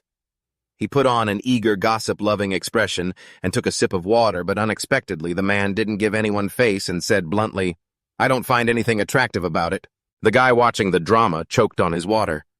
All three of them turned to look at him immediately, and he waved his hands hurriedly. It's nothing, excuse me, please continue your conversation. The three were left speechless, and the young lady Zhang Muzhang looked livid. She finally broke the silence. Well, it's a pity that the young master doesn't find those things attractive. Then is there something that doesn't meet your standard? Joining our unit, or perhaps you don't like Lanzhou? Bigon was slightly startled and nodded at everything. If I eat something that gives me a stomachache, I'd rather not touch the chopsticks at all. Being rejected like that after throwing herself at him was bitterer than chili. She stared at him without blinking once. He dared to reject her. He dared to reject me. The room grew heavy again. This time, Zhang Muzhang couldn't hold it back and burst into mocking laughter. I'm just joking. It was just a little joke. Why do you all look so serious like a bunch of idiots? He stood up and slammed his hand on the table. No matter how much I want you to join, young master, how could I just hand Lanzhou over to you? This child is a treasure I cherish dearly. He raised a finger seriously. I'll give you some advice if possible. Don't mess with our group. I'm still talking nicely, but the others are quite impulsive. The man didn't care at all what he meant and said flatly, I have something to say as well. He nodded. I'm listening. His face turned cold as ice eyes staring straight ahead. If one day you are walking leisurely down the street and suddenly your head leaves your body, if you think I did it, you wouldn't be wrong. The guy was terrified on the spot, but before he could react, the man suddenly laughed and winked. I'm kidding. Why are you looking so serious? Like a total idiot. Nobody would find a joke like that funny. The guy was speechless and decided to stay quiet to keep things classy. The scene shifted to Kim Cheon Gate, where one person sat comfortably on a chair while another stood with hands clasped in a report. Brother, I've returned. Cheondong waved his hand leisurely. Oh, all right. He asked about the situation regarding Ime. After they entered the 100 Flowers Gate, there hasn't been any movement. He reported, to be safe, I have planted a few disciples to hide around the 100 Flowers Gate. Cheondong rubbed his temples and looked out the window. We must quickly find the culprit who killed the young master of the Thunder Sound Gate. Only then will the truth be clear, and only then will we find a solution. The man immediately agreed. I agree. Let me go try to find the Yahello Gate. At least they know the movements of the underground factions. They might know who approached the Thunder Sound Gate on that day. In this Sichuan, they have eyes and ears everywhere. The man didn't like it much. Making a deal with them is a bit, well, fine. I leave that to you. The subordinate bowed with both hands. I won't let you down, brother. Cheondong looked out the window deep in thought. More factions are involved in this than I thought. Thunder Sound Gate, Kim Cheon Gate to the 100 Flowers Gate. If we don't catch the assassin quickly, I fear the consequences will be unpredictable. Inside the large house where Bigon was staying, a bald man was pressed against the wall, eavesdropping on the room next door. He cocked his ear to listen carefully. I clearly confirmed there were people inside, so why does it seem empty now? That guy, Pyo Wol, even knowing he's no ordinary person, could he have reached the realm of Ma Wun, concealing even his own breath? Thinking this, he immediately ran to open the window, signaling to the opposite roof. Several assassins were hiding there, and they immediately understood the signal and acted right away. An assassin reported, the other side confirmed that the opponent hasn't shown any strange movement all night, and the sun is almost up. I will have my men get closer to monitor him. The man nodded. I see you've done well. He was the vice leader of the Black Cloud troop, Wang Wujing. Our leader seems quite interested in him, so don't take your eyes off him, not even for a moment. Keep track of his every move. The assassin accepted the order and left immediately. I will pass on this command right away. He sighed. And I have to get back to the work I left unfinished. He turned to look at the map on the table and tapped a point. The problem is, there are 3 passes to enter Mount Qingcheng, and none of these gates belong to the Black Cloud troops' territory. If I want to charge in with 200 cavalry, I have to lead them all around the foot of the mountain. What should I do? He pondered for a long time, then his expression suddenly tightened as he stared straight ahead, instantly throwing several throwing knives straight into the ceiling. But there was nothing there. He was confused. Is it because I'm too sensitive? I clearly felt someone was watching just now. Was I just mistaken because I'm too stressed? But just as he looked down, he saw a shadow appear. It was Big On. How long have you been standing there? Over at the 100-Flower Pavilion, Dong Ha told her junior sister, Seo Lan, you need to head back to the sect as soon as the sun comes up. The girl asked, surprised, why is that? You will. I've already thought it all through. Besides, there's nothing for you to do here anyway. It's better for you to be back at the sect protecting the master. Seo Lan didn't want to leave, but she sighed. But master already gave me my orders. Guillaume Ha really wanted to get rid of her, so she started making up excuses, saying she had already signed a pact with the Black Cloud mercenary group, so going back won't be a problem. Seo Lan kept refusing. I can't do that. Here in Chengdu, who knows if we'll have to face the Mount Qingcheng sect. I have to stay here. Going back and forth like this made Guillaume Ha furious. I'm right here. What are you so worried about? If you're really in danger, just use the Black Cloud mercenary group as your shield. Now just do as I say. Seo Lan sighed deeply. I understand. If you say so, senior sister. The other woman cut her off. Tomorrow at daybreak you return. Seo Lan promised, I will return. Only then did the woman let it go. Now go get some rest. Just then Gu Son Ha walked in. Auntie, it's me. Can I come inside? Dong Ha looked up. Oh, it's Xian Ha, come on in. What are you doing here this late at night? The girl replied. I just came to talk to you, Auntie. The older woman caught on immediately. Oh, how kind of you. Did you just meet a handsome man? You're blushing, Auntie. The girl laughed brightly. Oh, Auntie, you're so blunt. But she didn't hide it. Yes, it's true. He really was handsome. She told Dong Ha directly. That guy who killed the young sect leader of the Thunder Sound sect, it's very possible it was the man I just met. The older woman couldn't believe it immediately. Are you sure is that the person who killed Namho-san? That she hadn't confirmed yet. She turned beet red and waved her hands. Oh, no. I'm not entirely sure. I think it is, but I don't have proof yet. I'll test him. Once I'm certain, I'll bring him to meet you. Dong Ha agreed. If that's the case, then fine. Whoever that person may be. Just then, a loud noise erupted outside. Both of them jumped in shock and ran out of the room. What's going on? Someone turned to them and answered, This was clearly done by the Qingcheng sect. They murdered our Gongsun. The poor man died with his eyes still wide open. Dong Ha looked at her dead disciple and was consumed by rage. She roared, Gongshun! The news reached Gang Mu Gang. He seemed surprised. A disciple of the Ma sect was killed, and since they were a direct disciple of Dong Ha, they must have been an important figure in Ma. To be assassinated right inside the 100-Flower Pavilion, my head is spinning. I wonder if we picked the wrong side. A man beside him calmly reassured him. Whatever happened, it's already done. The more chaotic the situation, the easier it is for us to get dragged into it. It's quite strange, though. An assassin of that caliber in Sichuan really? Right. Ever since the Blood Dragon group collapsed 7 years ago, no assassin has been able to reach Sichuan. The two pondered. So who could it be? Mount Qingcheng is a righteous sect. They wouldn't hire an assassin. Could a third party have intervened? Just saying that sent a shiver down his spine as he remembered what Baigan had said. If one day while walking down the street you see something like a strand of hair fall, you can assume it's me. He suddenly felt worried and asked, Are there any special reports on the target? As for the target, they haven't opened the door for 4 days now. You know the skill level of the people we sent to track him, leader. Gang Mugong couldn't stay calm. Are you sure it isn't him? Wang Wuging nodded in confirmation. That is the situation as of now. Then that's settled, I understand. Tell them to stop the surveillance on him for now. Focus entirely on tracking the actions of the Mount Qingcheng sect. As soon as Gang Mu Gong walked in, he saw Dong Ha waiting, her expression dark. Leader, a disciple of our sect has been murdered. The man bowed his head. You must be heartbroken. The woman stood up. I called you here because I want you to see the scar on my disciple's body. At first I thought it was just a simple sword wound, but if you look closely.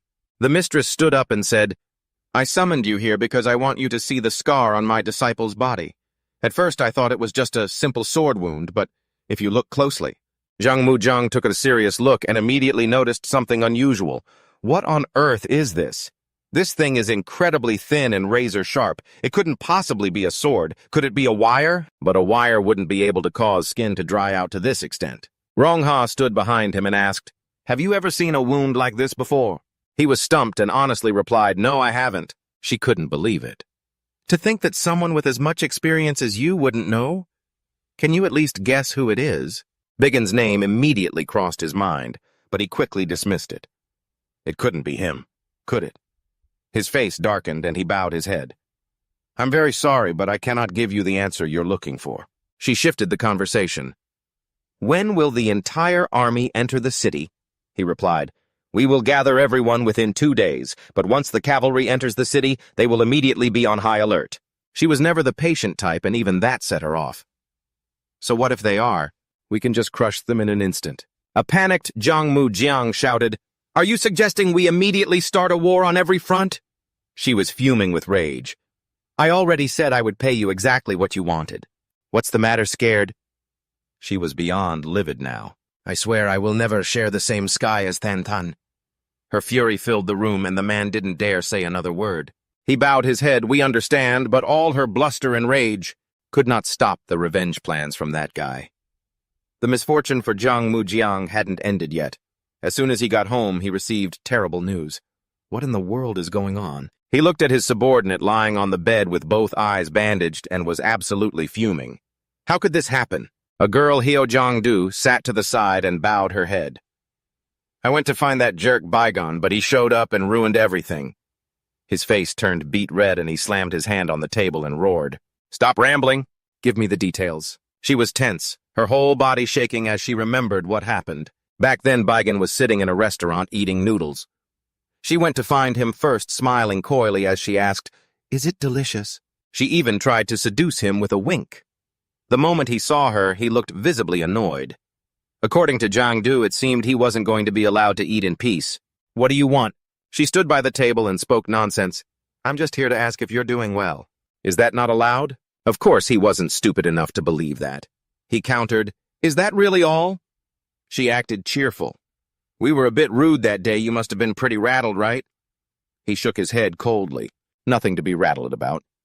On the surface she was smiling, but inside she was seething with contempt. "Bah, nothing to be rattled about." What kind of disrespectful way to talk? But she only dared to think it. "I proposed giving you a week to think about it back then. Have you reached a decision now?" The two of them talked. "You mean the part where you told me to join the Black Cloud Corps, right?" "That's right. If you join, wouldn't it be great for you?" Suddenly, a large, dark, imposing guy walked up, chuckling. Hyo Jang-du hadn't said a word yet. He just followed her like that. "So this is where you are." She slapped his hand away and glared. "Take your hands off, Ozuba. Since when have you been following me?" He kept grinning. "It's not like I'm following you for no reason. It's on the leader's orders." The guy looked around mockingly. "So this is the guy called Biggin." He bared his teeth in a contemptuous smile, his eyes shining. "Just as I heard, he's actually pretty good looking." The girl looked visibly irritated, glaring at him. "What is this guy planning to pull now?" She snapped, "Stop with the delusions." He kept trying to provoke her. "Delusions? What delusions?" She looked terrified and shouted. Ozuba looked at Biggin like he was a tasty meal, licking his lips. "I'm not delusional. Why are you getting so worked up?" Biggin heard him and found it annoying but didn't bother wasting his time. "I will spare you if you look away before I count to 3. When I hit the number 3, if you still don't turn away, you'll never have the chance to use those eyes again." The jerk didn't know when to quit and intentionally added more mockery. "Is this beauty trying to talk to me?" Biggin didn't waste any more words. He started counting 1, 2. His hand was already channeling power into his chopsticks, ready to go. 3. Instantly, a murderous aura filled the room. The guy hurriedly raised both hands to shield his face. Biggin's chopsticks pierced straight through his hands. He was furious, both annoyed and humiliated, and attacked him immediately. "You little brat!" He slammed his fist down, shattering Byggin's dining table into pieces. He gritted his teeth. "What the hell are you doing?" Hyo Jang-du hurriedly rushed over to intervene. No, but Bygin wasn't going to let him escape. He launched himself into the air, ready to unleash a powerful strike. With eyes burning red with rage, he struck without hesitation. The man didn't even have time to react before he was pummeled, blood spraying everywhere as Baigan's razor-sharp wires sliced his flesh to ribbons. The hulking man collapsed on the spot. From start to finish, he couldn't block a single move. Baigan kept winding his wires around the man's head, jerking his neck upward, and aimed his fingers directly at the guy's eyes. Heo Jiangdu screamed in terror, "Oh, Zuba!" But he ignored her. As a flurry of throwing knives whistled toward him, the girl, unable to just stand there anymore, lunged forward to shield the man. She was actually trying to step up against him to save that pathetic brute. He had no choice but to dodge this move, leaping backward. "Fine, I'll let the idiot live this time." Seeing the look in Bigun's eyes, the girl trembled as she pleaded, "I don't want to interfere, but please, stop here." He ignored her, his killing intent only growing stronger. She tried to de-escalate. "I didn't come here to cause trouble, honestly. Besides, this guy has paid his price. There's no need to shed any more blood, is there? Just let him go." He didn't care to argue anymore. He turned and walked away. She let out a sigh of relief, though she couldn't help but be stubborn, muttering, "You're really something else. Was it really necessary to beat my teammate half to death like that?" Then she even dared to threaten him, "And you better watch yourself. If you keep acting without thinking about the consequences like this, you might just meet a sudden disaster." Does Baigan know what fear is? He brushed her off completely. He was more concerned about his own clothes; they were ruined. This was the outfit that Seolha had once loved. Jang Mu-jiang watched the whole thing, looking at his subordinate with a pained expression. Does this mean he was the one who did that to Zuba? He was speechless. There were no words for this. Still, since his side was at fault first, he gritted his teeth. Why did it have to happen now? At such a critical moment, too. Watching him beat the man like that, she was still being persistent. "I won't let this go. This is a direct slap in the face to me." Jang Mu-jiang thought about him and, still scared, he tried to warn her. "Think carefully. We need to settle the business with the Chongsong sect first." She stubbornly cut him off. "I know." He turned away and gave a warning. "The cavalry is about to head out. Make sure everything is prepared thoroughly." Elsewhere, the old man with white hair looked through the crack in the door and asked, "So you want to find the culprit who killed the young master of the Thunder Sound sect?" Qian Dongyang nodded. "Yes." "The two of you talking like that, isn't that like finding a needle in a haystack, just based on the fighting style of the Chongsong sect? Is there anyone of note in the city right now?" The old man propped up his feet and stroked his chin in thought. "If it's that, then there is one person. That person's name is Bigon." This old man was Osan Kyung, the branch manager of the lower 5 sects in Chengdu. The old man remembered Baigan. He was so beautiful it was breathtaking, but behind that beauty, rumors said he was as ruthless as a venomous snake. Is that person related to the death of the Thunder Sound sect's young master? The old man pondered again. "I don't know about that, but he is the closest match to the criteria you're looking for." Qian Dongyang finally finished asking his questions. He placed a pouch of money down. "Big on, is it?" "All right." The old man accepted it with satisfaction. "Thanks for coming. If you need any more help, come by anytime." After he left, the old man wondered to himself, "Who is the killer? I wonder. Could it be that guy? Ha!" He picked up a book to check. The file on Bigon recorded everything. The first place he appeared was the Hongqian-ru Pavilion in the west of Sichuan province. His identity and motives were unknown, and rumors suggested he had extremist tendencies. But even the old man wasn't sure if he was really the one who killed Namho. He chuckled slyly, calculating, "If I send this information to headquarters, they'll know how to judge for themselves. I'll just let headquarters monitor him for now." While he was busy plotting his dirty schemes, he didn't notice the pale, slender hand reaching out from behind. By the time he realized it, it was too late. His entire body was bound tight by hundreds of wires, unable to move.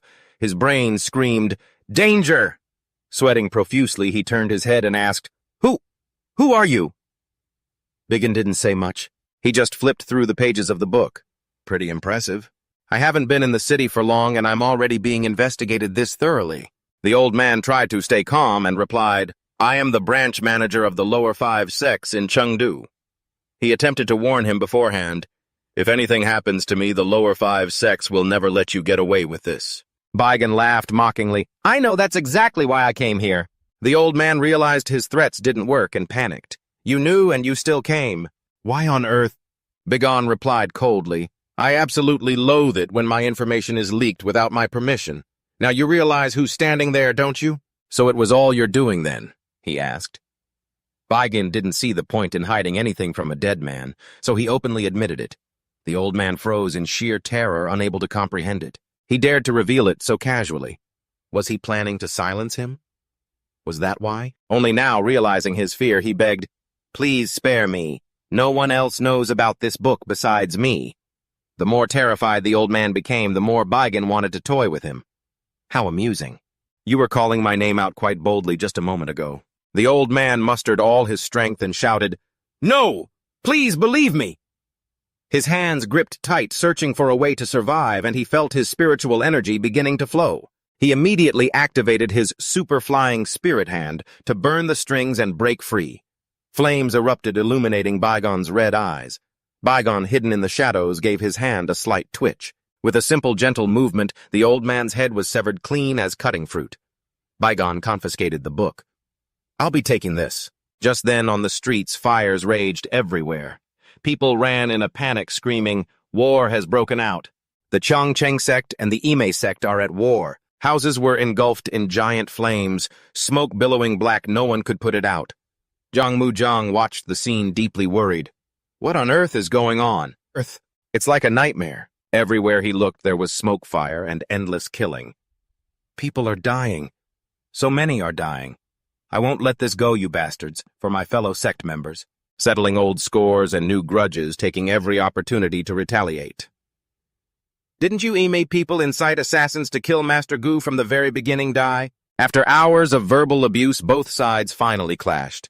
The Chongcheng and Ime sects were at full war. An old man stood up and shouted at the top of his lungs, "Everyone stop this fight!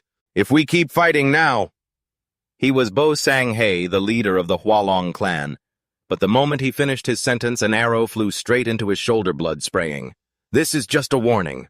So the conflict between two sects spread to others. How dare they attack the clan leader? This is truly unforgivable. The scene grew increasingly chaotic. Zhang Muzhang stood there feeling helpless. Everything is spiraling out of control. He realized that if this continued, Ime would be at a disadvantage. "Summon all the members of the Black Cloud Corps. It's time for us to join the fray." The fire spread further and further. An entire area was burning, not a single house spared. Cries for help echoed everywhere. "Fire, save the people, hurry." A Dongha finally appeared. "You dared to send assassins to kill my disciples, yet you claim to be a righteous sect of the martial arts world." Both sides were trading insults, leaving no stone unturned. The one facing her was Che Ondong. "You were the ones who started this by provoking Chongcheng. You hired those assassins to murder Gunsang, didn't you? And you were the ones who assassinated the young master of the Thunder Sound Gate too, right?" The Ime sect had nothing to do with the Thunder Sound incident. Denying it only infuriated her further. "That assassin used Chongcheng martial arts. Yet you blame our sect. You really are heartless wretches. Today one of us will be buried here." With those words, she charged in. The other didn't stand still either, and immediately countered. Xiaolan also dived into the battle. One strike from her took down several small fry enemies, but she couldn't protect her loyal confidant, standing right behind her. The poor girl was killed on the spot. By the time Xiaolan turned back, it was too late. As she lay dying, the girl gasped, "Master, it's okay." She closed her eyes and passed on. Xiaolan was devastated, tears streaming down her face. How could this happen? She was torn apart inside. She realized the root of this conflict truly lay with the Ma sect. That was exactly why she had hesitated to fight Chongcheng. But while she was busy hesitating, Ime disciples were sacrificing their lives. She stood up, her resolve hardened. "I can't keep hiding anymore." Multiple explosions, loud as bombs, echoed all around. Zhang Muzhang was incredibly frustrated. Time is flying. Why the hell hasn't our army arrived yet? He worried, guessing, could the Chongcheng sect have... No, they didn't have the time for that. He called his close subordinate, Sun Bio. "Something is wrong. The people we sent to mobilize the troops haven't reported back yet." He suspected someone had intervened to escalate this war into something much more serious. "Search the perimeter for anyone suspicious." The subordinate obeyed immediately. He looked at the catastrophic scene. This is insane. Both sides were tearing each other apart over the truth behind the assassination. The subordinate scouted the area and realized the leader is right. Someone clearly has a hand in this. So where is that person now?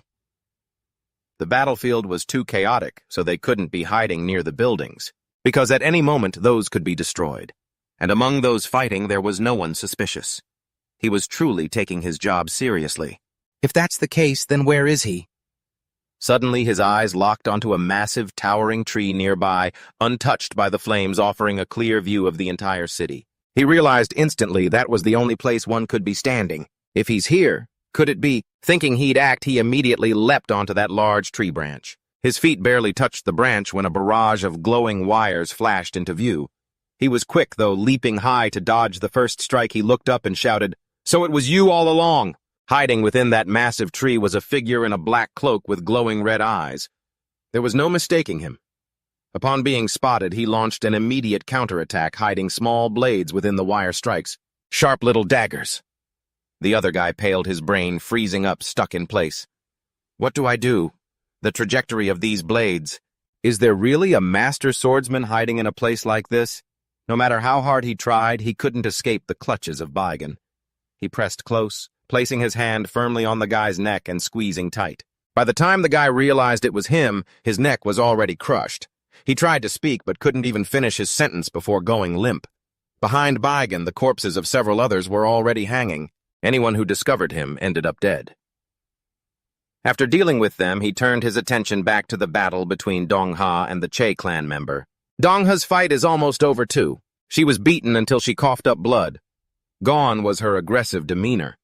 Someone anxiously helped her up and asked, "Are you all right? We have to stop now and head back to the 100-flower pavilion." The Che clan member still stood there, watching the two of them not moving. His own men ran over saying, "Sect, brother," but it seemed they didn't intend to kill each other. "Turn back, let's go too." With the leader calling it off, the underlings shouted to each other, "Retreat quickly, Master Dinhua has been seriously wounded." Bigon stood on the tree branch, observing with a satisfied smirk. "Dinhua of Ame has been seriously wounded, you say? What a bountiful harvest, isn't it?"